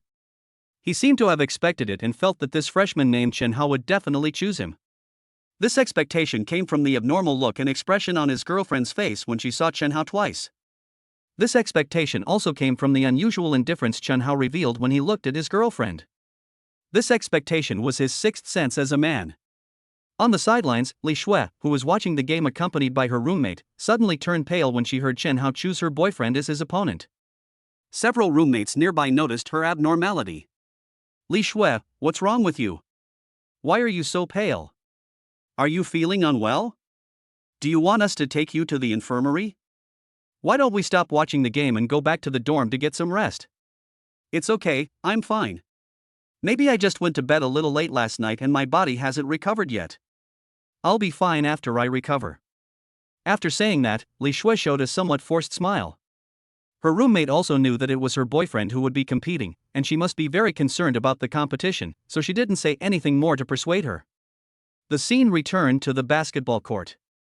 Zhang Haoqiang was a little surprised to see the freshman in front of him. He felt that Chen Hao seemed to have grown taller, but then he smiled and thought that he must be overthinking it.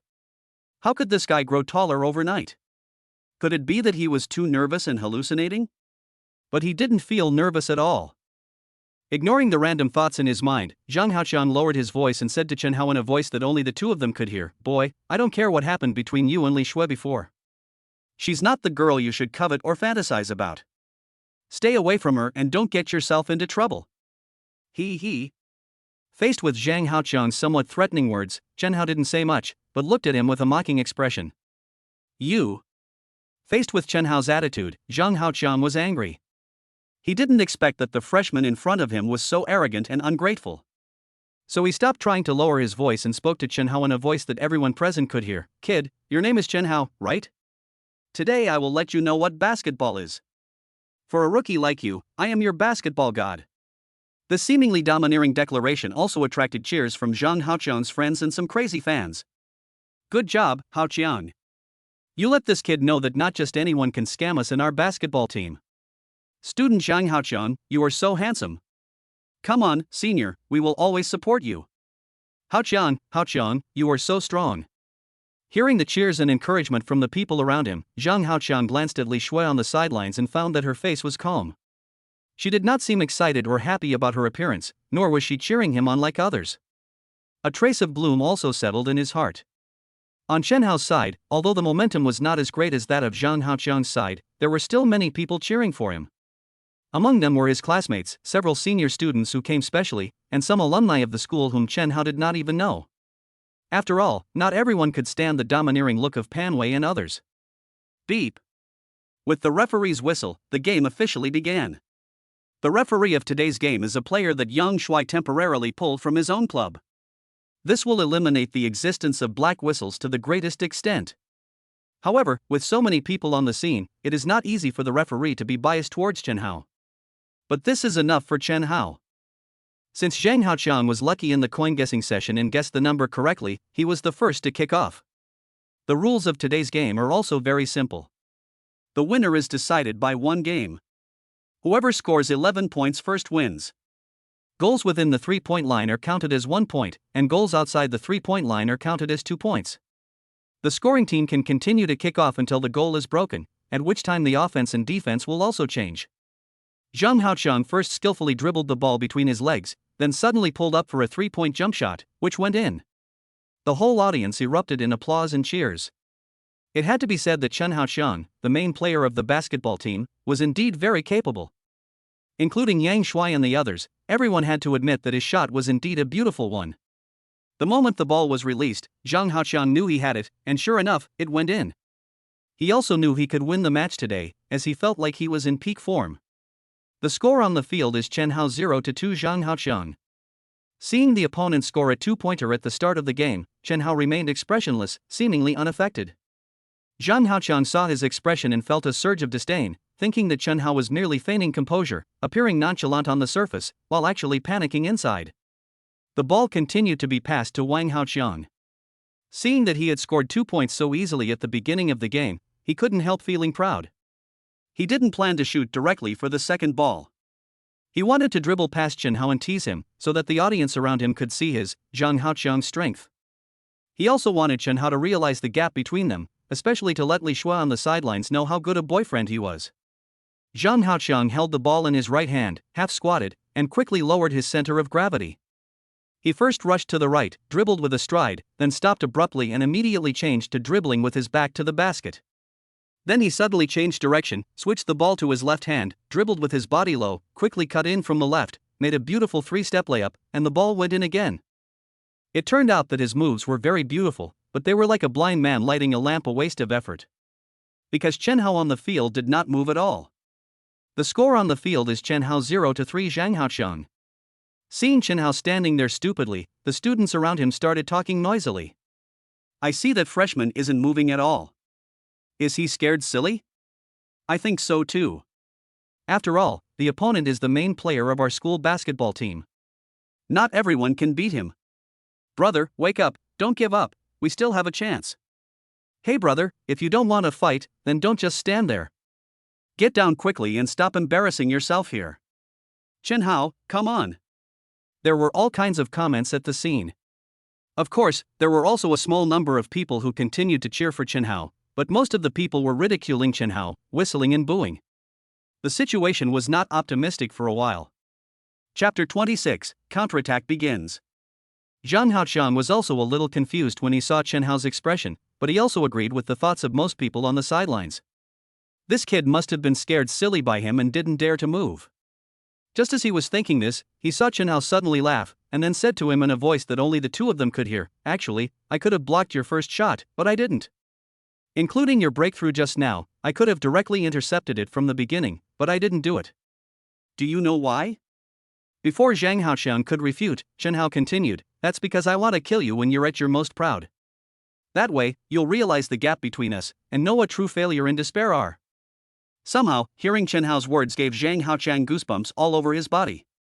He felt a tinge of fear, and subconsciously took 2 steps back. Noticing his own actions, Zhang Haoqiang was secretly a little annoyed, but he still said, you're 3 points behind now, why are you playing so high and mighty? Chen Hao simply chuckled at this and said nothing more. Their conversation was very discreet, with only each other audible. The audience outside the venue didn't notice anything unusual. On the third possession, Zhang Haoqiang planned to employ a shifty, disguised dribble, dribbling past Chen Hao in one clean, crisp motion, and then either shoot or lay up to quickly end the game. He was confident in his ability to penetrate, knowing that even on his own school's basketball team, few could defend him. Everything happened just as Zhang Haoqiang had expected. Chen Hao seemed to be passed by him before he could even react. The ball was in his hands again. Just as Zhang Haoqiang was thinking this, there were sudden exclamations from the sidelines. He was a little confused, but continued with his actions. Immediately afterwards, he felt that his right hand, which was about to score a layup, was pressed down by a huge force through the basketball, and then the ball disappeared from his hand. When Zhang Haoqiang reacted, he found that Chen Hao was standing beside him, holding the ball that had just been taken away from him in his right hand, looking at him indifferently. There was also an uproar on the sidelines. Holy crap, what did I just see? Zhang Haoqiang got blocked by a huge hot pot?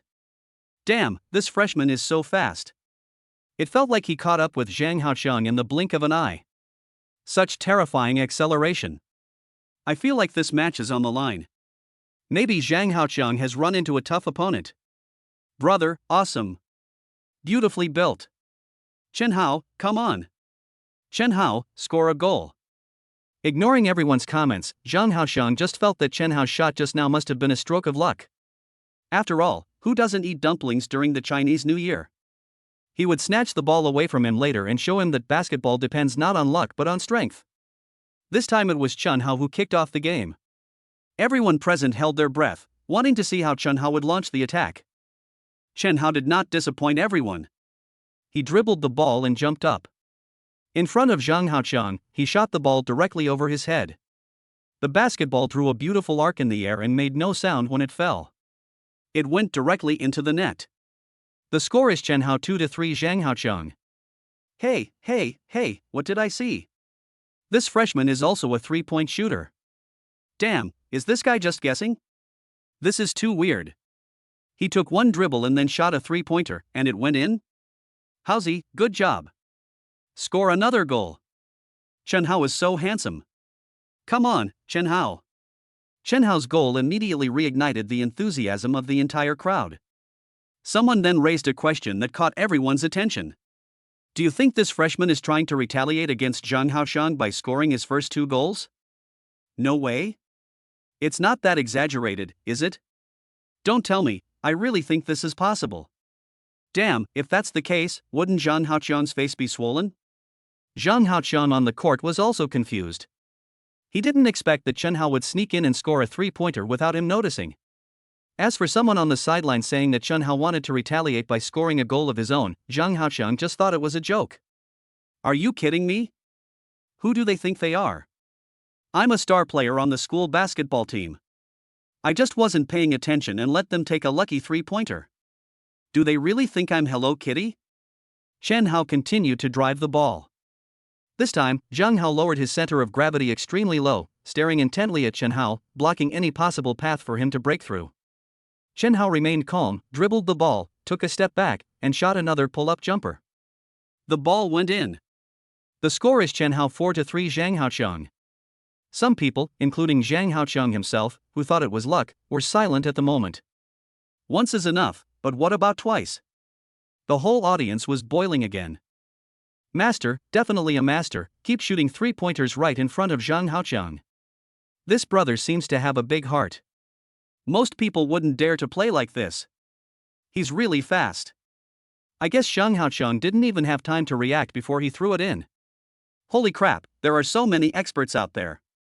How can a random freshman beat up the main players of the school basketball team?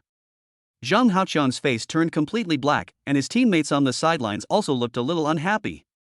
This was a naked provocation, not only to Zhang Haoqiang, but also to their basketball team.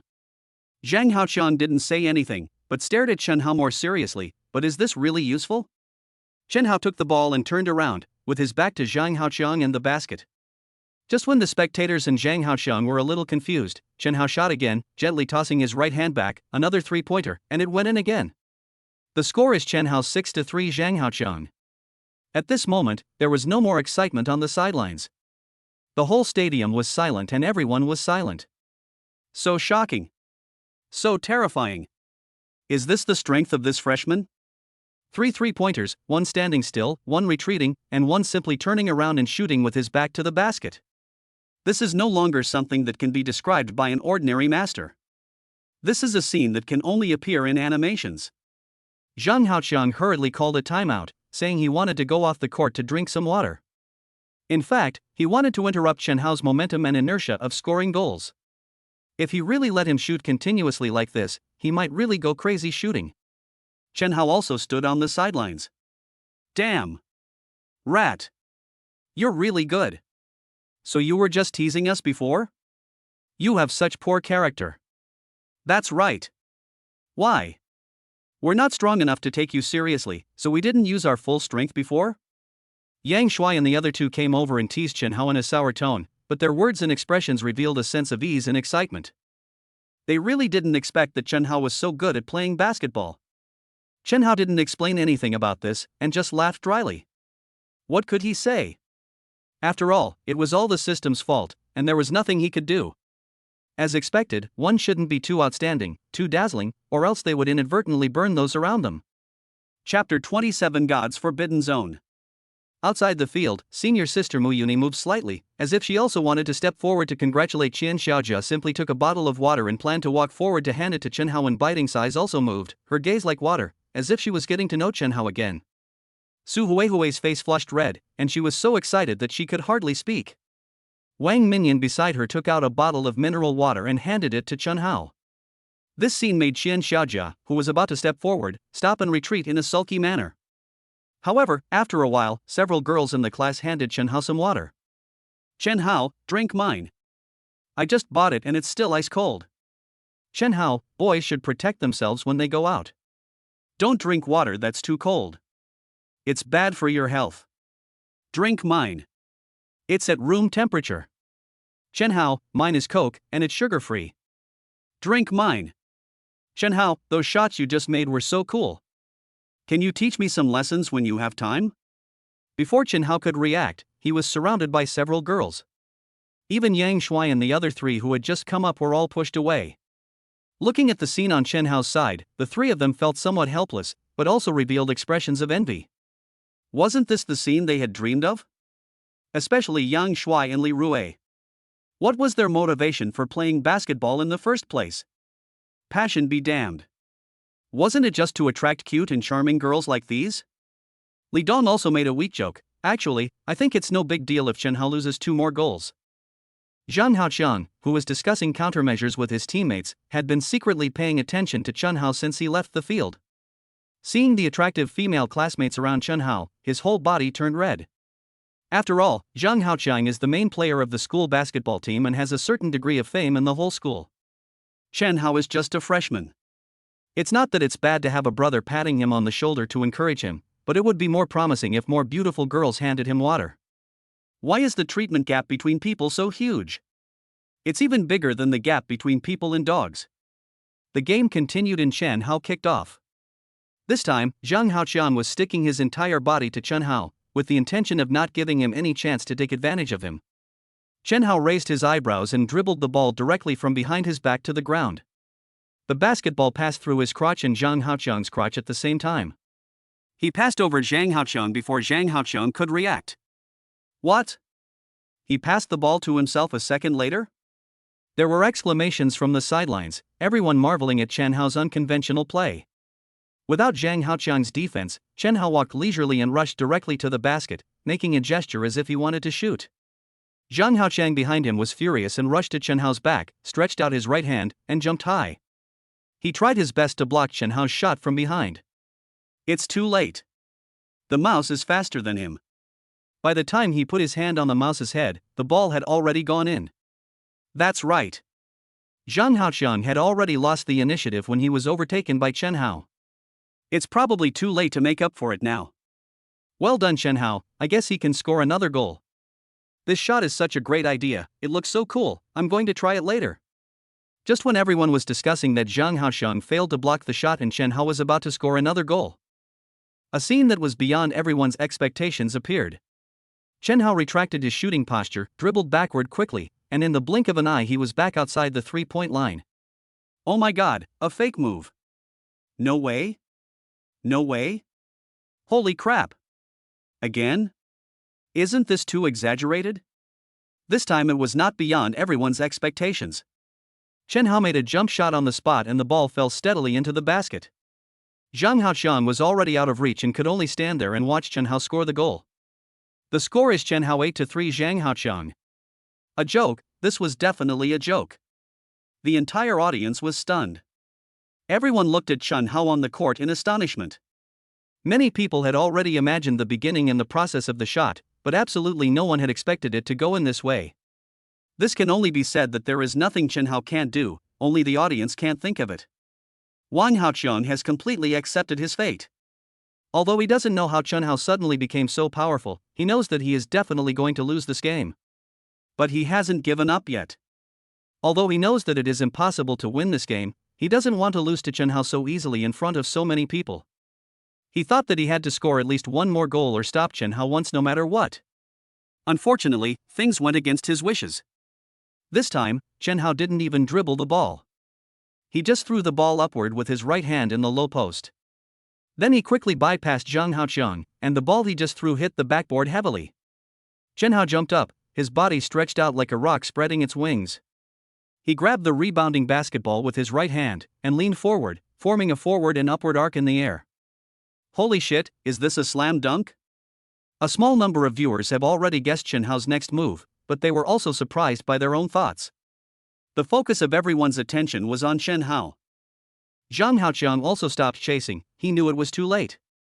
Bang! Bang! The moment the basketball entered the net, Chen Hao's arm slammed heavily on the basket. What a tomahawk slam dunk! This shot didn't involve any fancy basketball skills, it was pure speed and power.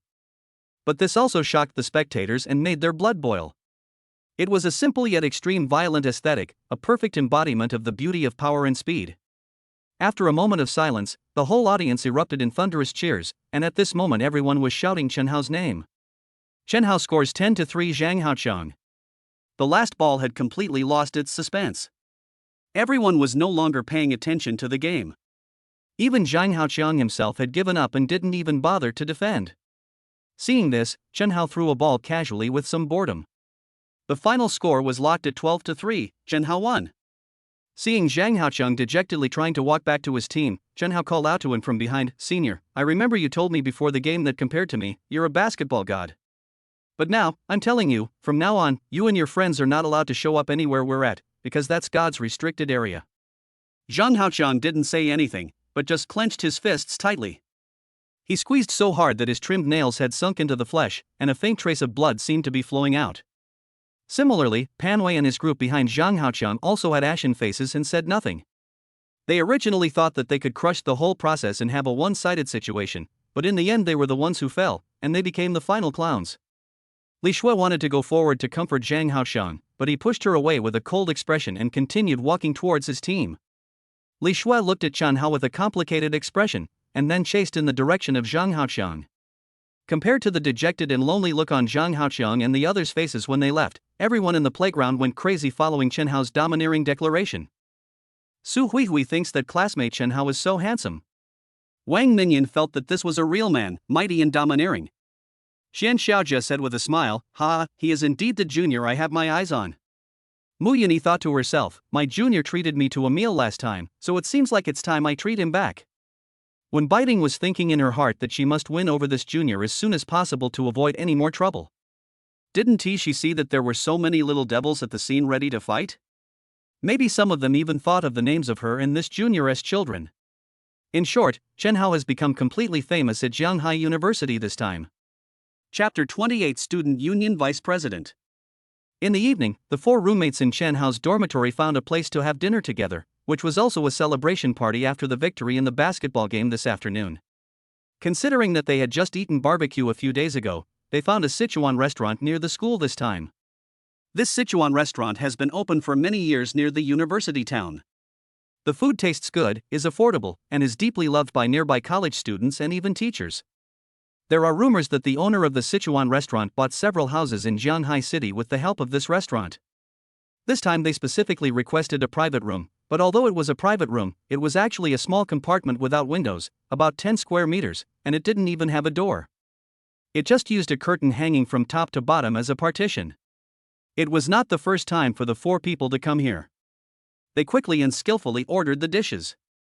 Each of them ordered a bottle of beer. Pop. Pop, accompanied by the sound of the bottle caps being opened, they clinked the bottles together, and then each of them took a big gulp and drank it. Awesome, so satisfying. Howsy, you really made our dormitory and our freshman economics and trade major proud this time. You didn't hear the exclamations and praises from your classmates off the court. Yang Shui wiped the wine stains from the corner of his mouth, burped and said. That beaming expression seemed to be talking not about Chen Hao, but about himself. Chen Hao smiled and said nothing. After all, with the help of the system, defeating Zhang Haoqiang, a mere school basketball player, was not a small matter. That would be a bit arrogant. At most, it could only be considered average. Yeah, howsy. You didn't see how those female students on the sidelines looked at you. That look was simply amazing. Li Rui also looked envious. Li Dong, standing nearby, was a bit out of character, not smiling much. Chen Hao was also somewhat puzzled, while Yang Shuai asked directly, Dongzi, what's wrong with you? You look so sad.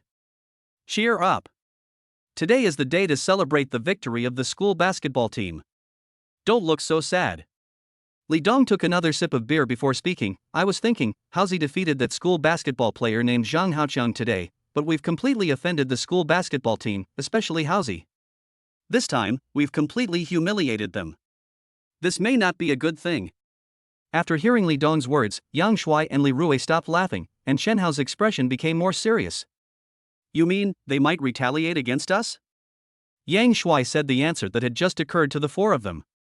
It's not about revenge. We live in a society ruled by law these days, and we're all college students.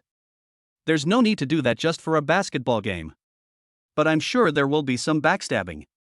After all, we're just freshmen, so we're relatively unfamiliar with the school and don't have many connections. But the guys on the basketball team are all sophomores and juniors, so they definitely know more people on campus than we do. If something really happens, a simple greeting could cause us a lot of trouble, and we wouldn't even know the reason. If they dare, just come and try. Let's see who is afraid of who. Yang Shuai slammed the table with an angry look on his face. Haozi, it's okay. The three of us are on the same side with you. If something really happens, we can all come together. I believe they won't dare to make a big deal out of it. Li Rui saw that Chen Hao had been silent and thought that he was worried that he would be singled out for targeting, so he immediately spoke to comfort him. Chen Hao gave him a reassuring look. To be honest, he was not worried about himself. After all, he had the system. He didn't dare to say much else. As long as it was not against the law or against the principles of morality, there was really nothing in the university that could make him worry or afraid. Even if he fails to graduate and can't continue his studies at university, he doesn't care. After all, everything he has now is something that more than 90% of people will never get in their lifetime. Chen Hao had just been thinking about his three roommates. They weren't like him, and if they were really targeted by the basketball team, it would be difficult to deal with. But he didn't have any good solutions at the moment, so it seemed he could only take things one step at a time. When the atmosphere was a little silent, the curtain of the private room was pulled open, and four boys came in. The boy walking in front was wearing a pair of glasses, with a gentle look on his face. He was holding 2 bottles of beer in his hands and had a faint smile on his face. But for some reason, Chen Hao always felt that his smile was full of hypocrisy and coldness. Among the 3 boys behind him, only one of them had no recognizable features. The other 2 had dark skin, wore sports vests and shorts, and wore white sports socks and running shoes, giving people the feeling of being athletes. Chen Hao, Li Rui and Li Dong looked at them in confusion, thinking that a classmate from a private room got drunk and walked into the wrong room. Yang Shuai, who was standing by, was stunned for a moment. Then, in a tone that was neither polite nor distant, he asked, Senior Wang Ziting, what a coincidence. Are you eating here too? What are you doing? Wang Ziting didn't respond to Yang Shuai's words, but just glanced around the private room and Chen Hao and the other 3. Finally, his gaze fell on Chen Hao, who was at the innermost part, and he took a few steps forward. You are Chen Hao, right? The man of the hour in school today. My name is Wang Ziting, and I'm also a sophomore at Shanghai University. I'm considered your senior and also the vice president of the student union. These people are all members of our student union. We just happened to be having dinner here today. I happened to see you guys having dinner here, so I came here uninvited. There's nothing special about coming here, I just wanted to get to know you and make some friends. If you're interested, we can have a few drinks. I'm not bragging, but our student union does have some influence on campus. If you have any problems at school in the future, you can always ask us for help. After saying that, he winked at a boy next to him. The boy immediately walked out of the private room, but came back after a while with a few more cups in his hands. When Wang Ziting was speaking, Chen Hao and the other 3 remained silent. They were a little confused about what Wang Ziting was up to. They had never seen this person before, and had never had any interaction with the student union. However, they had a premonition that usually, people who showed unwarranted kindness to others were either treacherous or thieves, and they were afraid that the vice president of the student union had ill intentions. Yang Shuai stood up and didn't care that Wang Ziting ignored him, but he seemed to understand something from the other party's words and looked thoughtful. Wang Ziting casually took the glass from his friend next to him, first filled the glass with wine, and then filled the glasses of Yang Shuai, Li Rui, and Li Dong with wine under the gaze of everyone. When it came to Chen Hao, the last one, he took the initiative to cover the mouth of the cup with his hand. "Sorry, I just drank a little too much, I can't drink anymore." Wang Ziting was stunned when he heard this. "Can't I even have one more drink? Give me some face?" Chen Hao suddenly smiled and said, "Senior, I really can't drink anymore." Wang Ziting glanced at Chen Hao, his expression changing from a smile at first to calm and indifferent, but soon returned to the smiling face he had when he first entered the door, as if nothing had happened. "Alright, our big star today said he doesn't want to drink, so let's not drink." Then he put down the bottle of wine in his hand, picked up the teapot on the table and filled it up for Chen Hao. Chen Hao and the other two did not know Wang Ziting, but Yang Shuai knew him and had even dealt with him. As the school's social club, the Foreign Affairs Office naturally had a lot of dealings with the student union. Yang Shuai had heard about Wang Ziting, saying he was a wealthy second-generation local from Shanghai. His mother was an executive at a large company, and his father was the owner of a private enterprise. It was said that his family assets were worth hundreds of millions, if not millions. The classmate who told him this information also told him some gossip that Wang Ziting seemed to have been pursuing Mu Uni, the campus beauty of their school of economics, but fortunately he had never been successful. Seeing that the four people's glasses were full, Wang Ziting raised his glass and gestured, "I'll drink this wine, you guys can do whatever you want." After that, he drank it all in one gulp and turned the glass upside down in the air to show his approval. Without waiting for Chen Hao and the other three to react, Wang Ziting turned around and left with the three people behind him. But just as he was about to open the curtain and walk out, he suddenly stopped and said without turning around, "Oh, by the way, Panwei, the vice captain of our school basketball team, and I are good friends. You've already won the game. After all, we're classmates. We'll see each other sooner or later. It's best to get along peacefully from now on." After saying that, Wang Ziting left without caring about the reactions of Chen Hao and the other three. Chapter 29: Double Rewards, Double Happiness. Wang Ziting's last words before leaving let Chen Hao and the other three know the real purpose of his inexplicable visit. As expected, toasting and making friends were all fake. Speaking for others was the real deal. "Damn, turns out you're here to be a lobbyist," Li Rui cursed. "Actually, it's true if you think about it. One is the student union, and the other is the basketball team, a popular department in the school. It's reasonable for the two parties to have some friendship. I just don't know if Wang Ziting took the initiative to come this time, or if there was the basketball team or Panwei behind it?" Yang Shuai analyzed seriously. "No matter he comes here on his own or under someone's instructions, we don't cause trouble, but we are not afraid of it either. If the enemy comes, we will fight him. If the water comes, we will block it with earth," Li Rui said carelessly. Chen Hao and the other two nodded, obviously agreeing with what he said. In the evening, Chen Hao did not plan to stay up until the early morning to clock into the system as usual. He had already had an idea in his mind over the past 2 days. As he continued to check in daily, the daily sign-in rewards had become less attractive to him and less helpful to him. Of course, this is not to say that the daily check-in bonus of hundreds of thousands is not good. After all, this is a number that many people dare not even think about, but it is true that Chen Hao now feels that this kind of reward is a bit lackluster. Just like the basic basketball skills yesterday, although they sounded impressive and at the level of an NBA bench player, Chen Hao was not going down the professional basketball path. If he hadn't happened to encounter a duel with Zhang Haoxiang, these skills would have been of no use to him. So he decided to give it a try and convert the daily check-ins accumulated over a week into a weekly check-in, so that he would have 2 weekly check-ins. As the dormitory lights went out on time, Chen Hao looked at his phone for a while and then quickly fell asleep.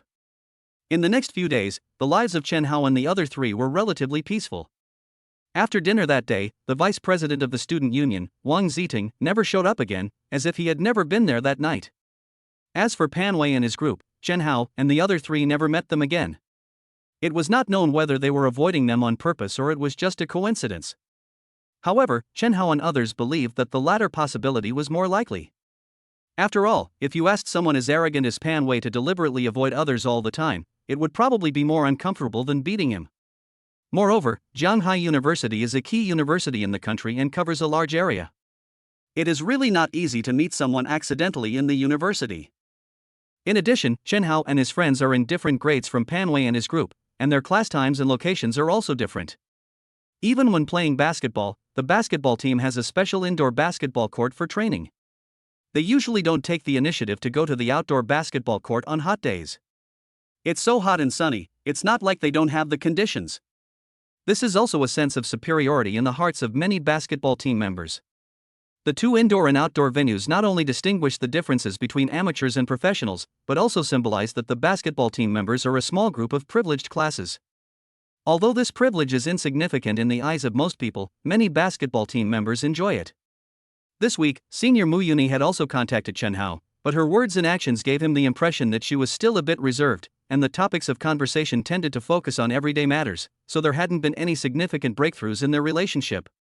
Chen Hao wasn't worried about this, and continued to chat intermittently. On the other hand, when biting, another campus beauty and Japanese major from the School of Foreign Languages had been trying to chat with Chen Hao lately, appearing quite enthusiastic and proactive. Last time, Chen Hao had declined the senior's film invitation due to a basketball game, but now the two had agreed on a new project, dinner tomorrow night. That night, Chen Hao welcomed the early hours of the morning with a nervous and excited mood. He said to the system with some resentment in his heart, System, do you know how I have been spending this week? The system did not give Chen Hao any face and did not want to pay any attention to him at all. In fact, Chen Hao could have punched in his weekly sign-in early yesterday morning, but there was a one-day gap between the regular weekly sign-in and the weekly sign-in exchanged for his daily sign-in, so Chen Hao simply waited until now. This way, you can clock in for your regular weekly sign-in at the last minute or second before midnight, and then clock in for your redeemed weekly sign-in at midnight or later. Double the rewards, double the fun. The time reached 11:59 p.m. After a week, Chen Hao once again called out those familiar yet unfamiliar words, System, sign in. The system's originally mechanical answer also made Chen Hao feel a little familiar, sign in successful. Congratulations to the host for randomly winning the weekly sign-in prize, 100% equity of Jiudao Japanese restaurant. Hearing the name Jiudao, Chen Hao was stunned. He knew this store. It was located on the same street as the Junyuexuan where he invited Mu Yuni to dinner last time. The only difference was that Junyuexuan was located near the corner of the street and was relatively remote, while Jiudao was located in the center of the commercial street, where there were a lot of people and it was the most lively place on the whole street. If Junyuexuan is positioned for middle and high-end customers, then Jiudao is purely for high-end customers. The entire store has 2 floors with a total area of more than 2,000 square meters. It is said that the decoration alone cost more than 10 million. You rarely see students there, because the per capita consumption level of 800 plus is not something an ordinary college student can afford. However, the price of over 800 yuan per person not only did not scare away many diners, but made the Jiudao restaurant business even more popular. It is said that if you make a normal reservation for a meal, you will have to wait for more than a month. Of course, these were all what Chen Hao heard from Yang Shuai, and he had never actually been there. Before, he didn't have the money. Now, he doesn't have the opportunity or the right person, and Chen Hao himself is not interested in the food of the small island country, so he has never been there. However, he had been chatting with Wen Biting these past 2 days, and he had the impression that she seemed to have mentioned that she quite liked Japanese food. Maybe they could arrange dinner there tomorrow night. Chen Hao's thoughts flashed through his mind one by one. By the time he realized what was happening, it was already past midnight. He immediately shouted to the system, sign in. The system's voice continued to sound, sign in successful. Congratulations to the host for randomly winning the weekly sign-in prize of 500 million elephant coins from the Elephant Live platform. Note, cash withdrawal is not allowed. The reward has been issued to the host's Elephant Live account. Upon hearing this, Chen Hao quickly opened his Elephant Live app wallet. Sure enough, the account balance showed exactly 500 million elephant coins. Based on the recharge ratio of 1:10, the system had recharged 50 million for him on the Elephant Live platform. If it were any other time, Chen Hao would definitely be very excited looking at the countless numbers in his account, but now he couldn't feel happy at all when he saw the 4 big words, no withdrawals. This is so fucking ridiculous. System, you're not teasing me on purpose, are you? Chen Hao complained to the system. Elephant Live is currently the largest live streaming platform in the country. It is said that the number of daily active accounts is over 300 million. It can be said to be a phenomenal live streaming platform software. Chen Hao used to use this software frequently to watch live broadcasts. He especially liked watching the young ladies in black and white stockings twisting their bodies and dancing on the screen. No, he especially liked to watch the learning materials with black and white covers. This was the source of happiness that Chen Hao liked to take a look at whenever he had nothing to do. But since he had the system, Chen Hao lost interest in watching live broadcasts. After all, the people on the online screen are not real people. No, it's the learning materials on the online screen. They are not as good as the books in the university library. The prizes the system gave out this time were a bit outrageous. When I first heard about the 500 million, I thought it was because I hadn't contacted the system for a long time, so the system was going to give me a big reward. I didn't expect that in the end, it actually gave him a big reward, and the clown turned out to be himself. Could it be that because the system hasn't been working for a week, I'm feeling a little upset and in a bad mood? Fortunately, the reward for the previous week's signing was quite good, which brought some comfort to Chen Hao's somewhat wounded heart. Looking at the cold 500 million elephant coins in his account, Chen Hao's thoughts drifted away. Could it be that I, the former light of the live streaming platform, the big tiger on the road, the little white dragon in the river, the unparalleled young master, the handsome broadcaster of gospel, will be back again? Thinking of this, he felt worried and sorry for the viewers who were watching the live broadcast in front of the screen. Men, tremble. Watch your female anchors, because I'm coming. No, classmates, tremble. Watch your teachers, my thirst for knowledge is intense, and the consequences will be severe. Chapter 30. Flies come to the door. The next afternoon, at the school's south gate, countless male students passing by would cast fiery glances at a figure standing at the entrance. Some of those with girlfriends would even try to sneak a peek at that figure through various pretentious actions. Some of their girlfriends pretended not to know, while others slapped them directly, and some secretly pinched the soft flesh on their boyfriends' waists. The figure was none other than Wen Biting, waiting for Chen Hao. She had dressed up for her date. She wore a black knitted tube top with English monogram printed on it, revealing her toned, alluring belly and a faint hint of her abs. She wore light blue denim shorts and a pair of beige, thin-strap sandals adorned with sparkling sequins. Her 10 snow-white, pink toes were adorably charming. A simple outfit, an itchy enjoyment, fair skin, beautiful face, and long legs are embodied at this moment. Didn't you see those male classmates staring at Wen Biting with their eyes almost popping out? You are using this to test those male classmates? Which male classmate can withstand such a test? Although Wen Biting is only a sophomore, she is much more mature than her peers. While many female classmates of her age are still immersed in college dating, shopping, and gossiping with their girlfriends, Wen Biting already knows very clearly what she wants and even plans for her future after graduation. It's said that a woman has 2 chances to be reborn, one from her parents and one from her husband. Wen Biting agrees deeply. She is very grateful to her parents for the first time, which allowed her to live a healthy and carefree life until now. She has never suffered any hardship since she was a child. However, the help her parents can give her is limited. She cannot rely on her parents alone to give her the life she wants. Therefore, Wen Biting has very high requirements for her boyfriends. Her phone is full of contact information for rich second-generation and even third-generation rich people, both inside and outside the school. However, she has only chatted with most of them on the phone. Only a small number of them have she had private meals with them, but that was when they were together with a group of people. She has never eaten alone with them. Therefore, it is a very amazing thing that a beautiful woman like Wen Biting can still maintain her virginity and solo at this age. This is also the result of her self-discipline and restraint. Just as Wen Biting opened the makeup mirror to check her makeup for the day, a Porsche 718 stopped in front of her. The driver honked the horn, attracting her attention. "Mr. Wen, it's so hot outside now. Don't stand there alone. Why don't you come sit in my car? I have the air conditioner on, it's cool. And where are you going? I can give you a ride." The boy driving the Porsche 718 is Wen Biting's classmate. His name is Makoto Iki, and his Chinese name is Yang Wei. He is a Chinese-Japanese. Interestingly, he came to Jianghai University as an exchange student from Japan. He did not live in an ordinary student dormitory, but in a 2-bedroom, 1-living-room international exchange student dormitory specially built by the school. The accommodation conditions are much better than those of ordinary students. Makoto Iki's family is quite wealthy. I heard that his parents have businesses in both Japan and China. In addition, he is an international exchange student, and the school also provides subsidies and various benefits to people like him every year. So when he just started his freshman year last year, he bought a second-hand Porsche 718 in Jianghai and drove it around the school. When Makoto Iki first came to class as a freshman, most of his classmates were curious about him but also had a bit of kindness towards him.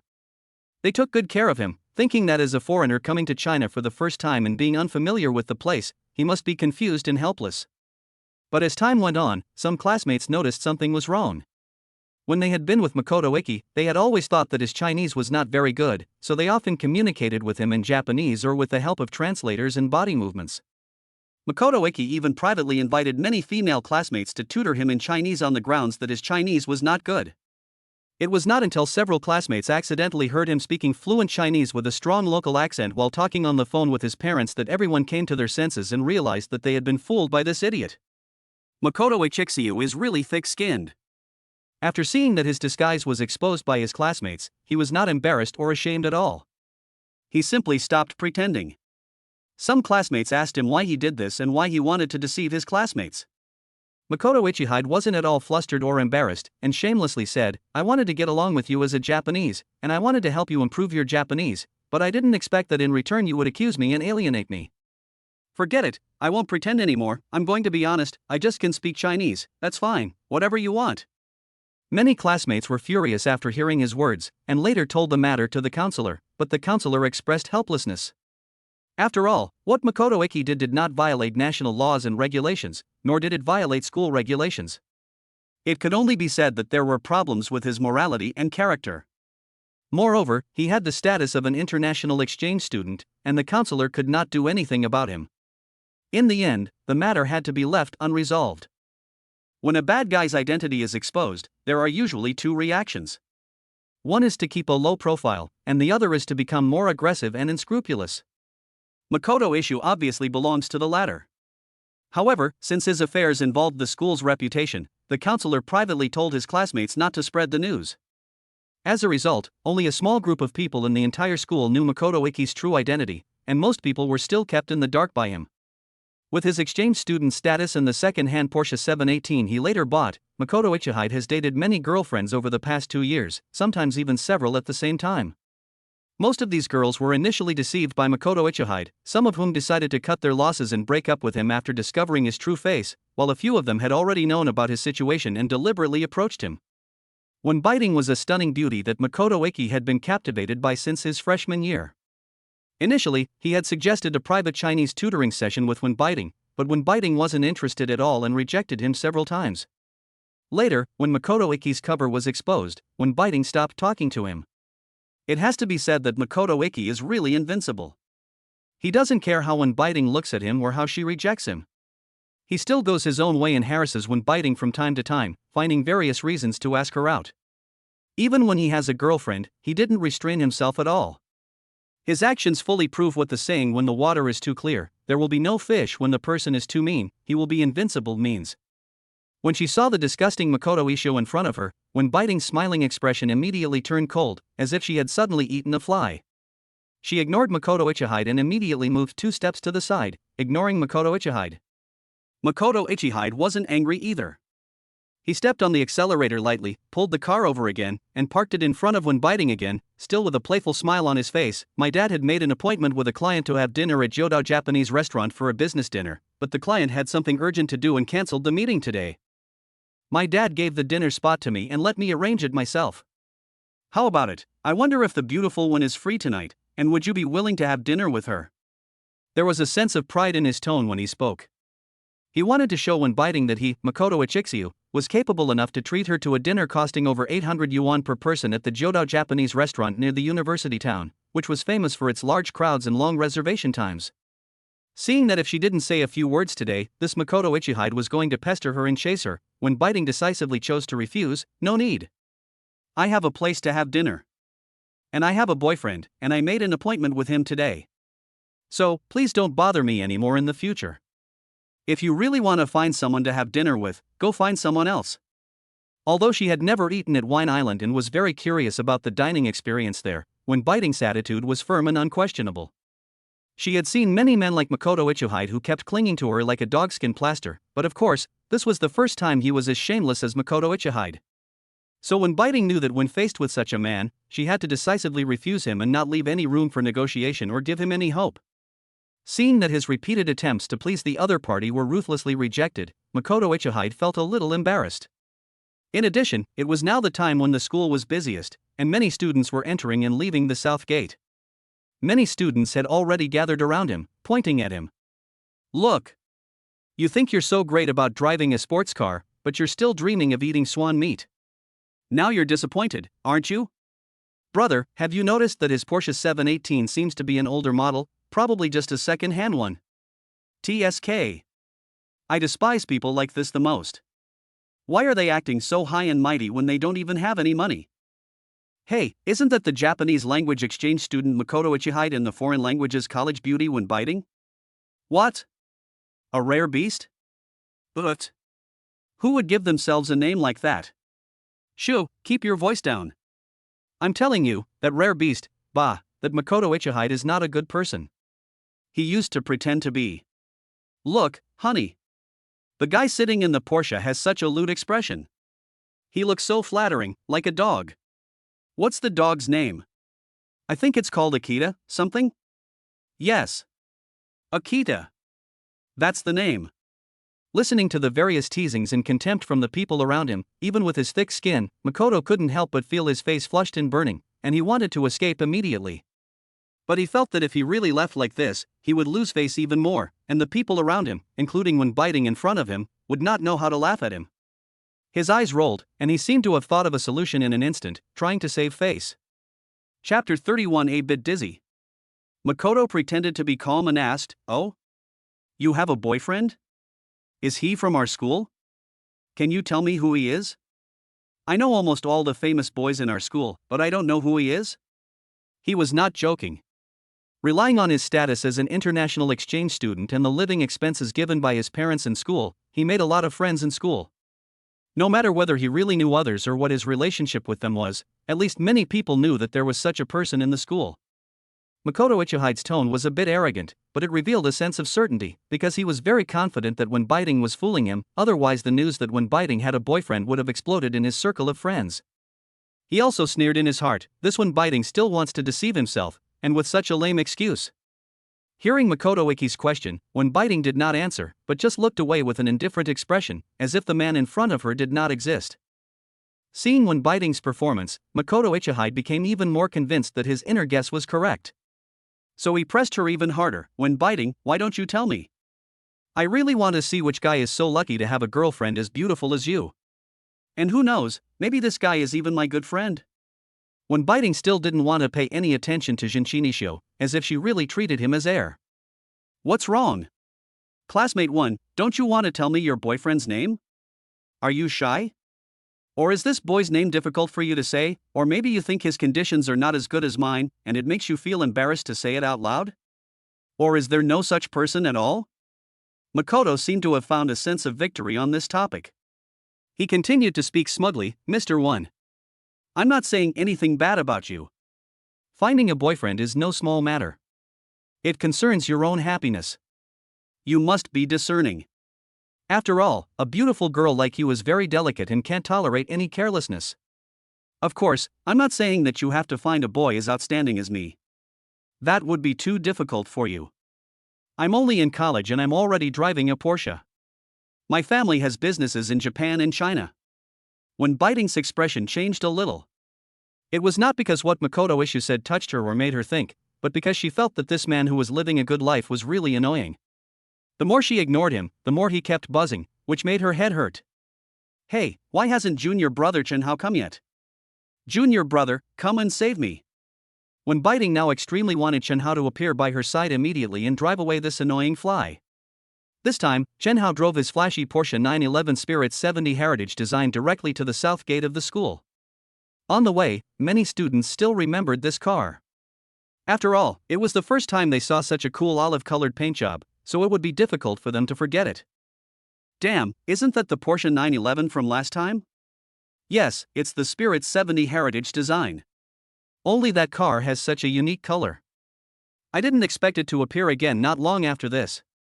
I guess the owner of this car must be a student or teacher from a nearby school, otherwise why would he appear here every few days? I don't think so. How could an ordinary student or teacher afford a car like that? Maybe it's driven by the boyfriend of the campus beauty from our school or one of the surrounding schools." Makoto Ichihide naturally noticed the eye-catching Porsche 911 Spirit 70 Heritage design. After all, he currently drives the lowest-level Porsche 718, so naturally he yearns for higher-end models.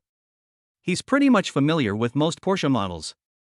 He knows that this car will cost nearly 3 million yuan, far beyond the reach of a student like him. But this does not affect his love and appreciation for the car, because it is really cool. Makoto Ichihide looked up at Wen Biting and found that she was also staring at the car, so he felt an inexplicable sense of pride in his heart. This is a Porsche 911 Spirit 70 Heritage design. It costs nearly 3 million yuan, which can buy 3 or 4 of my 718s. But I'm not bad now. I just started college and I can afford a luxury car worth about 700,000 yuan. And maybe when I graduate and get a job, I can persuade my family to buy me this car. Of course, it's a second-hand one. The last sentence was what Makoto Ichihide was thinking, and naturally he didn't say it out loud.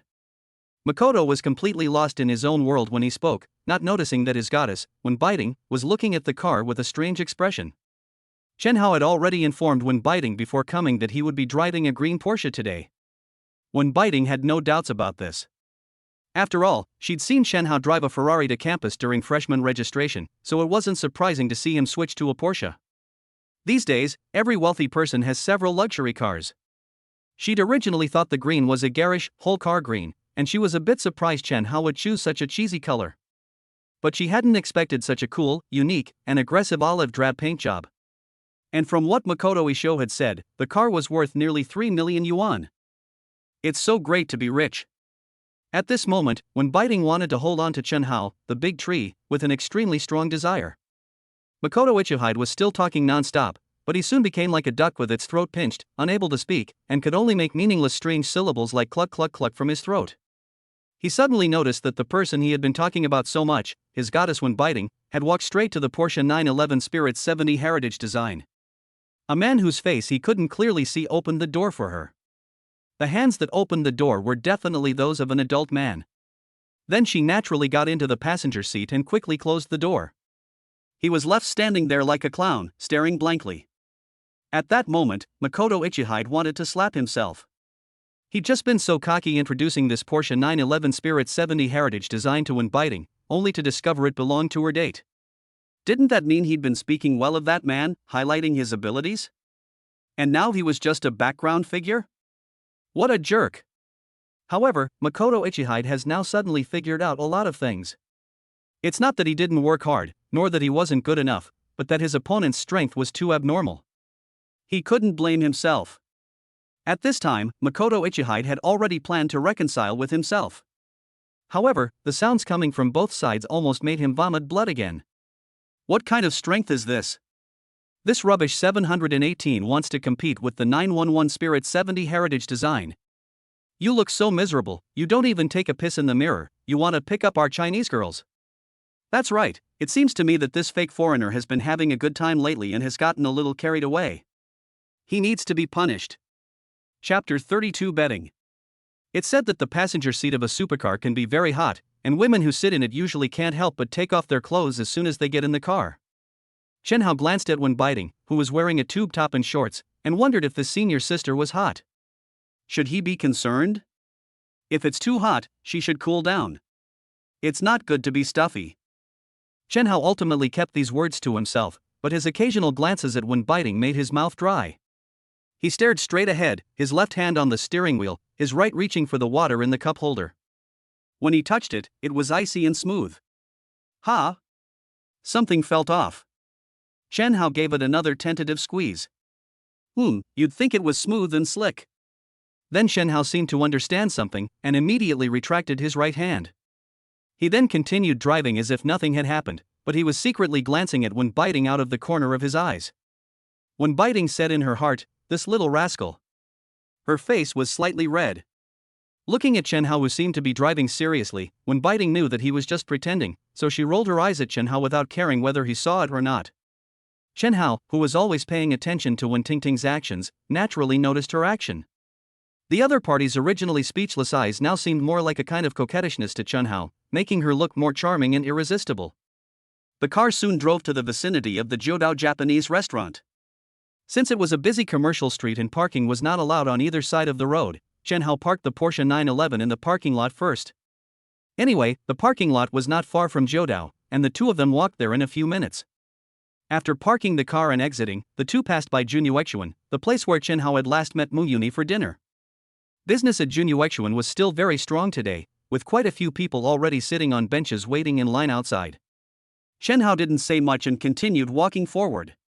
When Biding, who was standing beside him, suddenly spoke up, her tone devoid of emotion, "Junior Chen Hao, I heard you met Mu Yuni, a sophomore from your department, for dinner here last time. How was the food? Was it good?" Chen Hao felt a little embarrassed when he heard Mu Yuni's words, but he quickly adjusted his mood. It's okay. I just wanted to thank senior sister Mu Yuni for taking care of me when I first enrolled." "Oh, then Mu Yuni must be very gentle? I heard that she is the campus belle of your school of economics. What do you think? Is she very beautiful?" When Biding was still unwilling to let Chen Hao go easily. It's okay. To be honest, I'm actually face blind and can't tell whether Mu Yuni is pretty or not." Some sweat had already seeped out of Chen Hao's forehead. He didn't know if it was because of walking in the hot weather or for some other reason. "Really? Then I wonder if you think I'm pretty or not." There was a hint of cunning in Wen Biding's eyes. She was also very curious and wanted to see how her junior would answer this question. "I don't know whether you are pretty or not, but every time I see you, my eyes suddenly light up, as if a fairy has descended from heaven. What's more important is that you have a kind and interesting soul."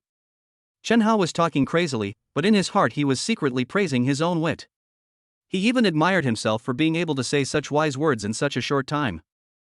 Wen Biding made a sound from her nose, but she didn't continue to ask Chen Hao any more questions. From the curve of her lips, it can be seen that she is in a very good mood now, and she must be very satisfied with Chen Hao's answer. "Ha!"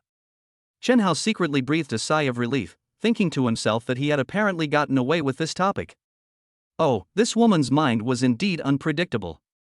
A clear blue sky could turn into a violent storm in an instant. It was completely unpredictable. Sometimes there would even be a sun shower, making it even more unpredictable. After walking for a few minutes, the two arrived at the entrance of the Jiudao Japanese restaurant. Surrounding the restaurant were restaurants and shops, each one looking brisk. The entire street was bustling with activity. Chen Hao took a quick look and noticed that most of the people were young, many of them couples, arm in arm, displaying affection. He even spotted two young men, seemingly college students, holding hands and glancing sweetly at each other. Chen Hao's pupils trembled slightly at this, a hint of confusion. But he still offered his respect and blessings. When Biding only found out today that Chen Hao was taking her to the Jiudao Japanese restaurant for dinner after getting in the car. They had originally agreed to a Western-style restaurant with good online reviews, which was a bit further away. After she got in the car, Chen Hao mysteriously announced that they were canceling the Western restaurant and would be taking her to a better place. When Biding asked Chen Hao where the dinner was, but he smiled and said she'd know when they got there. After hearing what Chen Hao said, When Biding was also a little curious. After all, based on her impression of Chen Hao, he would never take her to such a bad place. Facts proved that she was not wrong. Wow! It's the Jiudao Japanese restaurant. Junior, are you planning to take me here for dinner tonight? There was a hint of anticipation in Wen Biding's eyes. Chen Hao did not disappoint her. He looked at her and nodded with a smile. "Ah! Junior, how do you know I like Japanese food?" "Well, I know. It turns out you still remember what I told you during our previous chat.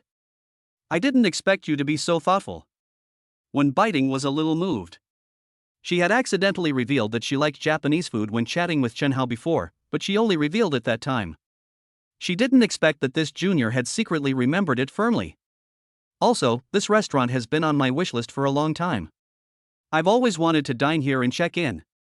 Unfortunately, the prices are too high. According to online reviews, a simple meal for two people will cost 2,000 to 3,000, and if you want to make a reservation, you have to make it at least a month or two in advance."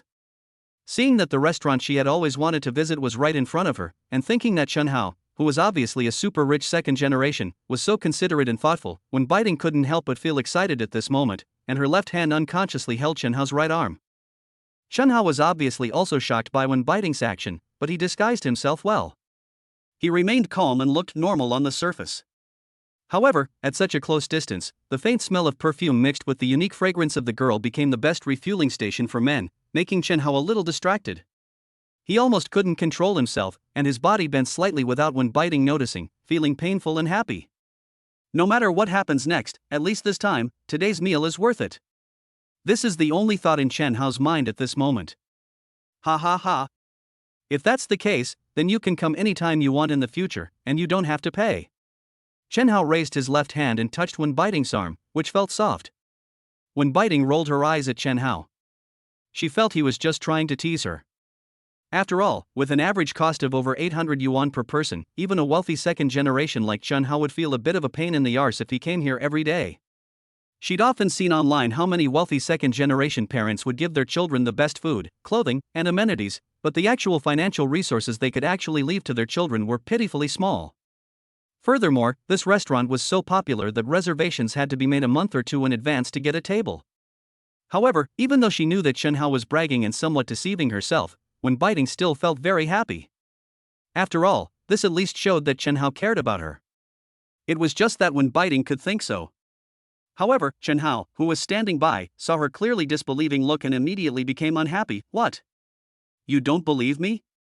Wen Biting was about to say something when Chen Hao interrupted her. How about we make a bet? Wen Biting was also aroused by Chen Hao's words and said, sure, let's bet. But what are we betting on? After a moment of contemplation, Chen Hao said, I haven't decided what to bet on yet. I'll tell you when I think of it. Okay, I haven't decided what to bet on yet, so let's start betting first. The winner can tell the other party what the specific bet is after he or she has decided on it. But I can tell you that the winner will definitely be me. Wen Biting answered confidently. Chen Hao didn't argue with her and said with a smile, okay. Then it's a deal. This little girl is still too young and hasn't seen the dangers of society. This time, I can be considered a good person and helped her grow. Oh. I am still too kind. Chapter 33, Meeting Makoto Ichihide again. Most of the guests who ate at Wine Island made reservations in advance, but the restaurant would also release a small number of seats each day for walk-in customers. However, most of the time, they were either completely unavailable or had to pay a scalper a large sum to get one. So when Chen Hao and Wen Biting entered the restaurant, there were still a few customers standing at the door, all of them trying their luck and hoping to get a seat. Although Chen Hao and Wen Biting both had good temperaments, especially Wen Biting, who was beautiful and charming, they attracted the attention of many men as soon as they entered the door. However, their clothes were very ordinary, and they looked like college students. Many people thought that they came here to try their luck and see something. The receptionist at the front hall was stopped by two guests and for a moment he didn't see Chen Hao and Wen Biting who had just come in. At this time, Chen Hao felt a gust of hot wind blowing in from behind him, which must be someone else coming in. This was a couple who didn't stop at the door but walked straight in. Seeing the waiter being entangled by someone, the couple had to stop. Hey, it's you two? One of the boys noticed Chen Hao and Wen Biting standing at the door and said with some amusement. This boy was none other than Jinshinisho, who had tried to ask Wen Biting out at the south gate of the school. Chen Hao didn't recognize the girl next to Makoto Ichihide, but Wen Biting was very familiar with her. The girl's name was Lu Ling. She was a classmate of both Makoto Ichihide and her. The three of them were all majoring in Japanese. Of course, Lu Ling didn't live in the same dormitory with Wen Biting. But Wen Biting never thought that Lu Ling would get together with Makoto Ichihide. Although her relationship with Lu Ling was not very good, after 2 years of being classmates, she felt that this girl was relatively low-key and there was no gossip or negative news about her.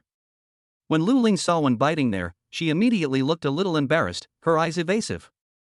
After all, students from other majors might not know, but wouldn't they, the Japanese major, know what kind of person this Makoto Ichihide was?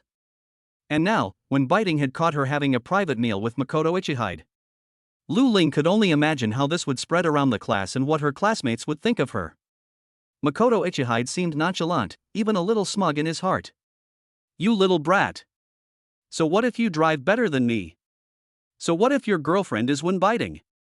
You still have to wait in line to eat at Jodao now, and you might not even get a turn in the end.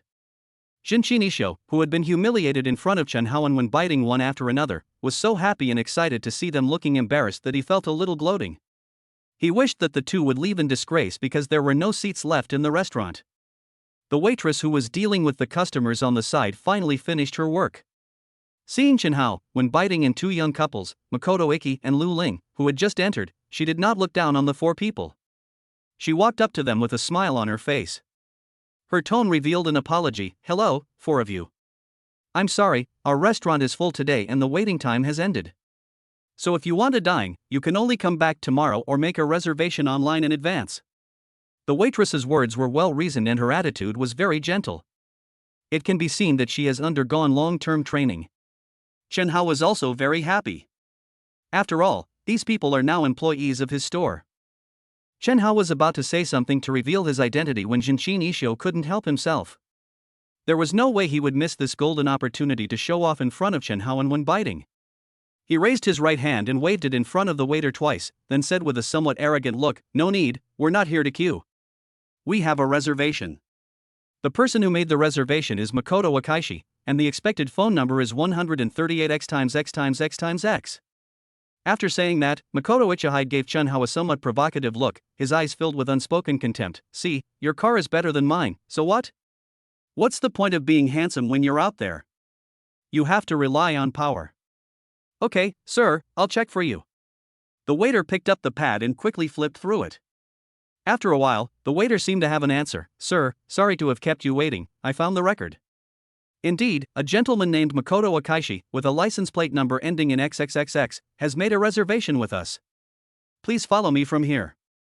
The waiter had spotted Chen Hao, Makoto Ichihide, and the other three chatting, so his first thought was that they must know each other and be dining together. "Wait, I'm not in the same group with those two." Seeing that the waiter seemed to have misunderstood something, Makoto Ichihide quickly pointed at Chen Hao and went biting beside him and said, "This." The waitress was also a little confused by Makoto Ichihide's words. After all, as an outsider, she felt that the four people didn't seem to have just met when they were talking, and she didn't expect Makoto Ichihide to respond so suddenly. However, the waitress's professionalism was indeed quite good. She immediately reacted and looked at Chen Hao and when biting with a slightly apologetic look, "Sorry." Unexpectedly, as soon as the waiter opened his mouth, Makoto Ichihide started making trouble again. "Mr. Wen, if you really want to eat here, it's not impossible, but he can't." Makoto Ichihide looked at Chen Hao with a mocking look in his eyes. "No need. We won't eat here." When biting decisively rejected Makoto Ichihide's invitation. Although she couldn't eat at Wine Island today and met someone as disgusting as Makoto Ichihide, she was actually quite happy in her heart, because her junior brother Chen Hao lost the bet with her. It seemed that she had to think carefully about what her spoils were. Lu Ling, who had been silent all this time, still had a blank expression on the surface, but she was already very happy in her heart. In school, when biting was the goddess of the college, the object of flattery by countless male classmates, and the object of secret jealousy by countless female classmates. Lu Ling was not bad looking, but whenever their Japanese major was mentioned, the first person that everyone thought of was when biting. I remember when I was a freshman. Once, a male classmate that Lu Ling had secretly loved for a long time suddenly contacted her.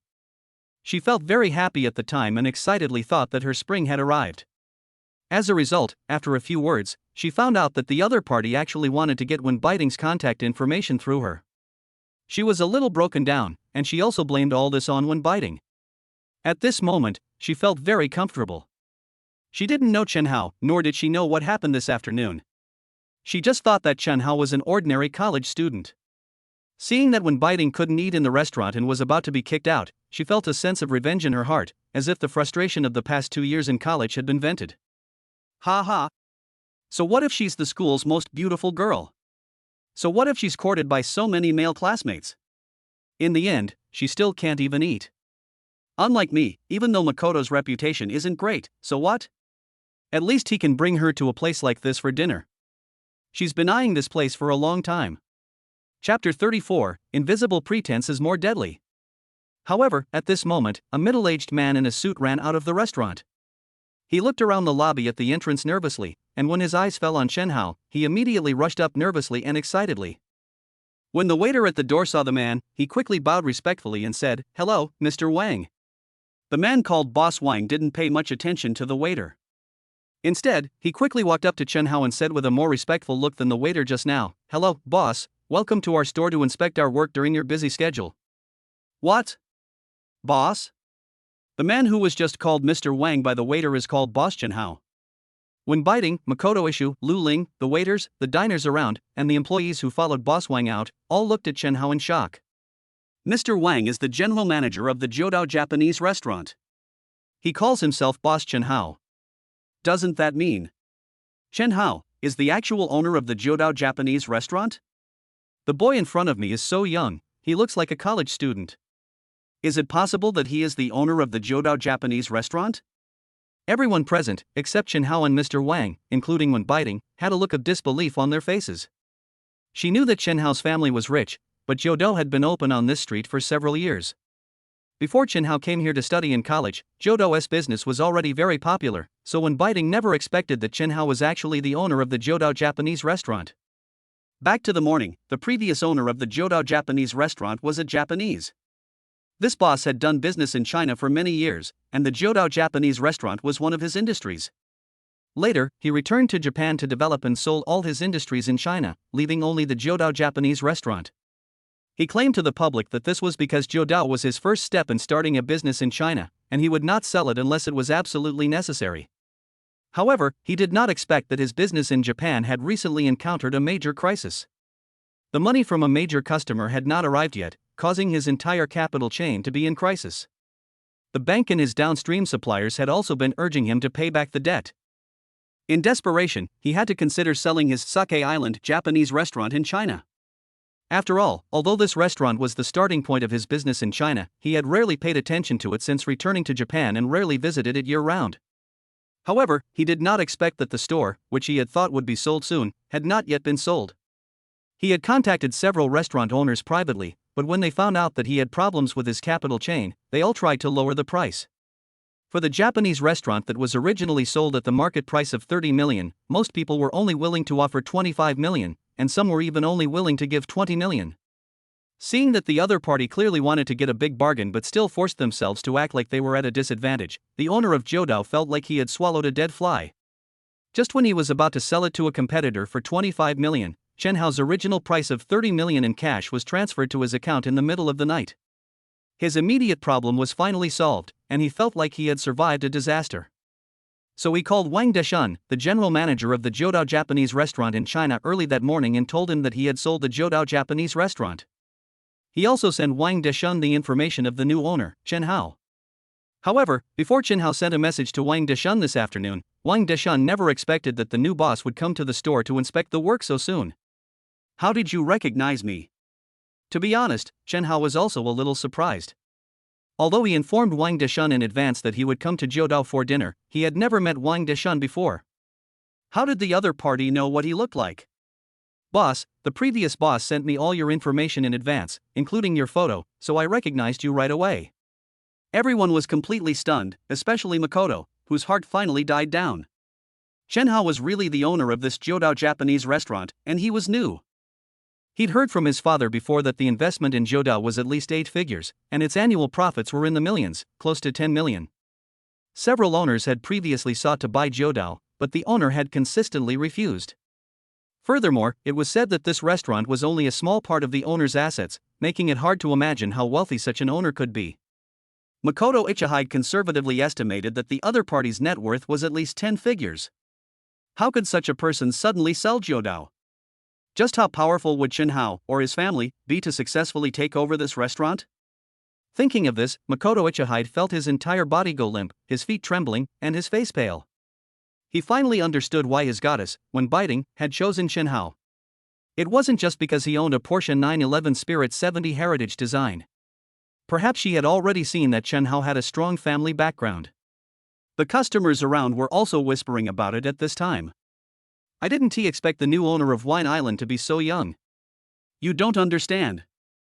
This store might just have been bought by the other family and given to this young man to run as a training ground. That makes sense.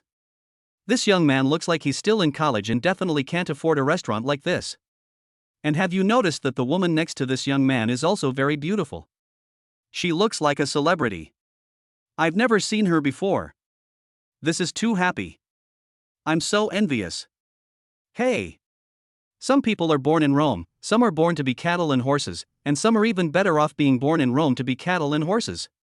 Sometimes, the difference between people is greater than the difference between people and dogs." Listening to everyone's discussions, Makoto Ichihide's legs went weak and he almost fell to the ground. Chen Hao rubbed his nose awkwardly. While it felt good to be praised, he hadn't really meant to show off. However, this perhaps further illustrates the saying, "Invisible pretense is even more deadly." At this time, another waitress came. She didn't say anything, but nodded to the general manager Wang Deshun.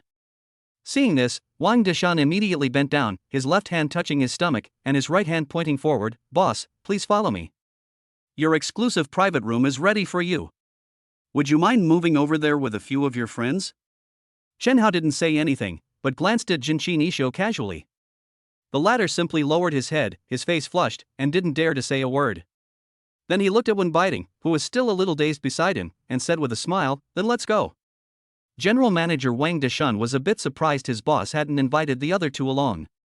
It wasn't until the doorman whispered what had just happened in his ear that he immediately guessed what had happened. It must have been that sharp-nosed, monkey-faced man who looked down on others, unaware that Chen Hao owned the restaurant, and deliberately humiliated him. Thinking this through, Wang Deshun's gaze towards Jinqi Nisho grew even colder.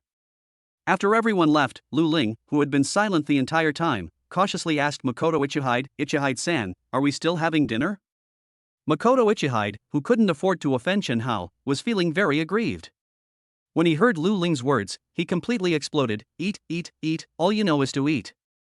Are you a starving ghost reincarnated? If you have the guts, go to that Chen Hao's private room with Wen Baiting to eat. You're such a damn unlucky star." After that, Makoto Ichihide rushed out the door. Lu Ling, who stayed where she was stunned by the series of scoldings from Makoto Iki.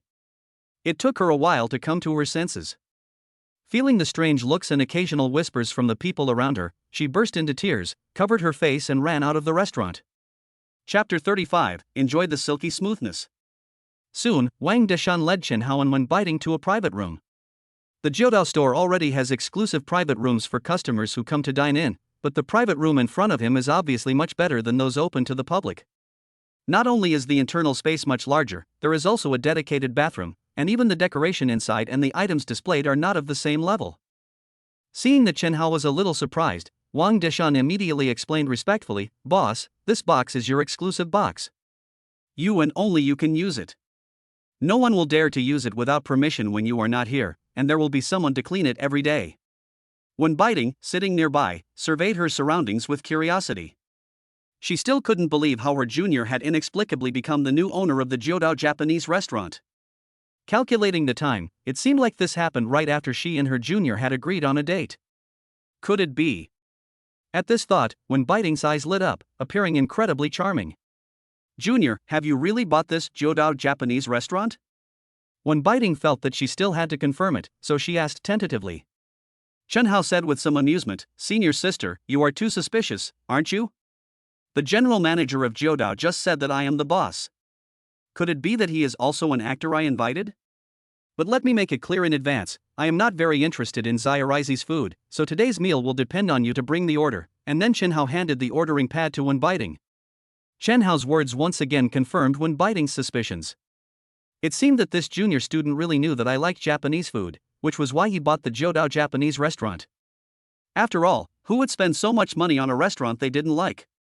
It is said that women are made of water. Wen Baiting felt that she had turned into a pool of water at this moment, her whole body soft and powerless. The look in her eyes when she looked at Chen Hao was even more tender. She felt that this junior in front of her was so handsome, rich, and charming. He was full of domineering aura at such a young age. "You damn bad guy, you bully others like this.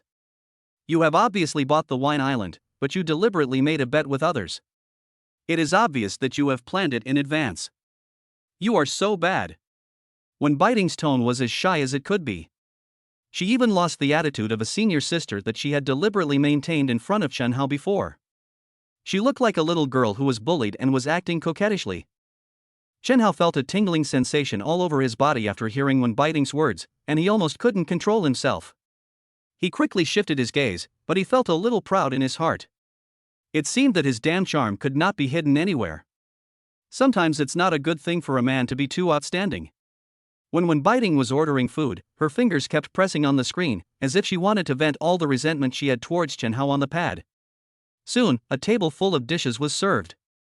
Salmon, Arctic scallops, New Zealand lobsters, black gold abalone, Australian lobster, king crab, etc., all the signature dishes of the restaurant were placed on the table. Even Chen Hao, who didn't like Japanese food very much, felt hungry when he saw the dishes on the table. General Manager Wang Deshun knew that it was his boss who was having dinner in the private room, so he specially asked the waiter to bring a bottle of 1993 Hanakomi Hikaru sake, which has a market price of more than 100,000 yuan. Chen Hao didn't know what was going on, but when biting, a Japanese language major and a fan of Japanese food, recognized it instantly and was secretly astonished. This table of dishes must have cost at least 100,000 yuan. However, as she devoured her meal, she didn't forget Chen Hao, constantly adding food to his bowl, sometimes even feeding him herself. This action made Chen Hao feel like he had eaten a ginseng fruit. Every 36,000 pores in his body revealed a sense of relief. This meal was worth it. By the end of the meal, their bodies were already tightly pressed together. It was unclear whether they were eating or eating something else, or who was eating whom. "Junior, I am very satisfied with today's dinner, thank you." When biting spoke, I don't know if it was intentional, her mouth was close to Chen Hao's ear and she blew hot air.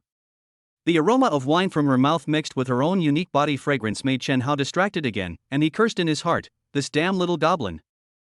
"Oh? Really? As long as you like it, I'm glad. As long as you are willing, you can come here to eat every day in the future. I'll pay the bill." Chen Hao also said like when biting. "Junior, no. No, it's a little itchy there." Feeling the strong scent of male hormones coming from her ears and above her neck, when biting felt like a puddle of water at this moment, her whole body was a little limp and weak, and her body was slightly flushed. Seeing this scene, Chen Hao became even more aggressive, and he crossed when biting's long legs on his legs, and his hands gradually became a little dishonest. "Senior sister, your legs are so beautiful. They will definitely be more beautiful if you wear black or white stockings," Chen Hao said with some anticipation. When biting had been made a little blurry by Chen Hao, and her whole body was charming and seductive, "Junior, do you like this kind of thing?" Chen Hao didn't answer directly, but looked at when biting with a wicked smile. "Then I wonder if senior sister is willing?" When biting's voice was as soft as a mosquito's. She lowered her head shyly, her face flushed. Chen Hao did not continue to do whatever he wanted. First, he also understood the principle of knowing when to stop. The older the wine, the better it tastes. Letting the bullets fly for a while is the right thing to do. Second, he did not want to do anything out of the ordinary in such a place. He was a newcomer, and who knew if there would be any bad taste left by the previous owner in this private room. He did not want to give outsiders an advantage. During the meal, although the two did not make the final breakthrough, when biting had basically been won over by Chen Hao. When she stood up and left the private room, she felt a little unstable. She didn't know if it was because she drank too much sake or for some other reason. After leaving the restaurant, the two of them strolled around the street for a while. Unlike the shoulder-to-shoulder stroll they had done before dinner, they were now holding hands, looking like a romantic couple in the heat of love. They didn't speak, just walking quietly, enjoying the rare tranquility of the moment. Finally, the two returned to Chen Hao's car. It was almost 9 o'clock at this time, and since today was a weekday, a large number of parking spaces near Chen Hao's car were empty. Soon after the two entered the car, the atmosphere immediately became heated again. Many scenes from the movie quickly emerged in Chen Hao's mind, and his body became a little excited.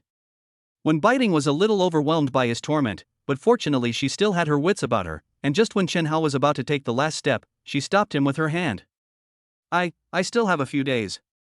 Chen Hao froze in his tracks, his expression vacant, his eyes thick with disappointment. But, senior, I feel bad." Chen Hao feigned the appearance of a bright and innocent college student, as if he were the victim. When biting naturally knew what he was thinking. She gave Chen Hao a coquettish look without saying a word. After hesitating for a moment, she moved directly in the narrow space of the carriage and soon knelt down in front of Chen Hao. Soon Chen Hao felt the charm of manual labor. He could feel that this senior sister should be a novice and her movements were still unfamiliar, but 2 words, very smooth. At this moment, Chen Hao enjoyed the silky smoothness. Chapter 36 Junior, is this really your home? As his body shook, Chen Hao felt a sense of satisfaction both physically and mentally, and his expression was no longer as depressed as before. Since both of them had been drinking, and even though the place wasn't far from the school, Chen Hao still chose to be a law-abiding citizen. He called a private car to take when biting back to school.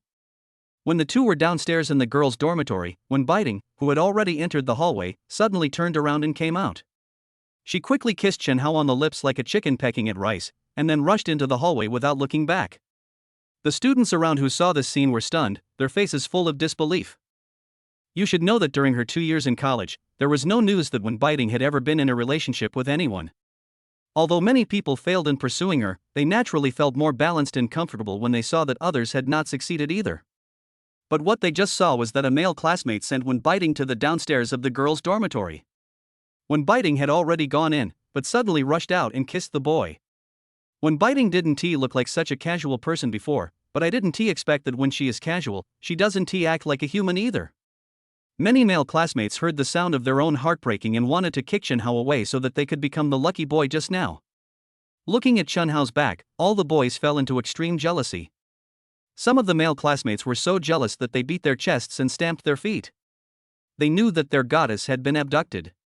Even though they had thousands of words to say to Chen Hao, they were uneducated and could only say chow wow, no, it was wow to express their anger. Fortunately, it was late and dark, and Chen Hao and Wen Baiting were not in the same grade or even the same college, so the classmates who came and went did not recognize Chen Hao.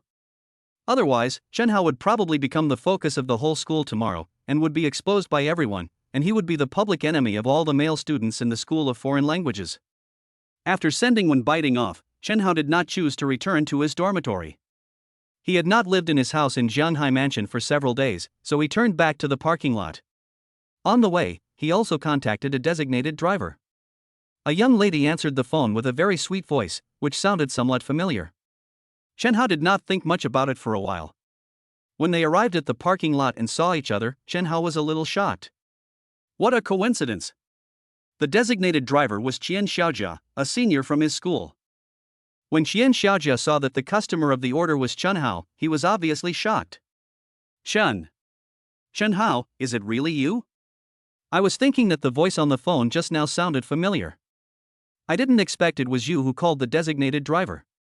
Chen Hao glanced at the empty parking lot. He spread his hands and said helplessly, if no one else in this parking lot wants a designated driver, then I'm the only one left.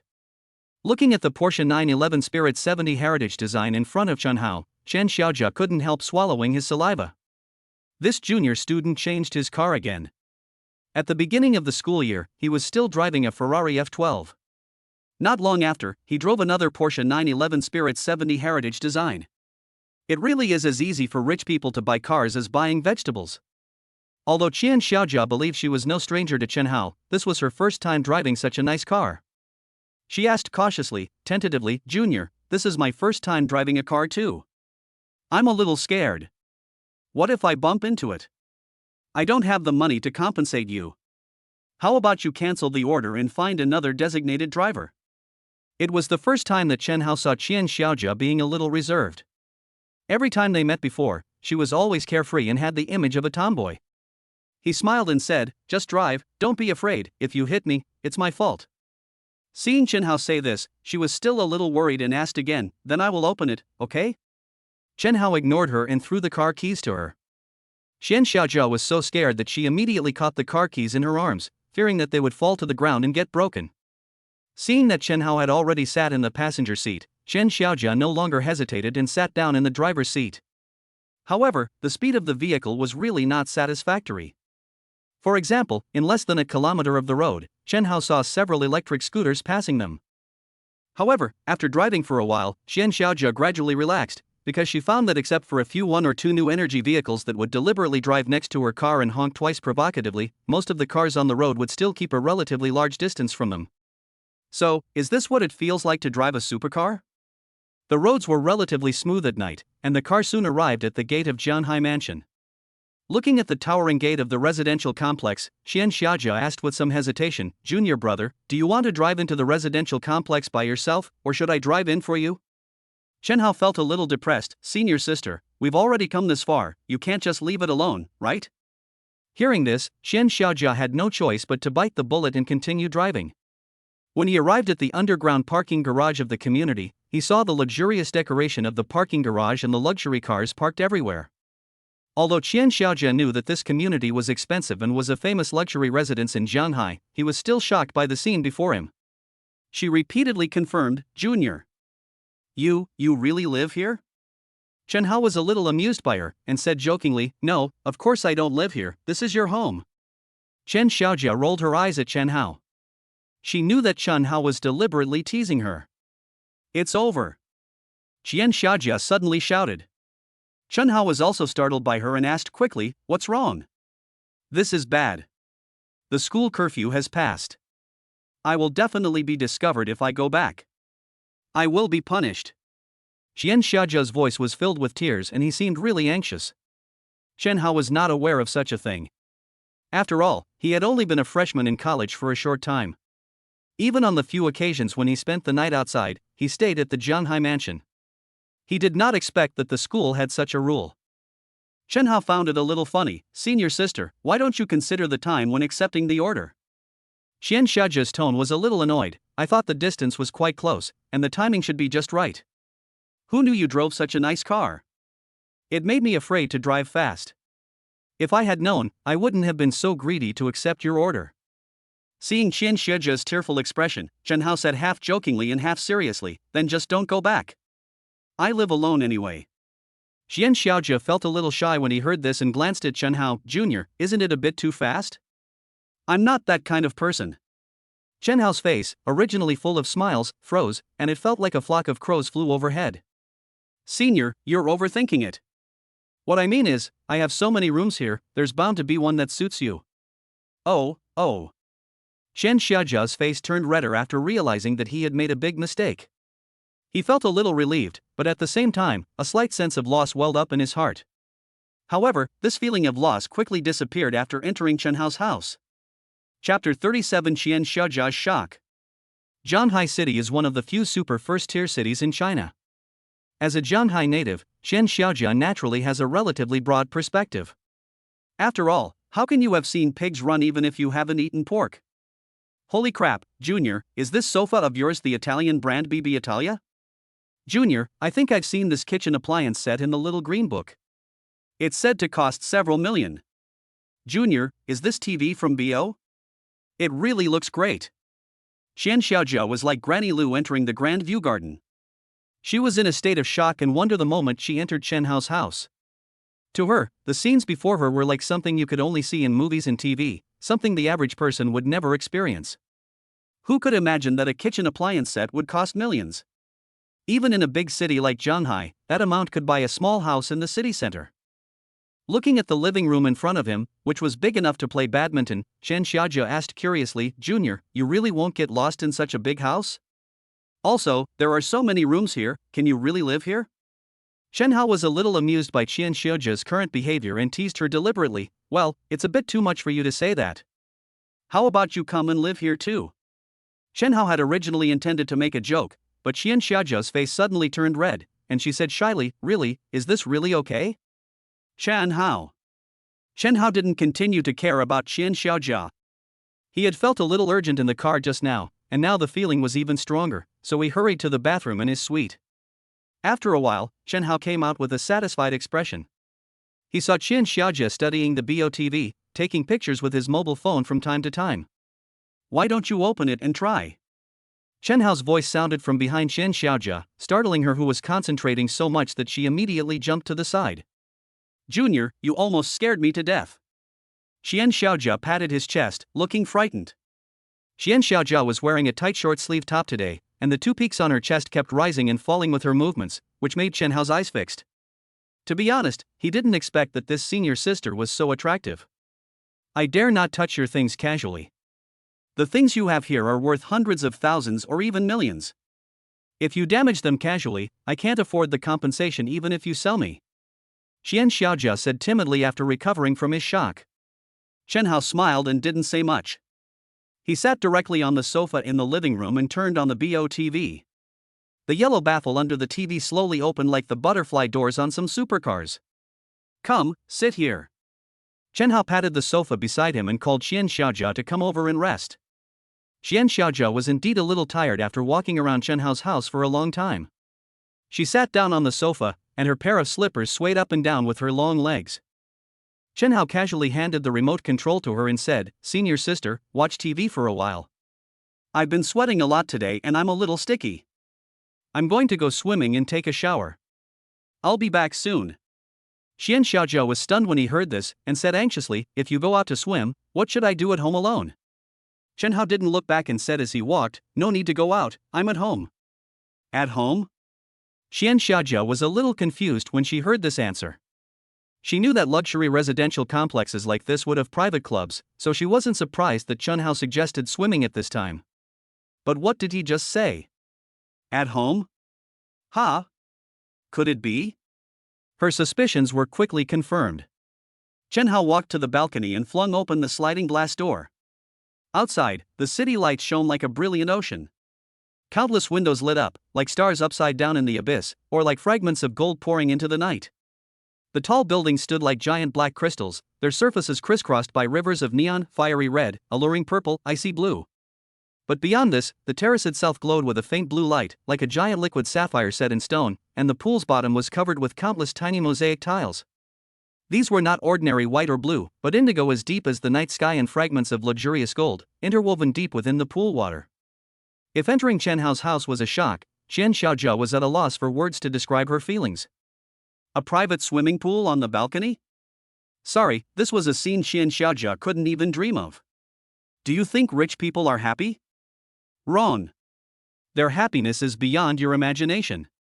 If she hadn't brought a change of clothes today, Xian Xiaojia would have wanted to jump into the swimming pool right now and feel the happiness of being rich. She quietly took out her cell phone and recorded the scene in front of her.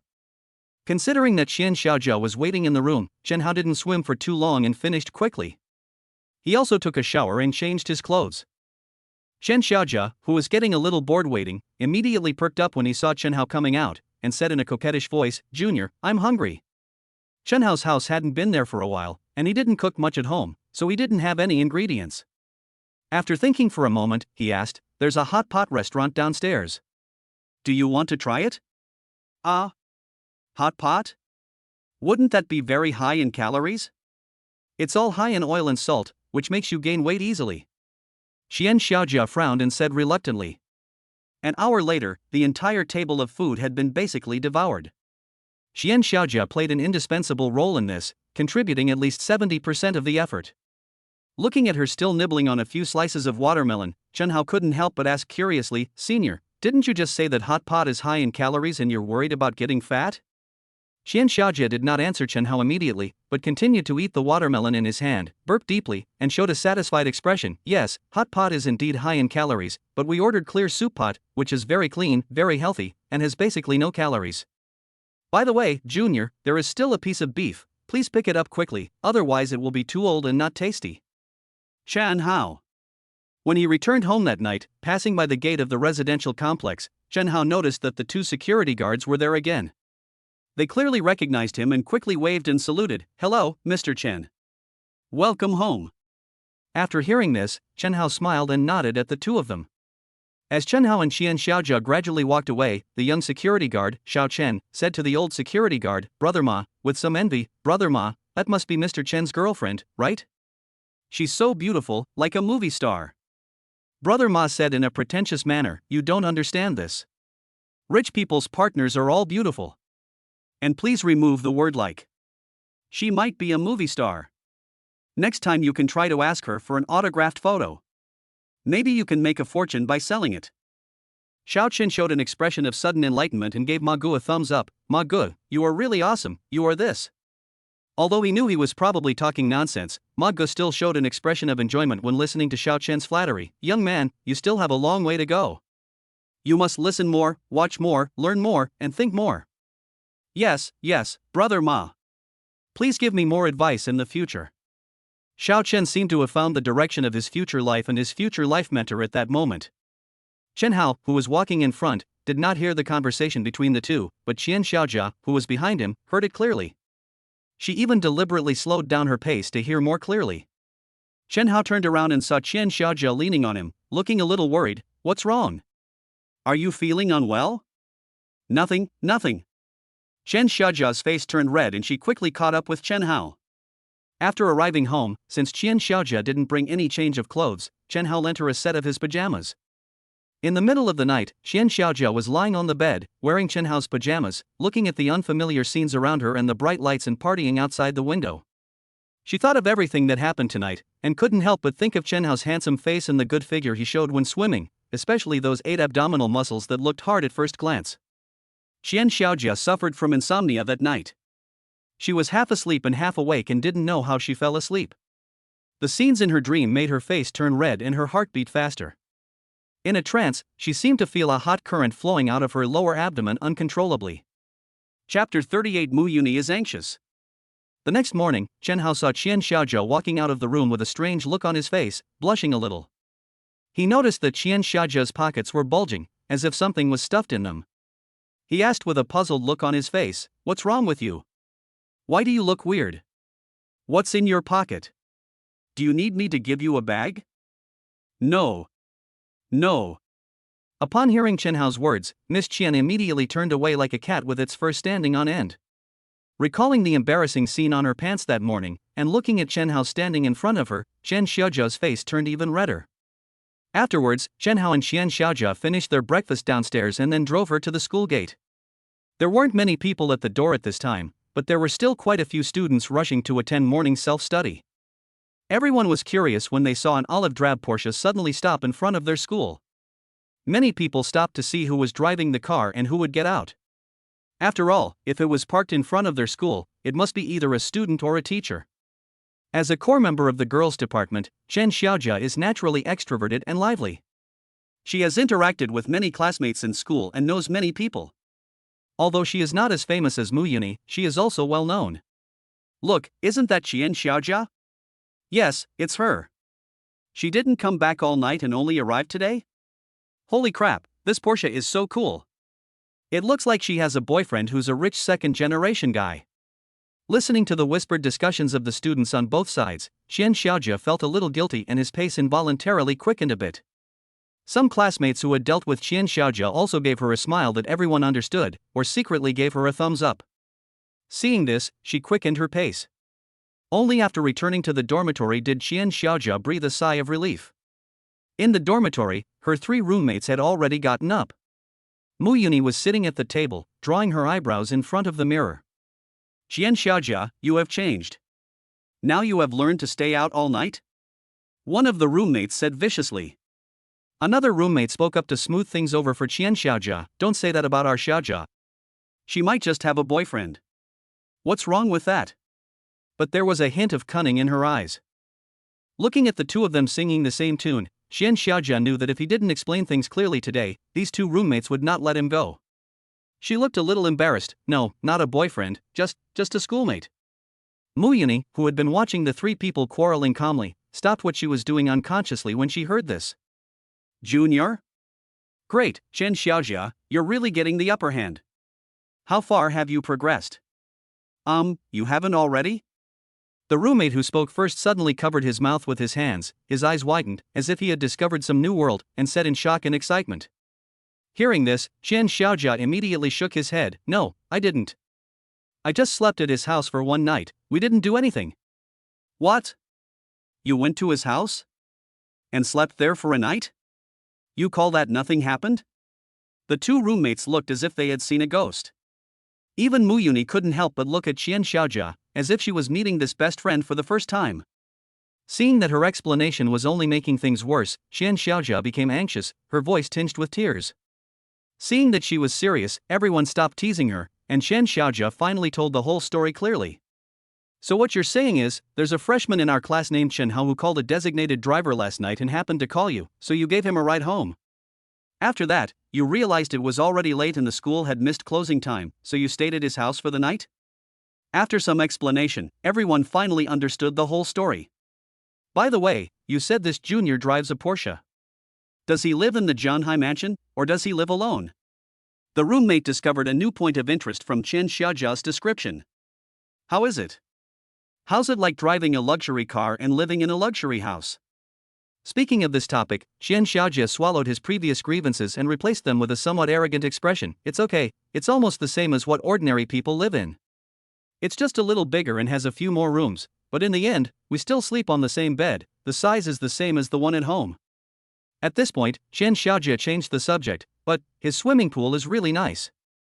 "A swimming pool at home? Oh, I see. Xiaozhou, you're talking about the swimming pool in the community clubhouse. I heard that these high-end communities all have private clubs that provide all kinds of services. I'm so envious. I can't imagine how cheerful I would be if I lived in a community like that. No, I'm talking about our own swimming pool at home.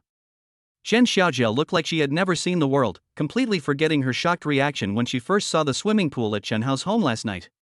Xiaojia, you are not kidding us, are you? I know Jianghai Mansion is a famous luxury residential community in Jianghai City, but it is too exaggerated to say that there is a swimming pool at home, right? The roommate still couldn't believe what Chen Xiaojia said. I didn't lie to you, I even took some pictures. After saying that, Chen Xiaojia took out his cell phone and found a few pictures he had taken at Chen Hao's house yesterday. Now, even Mu Yuni came over and stretched her head. There were several photos that Chen Xiaojia had taken at Chen Hao's house last night. There were photos of the entire living room, some furniture, close-ups of the BO audio system, and the night view of the city outside the window. Among them was a side view of Chen Hao swimming in the pool on the terrace. Although his face was not shown, Mu Yuni recognized Chen Hao at once. Wow, Xiaojia, you're telling the truth. It turns out there are people who actually have swimming pools at home. Were you living in a house like this yesterday? Woohoo! I'm so envious. This junior has such a great figure. You can even see his abs from the side. Love it. These photos of Chen Xiaojia completely conquered her roommates. They never thought that rich families could have fun like this. Although Mu Yuni did not participate in the discussion, she was already shocked to the point of being speechless. In the past, she only knew how to judge a person's wealth by the car he drove. So even though she knew that Chen Hao had two supercars worth nearly 10 million yuan in total, and she had even ridden in one of them, the Porsche 911 Spirit 70 Heritage Design, she did not feel anything particularly big except that she could feel the envy of the people around her when she sat in it, which satisfied her vanity. Looking at her two roommates who were full of envy and amazement, as well as Chen Xiaojia who was full of pride, Mu Yuni's heart was now in turmoil, and she was trying hard to think about some things. Frankly speaking, she had a pretty good impression of Chen Hao. At least for now, he was ranked number 1. He was rich, good-looking, and had a low-key and introverted personality. If such a boy became her boyfriend, she would not reject him, so she also had some good feelings for Chen Hao. However, in her plan, the relationship between her and Chen Hao should be a gradual one, a process. She had never been in a relationship before, but she also knew that if something came too easily, it wouldn't be cherished. So, during this period of time, she and Chen Hao had been in constant contact, but there hadn't been much progress, basically maintaining a lukewarm state. And to be honest, she thought that even if she really became Chen Hao's girlfriend one day, she would not give herself to Chen Hao immediately, but would choose a step-by-step process. Imagination is beautiful, but reality is cruel. These assumptions were just shattered by a few photos taken by Chen Xiaojia. Everything she imagined was simply fantasy. Through a few photos of Chen Xiaojia, she could get a glimpse of how colorful the lives of some truly rich people were. Such people would naturally never lack female companions. Not to mention that wealthy men in their 70s and 80s are often surrounded by beautiful young women, not to mention that a man like Chen Hao, still in college, young, innocent, with a good appearance and figure, is even more of a hot commodity in the eyes of those women. If they see Chen Hao, won't they swarm around him like bees smelling honey? Mu Yuni had read an article before, which mentioned that a girl's beauty is essentially a depreciating asset and will become less and less valuable as time goes by. After all, everyone will get old one day and wealth will accumulate more and more over time. After all, even if you put it in a bank for a fixed deposit, you can still get an annual return of about 5%. Thinking about the recent chats with Chen Hao, although he still replied to me, the attitude between the lines did not seem as positive as at the beginning. Thinking of this, Mu Yuni became a little anxious. Chapter 39 Kai Bojin's Provocation. In the teaching building of Jianghai University, the teacher who is teaching advanced mathematics to the sophomore students majoring in economics and trade is a middle-aged man in his 50s. This age is just the right stage for making a living. This advanced mathematics teacher has an enthusiastic and energetic look on his face. The blank area above his head suggests that he is definitely very intelligent. If they didn't know his age, many students might just think that he is just a computer science student in the school. During class, many students were impressed by the teacher's charisma and listened intently. Mu Yuni, however, looked absent-minded. She checked the time on her phone, figuring that Chen Hao would be in class and would have some free time. Mu Yuni took a deep breath, wrote and deleted and wrote again, and finally sent a message to Chen Hao. Junior Chen Hao, do you have time recently? Last time you treated me to dinner, I didn't have time to thank you. Do you think it would be convenient for you soon? I'll treat you to dinner too. After sending the message, Mu Yuni breathed a sigh of relief, but then immediately felt a wave of anxiety, a sense of loss. This tormenting emotion was something she had never experienced before. It was always other boys waiting for her reply, only to have it backfire on her. After waiting for a while, Chen Hao still didn't reply. The phone screen did light up a few times in the meantime, but every time Mu Yuni clicked on it with great anticipation, she would find that they were all messages from some dog lickers that she didn't want to talk to at all, such as "Are you there, Mr. Mu? It's very hot today. Please pay attention to sun protection, Mr. Mu. We saw you in class this morning and you looked a little haggard. Please pay more attention to rest, otherwise we will be distressed." Seeing these messages, if it were any other time, Mu Yuni might have chosen to politely reply a few words, but now she had no intention of responding at all. This also confirmed the saying that behind every goddess you can't get, there is probably a man who is tired of looking at her. A heavy sense of loss gradually surged into Mu Yuni's heart. As for Chen Hao, he was playing on his phone in class when Mu Yuni sent him a message. It was a critical stage in the battle, so he didn't have time to pay attention to Mu Yuni. If it were before, he might have waited until the game was over to reply, maybe even included an apology. But Mu Yuni had been constantly pestering him lately, and his patience had gradually worn thin. Coupled with the fact that his relationship with Senior Wen Biting had taken a qualitative leap in the past 2 days, whether he wanted to pay attention to Mu Yuni now depended entirely on his mood at the time.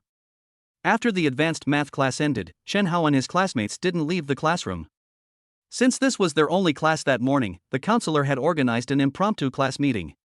It was almost 3 weeks into the semester, and the counselor wanted to hear about the students' recent progress and any problems they faced. Sitting in front of Chen Hao were Su Huihui and Wang Minyan's roommates. Yang Shuai, who was tidying up his things, dropped Chen Hao's pen under Su Huihui's chair. Just as Chen Hao was about to bend down to pick it up, Su Huihui had already noticed and picked up the pen, handing it back to Chen Hao. Looking at Su Huihui, who was blushing, Chen Hao couldn't help but smile and said, "Thank you." The counselor had not arrived yet, and the class monitor Kai Baojian was temporarily responsible for the order in the classroom. What just happened between Chen Hao and Su Huihui happened to be seen by him, who was standing in front of the podium. His expression, which was already serious, became even more gloomy. There are many beautiful girls in Jianghai University, and there are also several good-looking girls in Chen Hao's class. However, Su Huihui is not only beautiful, but her delicate and pretty temperament also deeply attracted Kai Baojian. From the first time he saw her at the beginning of the school year, Kai Baojian had regarded Su Huihui as his own exclusive delicacy and would not allow anyone else to touch her. But what he saw just now, before he could take any action, his goddess was talking and laughing with other male classmates, and seemed a little shy, especially when he saw that the male classmate was Chen Hao. A raging jealousy ignited in his heart. Kai Baojian and Chen Hao originally had no intersection. From the beginning of school until now, the two have not had much dealings with each other and have always kept to themselves. The problem stems from a class meeting a week earlier, when the counselor asked students to nominate themselves or receive recommendations from their classmates for class leadership. Kai Baojian was determined to secure the position of class monitor. His ideal plan was to become class monitor, then join the student union, become president before graduation, and ultimately, leverage that position and the connections he'd built during his time at the university to secure a good job after graduation. Therefore, being a squad leader is the first and most important step in his plan and cannot be missed. As for Chen Hao, he had no interest in any of this. He didn't have the time or energy to mess around as a class leader. In his opinion, wouldn't it be better to spend that time playing games, chatting with senior students, or even just daydreaming? It's just that Chen Hao himself doesn't want to be the class monitor, but his roommates Yang Shuai and Li Rui don't want to let him go. The two friends looked at each other and understood each other's thoughts, so in public, they pushed Chen Hao into the election for the class monitor position. Kai Baojian noticed someone vying for the position of squad leader, and he couldn't help but cast a look at Chen Hao. However, seeing that Chen Hao, aside from his good looks, was dressed in ordinary clothes and didn't look like someone powerful, he didn't take him seriously. But Kai Baojian, who thought he had a guaranteed spot, was caught off guard. After Yang Shuai and Li Rui called out Chen Hao's name, those close to them also called out his name. More crucially, upon hearing their benefactor was considering running for class monitor, the four roommates, Su Huihui and Wang Minyan, who had been helped by Chen Hao, immediately expressed their support. This gave Chen Hao a legion of support from the girls. In the end, the position of class monitor fell to Chen Hao without a doubt. But who was Chen Hao? How could he possibly take on such a thankless task as class monitor? Then a dramatic scene unfolded. The two men stood before the podium. Kai Baojian remained silent, his face sullen, while Chen Hao, with an awkward smile, kept making excuses. In the end, despite Chen Hao's repeated attempts to decline, the position of squad leader ultimately fell to Kai Baojian. However, Kai Baojian didn't thank Chen Hao for this. Instead, he harbored a deep resentment towards him. He felt that if Chen Hao hadn't interfered, this wouldn't have happened. Now that he had won the squad leader position, it felt like he had lost. This humiliating feeling filled him with resentment when he looked at Chen Hao. Time goes back to the present. Are you Chen Hao? Kai Baojian walked up to Chen Hao and asked deliberately. Chen Hao glanced at Kai Baojian with some doubt, but he saw a hint of hostility in his eyes. He replied calmly, "Yes, what's wrong, squad leader?" It was originally just a very ordinary sentence, but when Kai Baojian heard the word squad leader, the damn forgotten memories came back to him. He felt that Chen Hao said it on purpose, wanting to tell him that this squad leader position was obtained by his charity. So his tone became more forceful. "I heard that you didn't stay at school yesterday, where did you go?" Hearing the questioning tone in Kai Baojian's voice, Chen Hao stopped being polite. "That's right, I stayed at home last night. I've already explained the specific reasons to my counselor, and he agreed. There's no need to tell you again, right?" Kai Baojian seemed to realize that there was something wrong with his attitude just now, and he didn't want to leave a negative impression in front of the whole class. He said in a slightly slower tone, "I'm not questioning you, I'm worried about your safety." Chen Hao replied with a forced smile, "Oh, thank you." Seeing that his full-strength attack not only missed but also was ridiculed by Chen Hao, Kai Baojian felt extremely aggrieved. Just as he was about to explode, the counselor came in and he had to return to his seat in disappointment. Chapter 39 Offline Meeting of Writers. The class meetings were all the same, and Chen Hao was feeling rather bored. He picked up his phone, intending to catch up on the latest chapters of the treasure novel he'd been reading. The protagonist in the novel, much like him, also had a clock-in system, except that his was real, while the novel was, after all, a fantasy. At this moment, he suddenly found a message from Xia Yiling, the Porsche Center sales representative he had contacted before. "Hello Mr. Chen, this Saturday at 10 a.m., our Jianghai Porsche Center will hold an offline car club meeting at the Jianghai circuit. We look forward to your visit."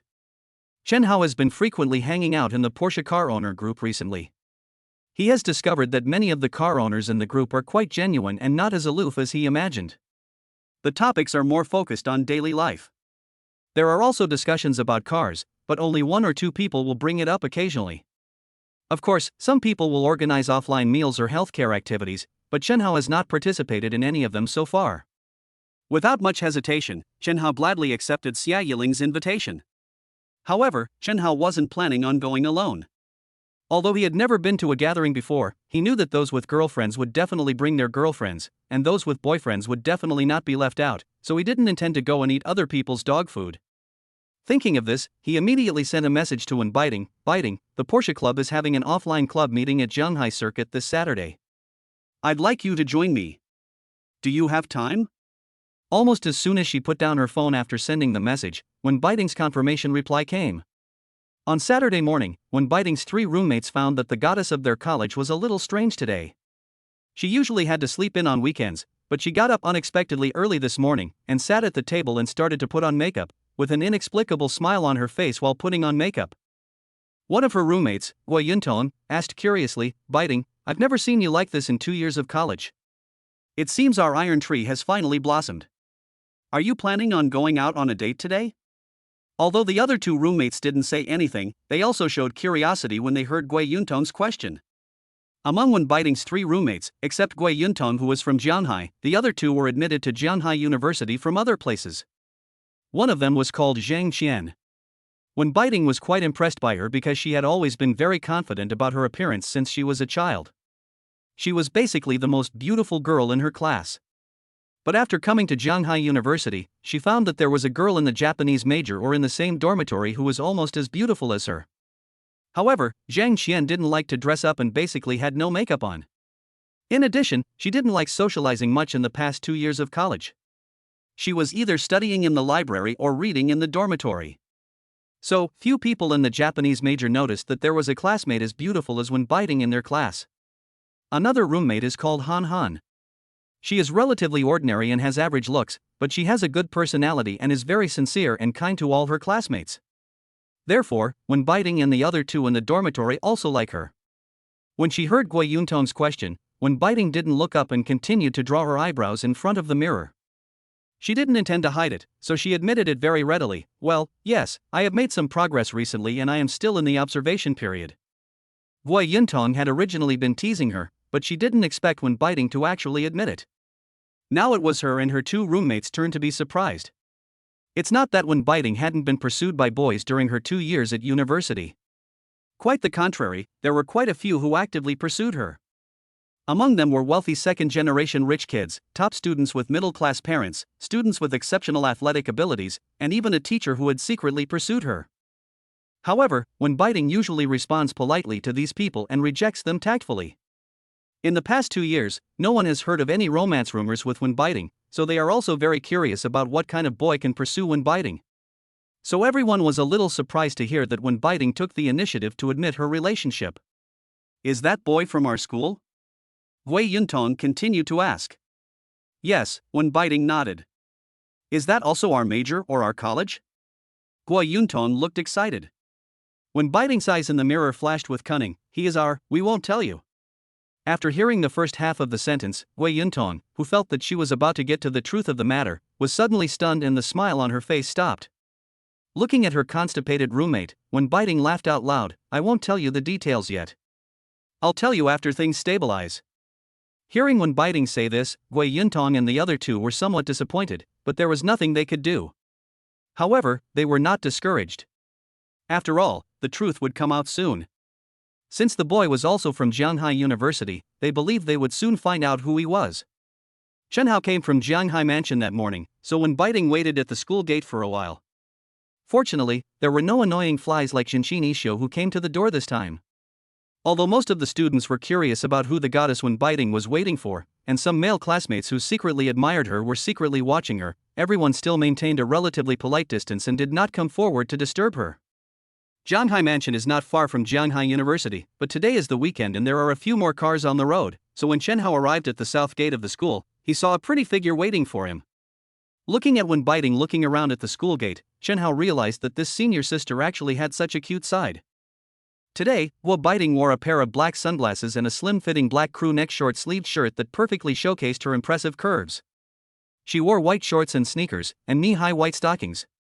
Her face, meticulously groomed all morning, was even more stunning, making Chen Hao's mouth water. With such a beautiful girlfriend by his side, Chen Hao knew that he would definitely be the brightest focus and the brightest person in the offline meeting. Chen Hao's car was so flashy in color that Wen Biting naturally noticed it from a distance. Senior sister, you look so beautiful today. After Wen Biting opened the passenger door and got in the car, Chen Hao's right hand had already begun to explore Wen Biting's legs dishonestly, sliding from her thighs to her calves, and finally taking off one of her shoes with one hand, touching the 5 cute toes. The touch from his hand was very comfortable, icy cool, very smooth and elastic.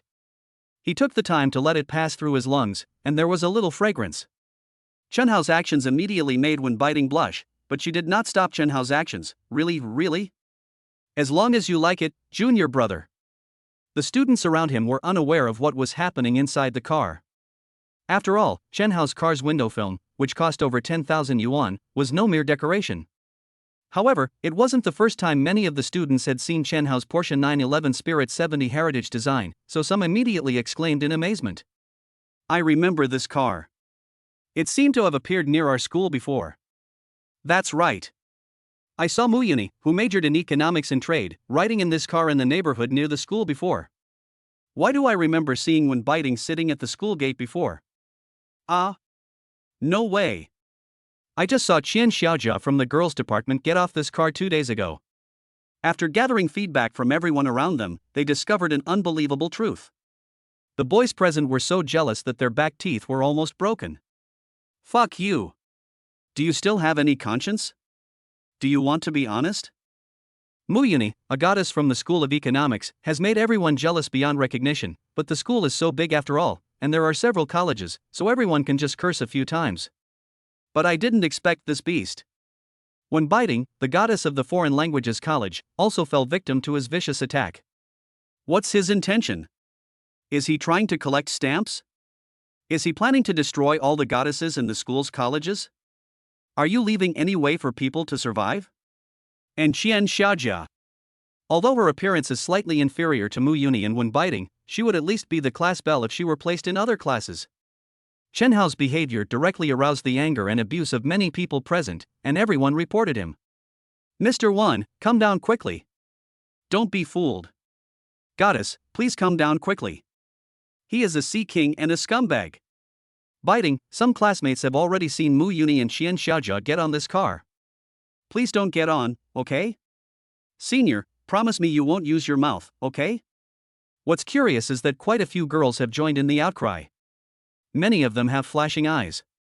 Perhaps more than the fact that so many school goddesses got into Chen Hao's car, they're more indignant about why they weren't the ones sitting in the driver's seat. However, Chen Hao, when biting in the car, naturally had no idea what was happening here. Chen Hao had already stepped on the accelerator, and the Porsche shot away like an arrow from a bow. Chapter 40: Kai Baojian's Discovery. Senior sister, I bought this downstairs in my community. It tastes good. Try it. In the car, Chen Hao handed over breakfast. Although when biting had already eaten a little in the morning, seeing that Chen Hao was so thoughtful, she didn't want to disappoint Chen Hao, so she took it. Looking at Wen Biting's slightly open cherry mouth when she was eating, Chen Hao thought of the scene that night again. His blood was boiling and he felt a little confused. How could such a big thing fit into such a small mouth? With music playing, both of them enjoyed the quietness in the car. After driving for about 40 minutes, Chen Hao saw a huge oval building in the distance. He knew that the Jianghai racing circuit was about to arrive. Jianghai Circuit is the only circuit in Jianghai City, but it is also a nationally famous circuit that has hosted many domestic and international automobile competitions and has quite complete facilities and functions. Normally, it would be difficult for ordinary people to book a racetrack like this, but this event was officially organized by Jianghai Porsche, so they naturally had some connections. According to Xia Yiling's description, today's activities are relatively free. Basically, if you want, you can stay from morning to night. As he approached the racetrack entrance, Chen Hao realized there were so many Porsche owners in Jianghai City. And that included those who were attending the event. Many others hadn't come or weren't even in the group. However, he noticed something interesting. No Mekong owners were invited to the group, but quite a few 718 owners were, and most of them were young and beautiful women. Entering the venue, the most eye-catching thing is the 3 918s parked in the front row for people to watch. Next to each car is a very beautiful car model wearing cool clothes. Chen Hao knows that these 3 cars are actually members of the group who were temporarily pulled over by Jianghai Porsche Center to serve as a display. Although Chen Hao's Porsche 911 Spirit 70 Heritage design is not the most expensive car here, and is not even in the top 10, its flashy paint color still attracts many people's attention. This was Wen Biting's first time attending such an event. She wore a nonchalant expression, but her heart was already brimming with excitement. This was her ideal life. If it weren't for Chen Hao, she would have at best become a car model standing by a car, allowing people to take pictures of her, and even been harassed by some greasy men. Thinking of this, the desire to hold Chen Hao tightly in his hands became stronger. After all, it is easy to go from frugality to extravagance, but it is difficult to go from extravagance to frugality. As Chen Hao slowly made his way through the queue, a 911 GT3 RS honked at him. Both cars rolled down their windows. Chen Hao saw a short-haired woman in her 30s sitting in the other car. She was wearing a white shirt and sunglasses, looking incredibly cool. "You must be Chen Hao, I didn't expect you to be so young." The beautiful woman in the car spoke up. Chen Hao was a little confused because he didn't know this person at all. After all, how could he forget such a beautiful woman after seeing her once? Wen Biting also cast a suspicious look at him, which made Chen Hao feel a little aggrieved. "Yes. Hello, who are you?" Chen Hao replied. "I'm Sister Amy in the group. I just saw this 911 Spirit 70 Heritage design and guessed it must be you. After all, the salesperson said you're the only one in Shanghai," Amy said with a smile. Hearing the other party say this, Chen Hao had some impression. He remembered that when he first joined the group, there was a Sister Amy called 918 Queen, who asked him to post photos at that time. "Where is your 918? Chen Hao was a little confused. "I was drafted by the government to serve as a soldier. The blue and white one at the door is mine." Amy showed a somewhat pitiful expression. After Amy said this, Chen Hao knew which car it was. Just now, when Biting was telling him that she didn't know who the owner of the car with martini paint was.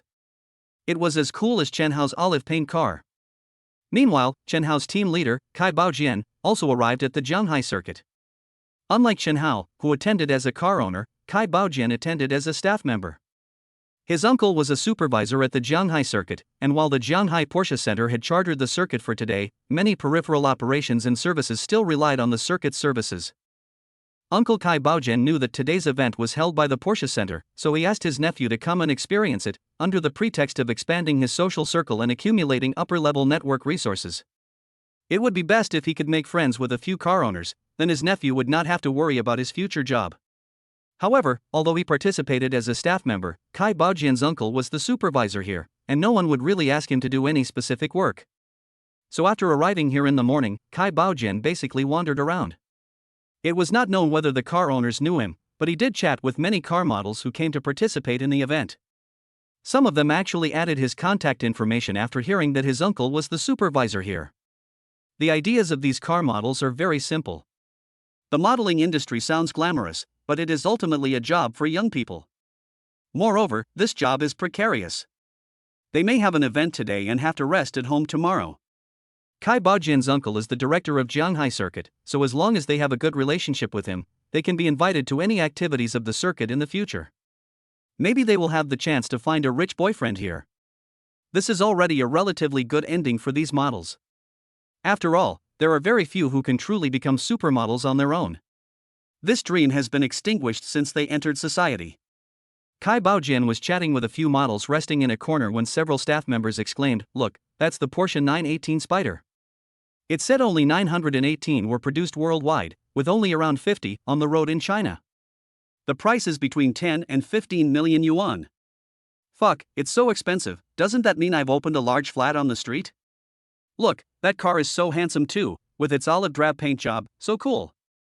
That looks like the 911 Spirit 70 Heritage design. They say only 1,500 were produced worldwide.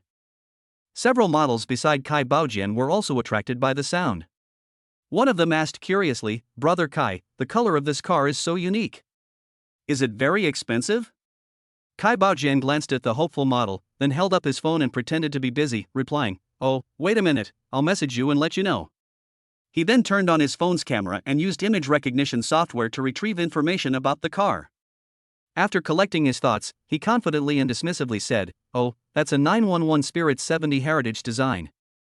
It's not worth much, just under 3 million. Upon hearing this answer, one model showed an admiring expression, "Brother Kai, you are so amazing, it seems like you know everything." Several other models also echoed this. Kai Baojian had never experienced being surrounded and praised by so many beautiful women.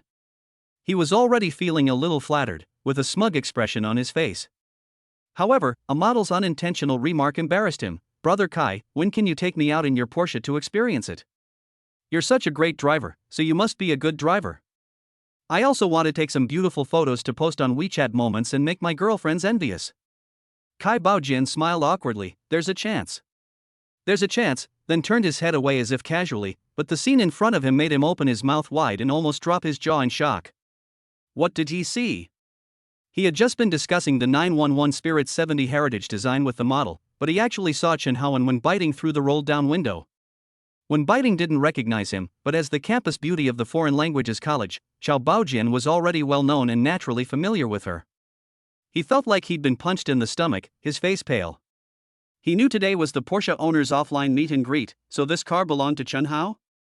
Don't be fooled by the fact that he just boasted to the models and even talked about the 911 Spirit 70 Heritage design as if it was worthless, but he knows his own business. Let alone the 911 Spirit 70 Heritage design, he feels that if he can drive a 718, he will feel that his life has been fulfilled. Watching Chen Hao and the 911 Spirit 70 Heritage design going away, Kai Baojian finally understood why Su Huihui and the others were so eager to elect Chen Hao as class monitor, and also why Chen Hao was so dismissive of the position of class monitor and class cadre. He seemed to have been drained of all his strength at this moment, and his thoughts were in disarray.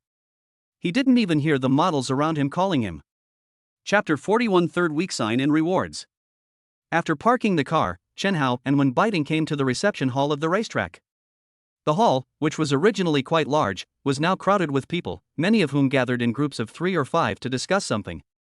Soon, Chen Hao discovered that Amy was sitting around a table with several other people, chatting and laughing. There were both men and women, and their ages varied, but Chen Hao's overall judgment was that they were all under 40 years old. Amy seemed to notice his gaze, turned to look at Chen Hao, and when she found out it was him, she immediately greeted Chen Hao warmly. "Let me introduce you to Mr. Chun from the group. He's the owner of the only 911 Spirit 70 heritage design in Shanghai City. He's still a freshman." The people around were all very interested when they heard Amy's introduction. After all, it was not easy for a freshman to drive a 911 Spirit 70 heritage design. Either he was awesome, or he had an awesome dad, or his dad had an awesome dad. However, the first situation was too rare, so everyone subconsciously thought that Chen Hao's family conditions must be extraordinary. Next to him, although Wen Biting was usually surrounded by stars in school and had many male fans, she was still a student after all. She was a little nervous when she saw such a scene for the first time. Chen Hao gave her a comforting look and gently pinched the back of her hand with his fingers, and she relaxed a lot. "Hello everyone, I am Chen Hao. I am very happy to meet you all." "Nice to meet you." Chen Hao waved and said to everyone at the same time. "Wow, I didn't expect there are car owners here who are younger than me," said a girl in Lolita clothing in the crowd. "Hello, I'm the little fairy AI Pamii in the group." The Lolita girl then winked playfully and introduced herself to Chen Hao. Then, everyone present introduced themselves to Chen Hao one by one. De Xiangzi, who drove the Cayenne, was a live-streaming food blogger with nearly 1 million fans in real life. The 911 fitness hunk was the owner of several chain gyms in Shanghai City. Xiaoshuge was originally a wage earner, but later got lucky and won more than 50 million in the lottery. Now he quit his job and stays at home to travel around every day. The Lolita girl was also a student, but now she was a senior and about to graduate. Amy also briefly introduced herself, saying that she was currently following in her father's footsteps in the company, but she did not disclose what the company specifically did. An offline car club meeting sounds quite ordinary, but after adding the word Porsche in front of it, many people will immediately feel that it is a bit high-end, but in fact it is just a change of name. At least Chen Hao thinks it is a bit boring just from the content of the event. In the morning, after meeting and exchanging greetings with a few people in the group, the organizer arranged for all the Porsche owners present today to go on the track together, which was also to shoot a promotional video for today's event as a commemoration. However, with so many cars on the track together, the speed was really not satisfactory. At the front were the three 918s. Chen Hao, sitting near the front, yawned in boredom at the snail's pace. Wen Biting, on the other hand, looked excited, snapping photos with her phone. Finally, she tilted her head to take a selfie, only to accidentally reveal the Porsche logo on the headrest. Chen Hao watched these things from the corner of his eye, smiling without saying anything. He didn't have any big thoughts. He just felt secretly amused. It seemed that even the goddesses in school were not immune to comparison and vanity. After a while, Chen Hao felt a bit tired of this slow pace, so he decided to check in for this week's sign in advance. According to his original plan, he planned to check in tonight together with the weekly sign he exchanged for the daily sign. Just like last time, double the reward, double the joy. Unfortunately, plans can't keep up with changes. System, if a person is not at the bound check-in location, can he still sign in successfully? Chen Hao asked himself. Yes, the system's answer was as cold as ever. Chen Hao had previously tried to consult the system to see if the tone of his responses could be adjusted, such as a mature woman's voice, a soprano, a young woman's voice, something like that. At the time, Chen Hao had been innocent and full of anticipation, and then, nothing happened. Chen Hao, sign in. System, sign in successful. Congratulations to the host for randomly winning the weekly sign-in prize, 100% shares of Shanghai City Fox nightclub. Fuck. System is awesome, system is powerful, system you are my real dad. After hearing the system's reward, Chen Hao shouted wildly in his heart. If he could shout it out, his voice would definitely be broken. Fox is a famous nightclub in Shanghai City, located in the center of Shanghai City. It has not been open for long, only more than 2 years, but since its opening, the streets near the nightclub are always filled with luxury cars and supercars every night. Some people have been curious about how someone could open a nightclub in such a location, and the owner's identity and background must be extraordinary. Fox, a massive nightclub spanning 2 floors, boasts a total of 5,000 square meters, offering private rooms, booths, and tables, accommodating approximately 3,000 people at a time. Weekdays and weekends alike, it's packed every night, with the best private rooms and booths being incredibly hard to come by. However, this doesn't deter the crowds of men and women. Someone once ranked Shanghai City's nightclubs, and Fox was surprisingly in the top 3. It also boasts the highest concentration of stunning women in the city. Chen Hao, what's wrong with you? When Biting, who was editing a picture and posting it on WeChat Moments, noticed Chen Hao's excitement at the moment and asked curiously. Nothing, I just thought of something funny. Chen Hao replied. When Biting, who was concentrating on editing the content of her moments, did not ask any more questions and continued to fiddle with her phone. The morning's activities ended with a group photo. During the break, while When Biting was in the restroom, two car models bravely contacted Chen Hao. Looking at their chests, no, black stockings, wrong, their faces full of hope, Chen Hao couldn't bear to make these two girls sad. After all, they might just want to discuss driving techniques with Chen Hao.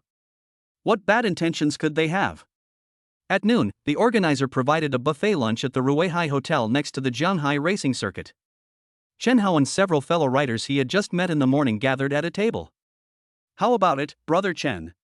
Did you find that the scene is very different from what you imagined? You didn't expect it to be so boring? Luo Hao, the 911 fitness man in the group, said. It's a little bit. Chen Hao answered a little embarrassedly. I was just like you when I first participated. You'll get used to it.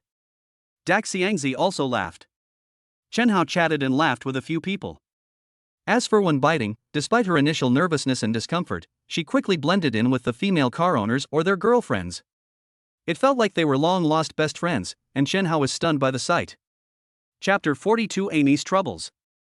The so-called offline car club meeting is, on the one hand, for everyone to find time to ride cars together, share car experiences and feel the atmosphere of car culture, but more importantly, it is a reason for everyone to get together and socialize with each other. The car owners in the group come from all walks of life, and most of those who can afford a Porsche are not too bad.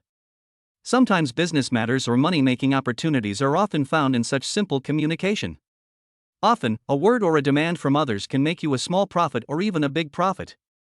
Otherwise, why would people like Luo Hao, Amy, and De Shangzi, who have already participated several times and know that the activities are a bit boring, still come to participate frequently? Isn't it for this reason?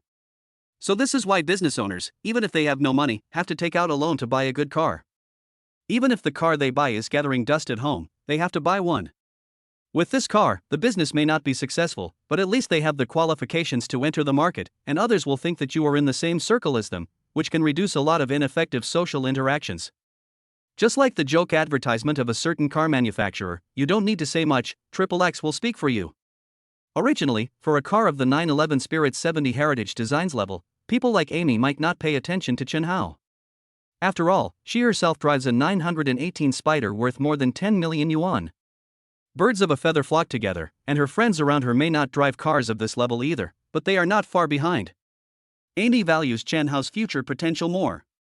If he bought the car himself, then he has the ability to make money at such a young age, and he will definitely have a great future. If Chen Hao's family bought it for him, then Chen Hao's family conditions will not be too bad, and there may be possibilities for business cooperation between the two families in the future. In short, there will be no loss to oneself by making friends with Chen Hao now. Most of the second generation in society are actually low-key and humble in their behavior and work. Except for a few who are not closely cared about by their families, in fact, most people will get along with you very gently as long as you do not touch their core interests. They will even help you when you are in trouble. Of course, the premise is that they recognize you as a person.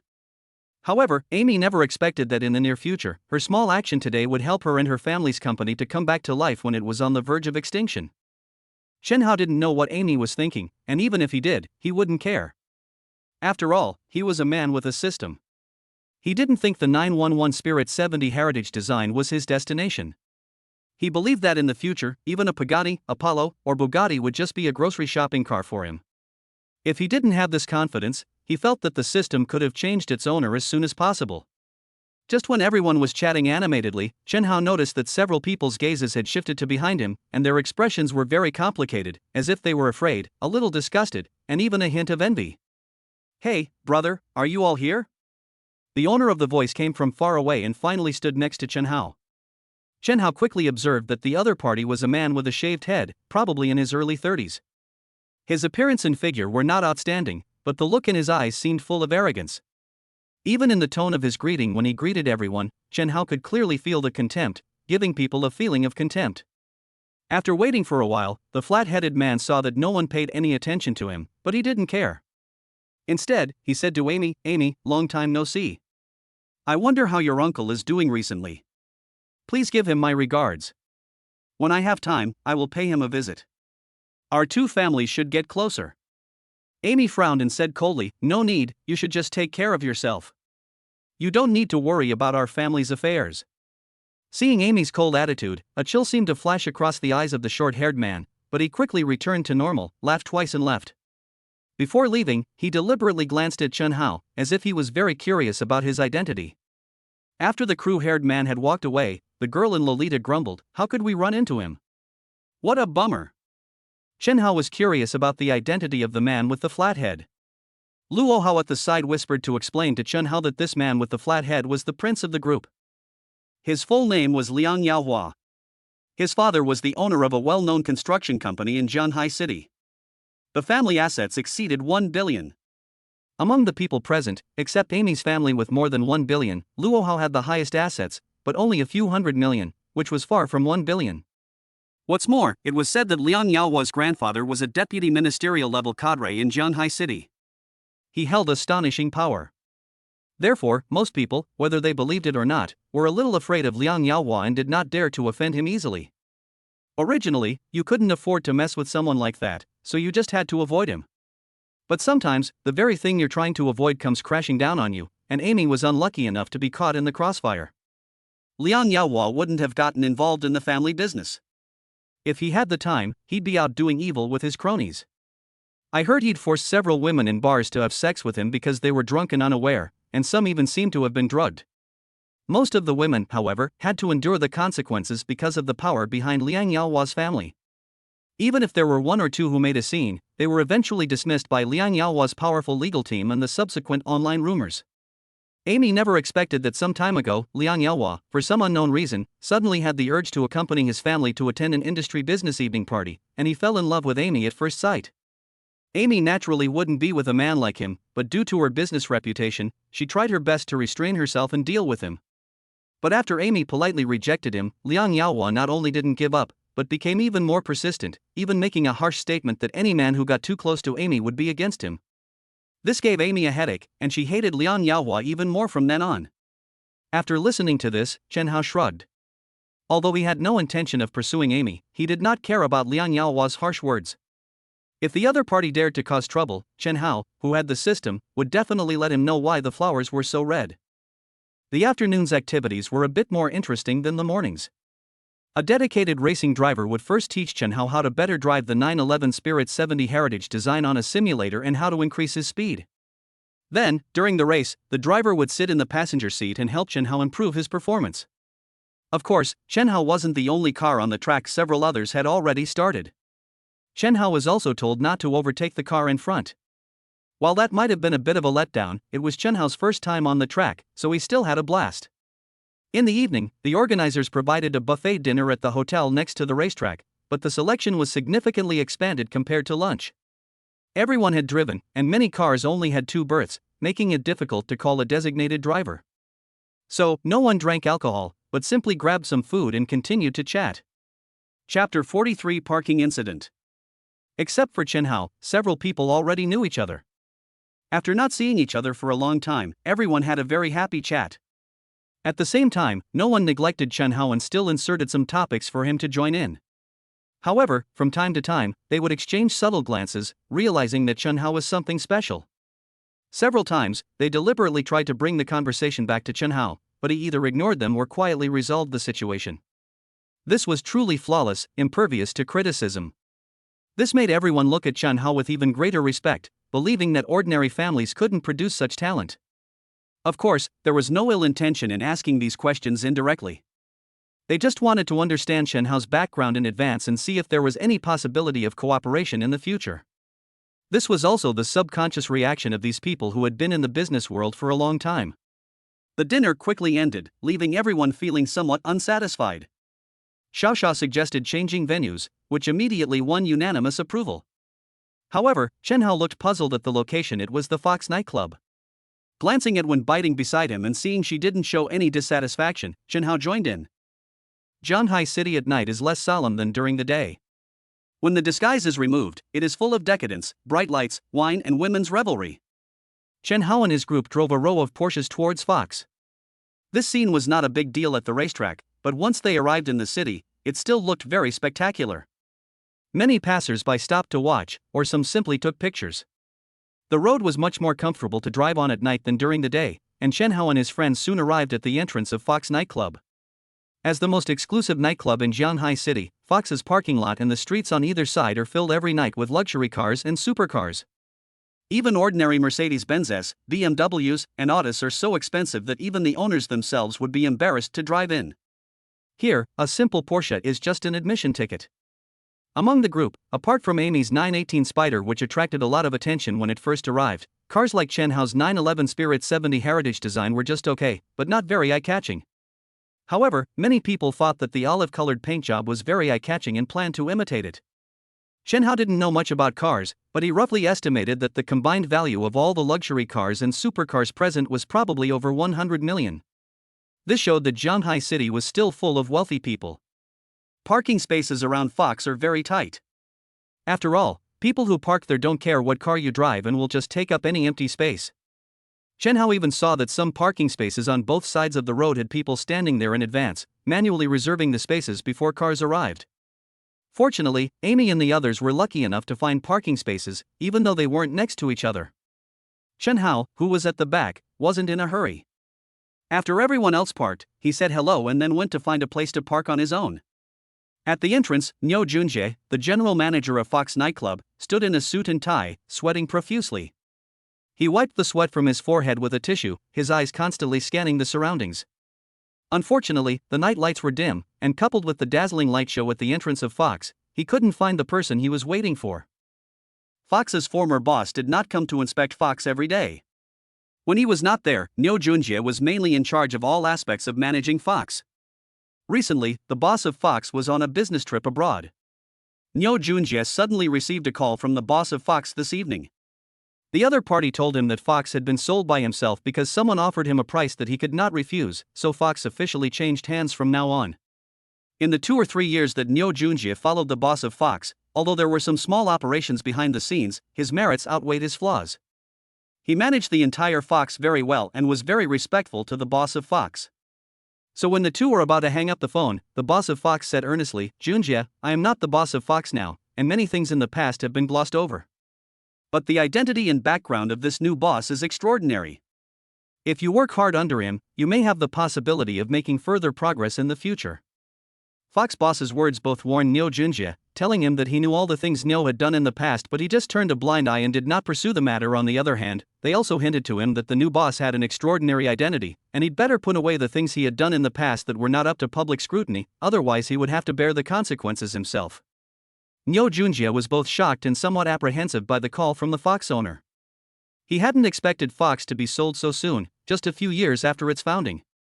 While others might not know this, as the general manager of Fox nightclub, he knew exactly how much cash Fox brought in monthly for the owner on the phone. He also hadn't expected the Fox owner, who he considered the ultimate male star, to express such admiration and fear for the new owner. Just when Niu Junjie had not completely digested the words of the Fox boss, he received a text message from Fox's new boss Chen Hao, telling him that he would come to Fox in the evening and also notifying him of his vehicle information.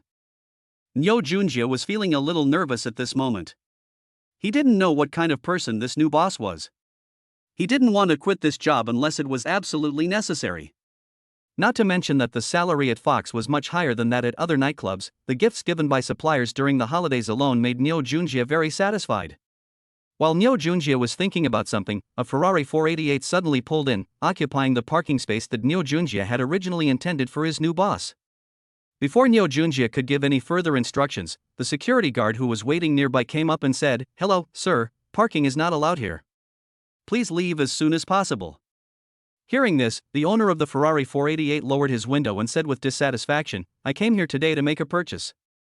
I've already reserved a booth, and it's a Class C booth. How can I not park here?" The booths at Fox nightclub are divided into 5 levels, A, B, C, D, and E, based on their location and environment. E-level booths have the lowest minimum consumption, at just 5,000 yuan. D-level booths are a step up, costing 20,000 yuan. These 2 booths are the most numerous in Fox and are also the ones most people spend the most money on. C-level booths are mostly reserved for wealthy individuals or corporate executives, with a minimum consumption of 50,000 yuan. B-level booths are considered the ceiling of all booths, unless A-level booths are available, with a minimum consumption of 100,000 yuan. As for A-level booths, the minimum consumption is a whopping 500,000 yuan, and there are only 3 in Fox, occupying the best seats and views of all the booths. However, the minimum consumption is indeed too high, so few people book them.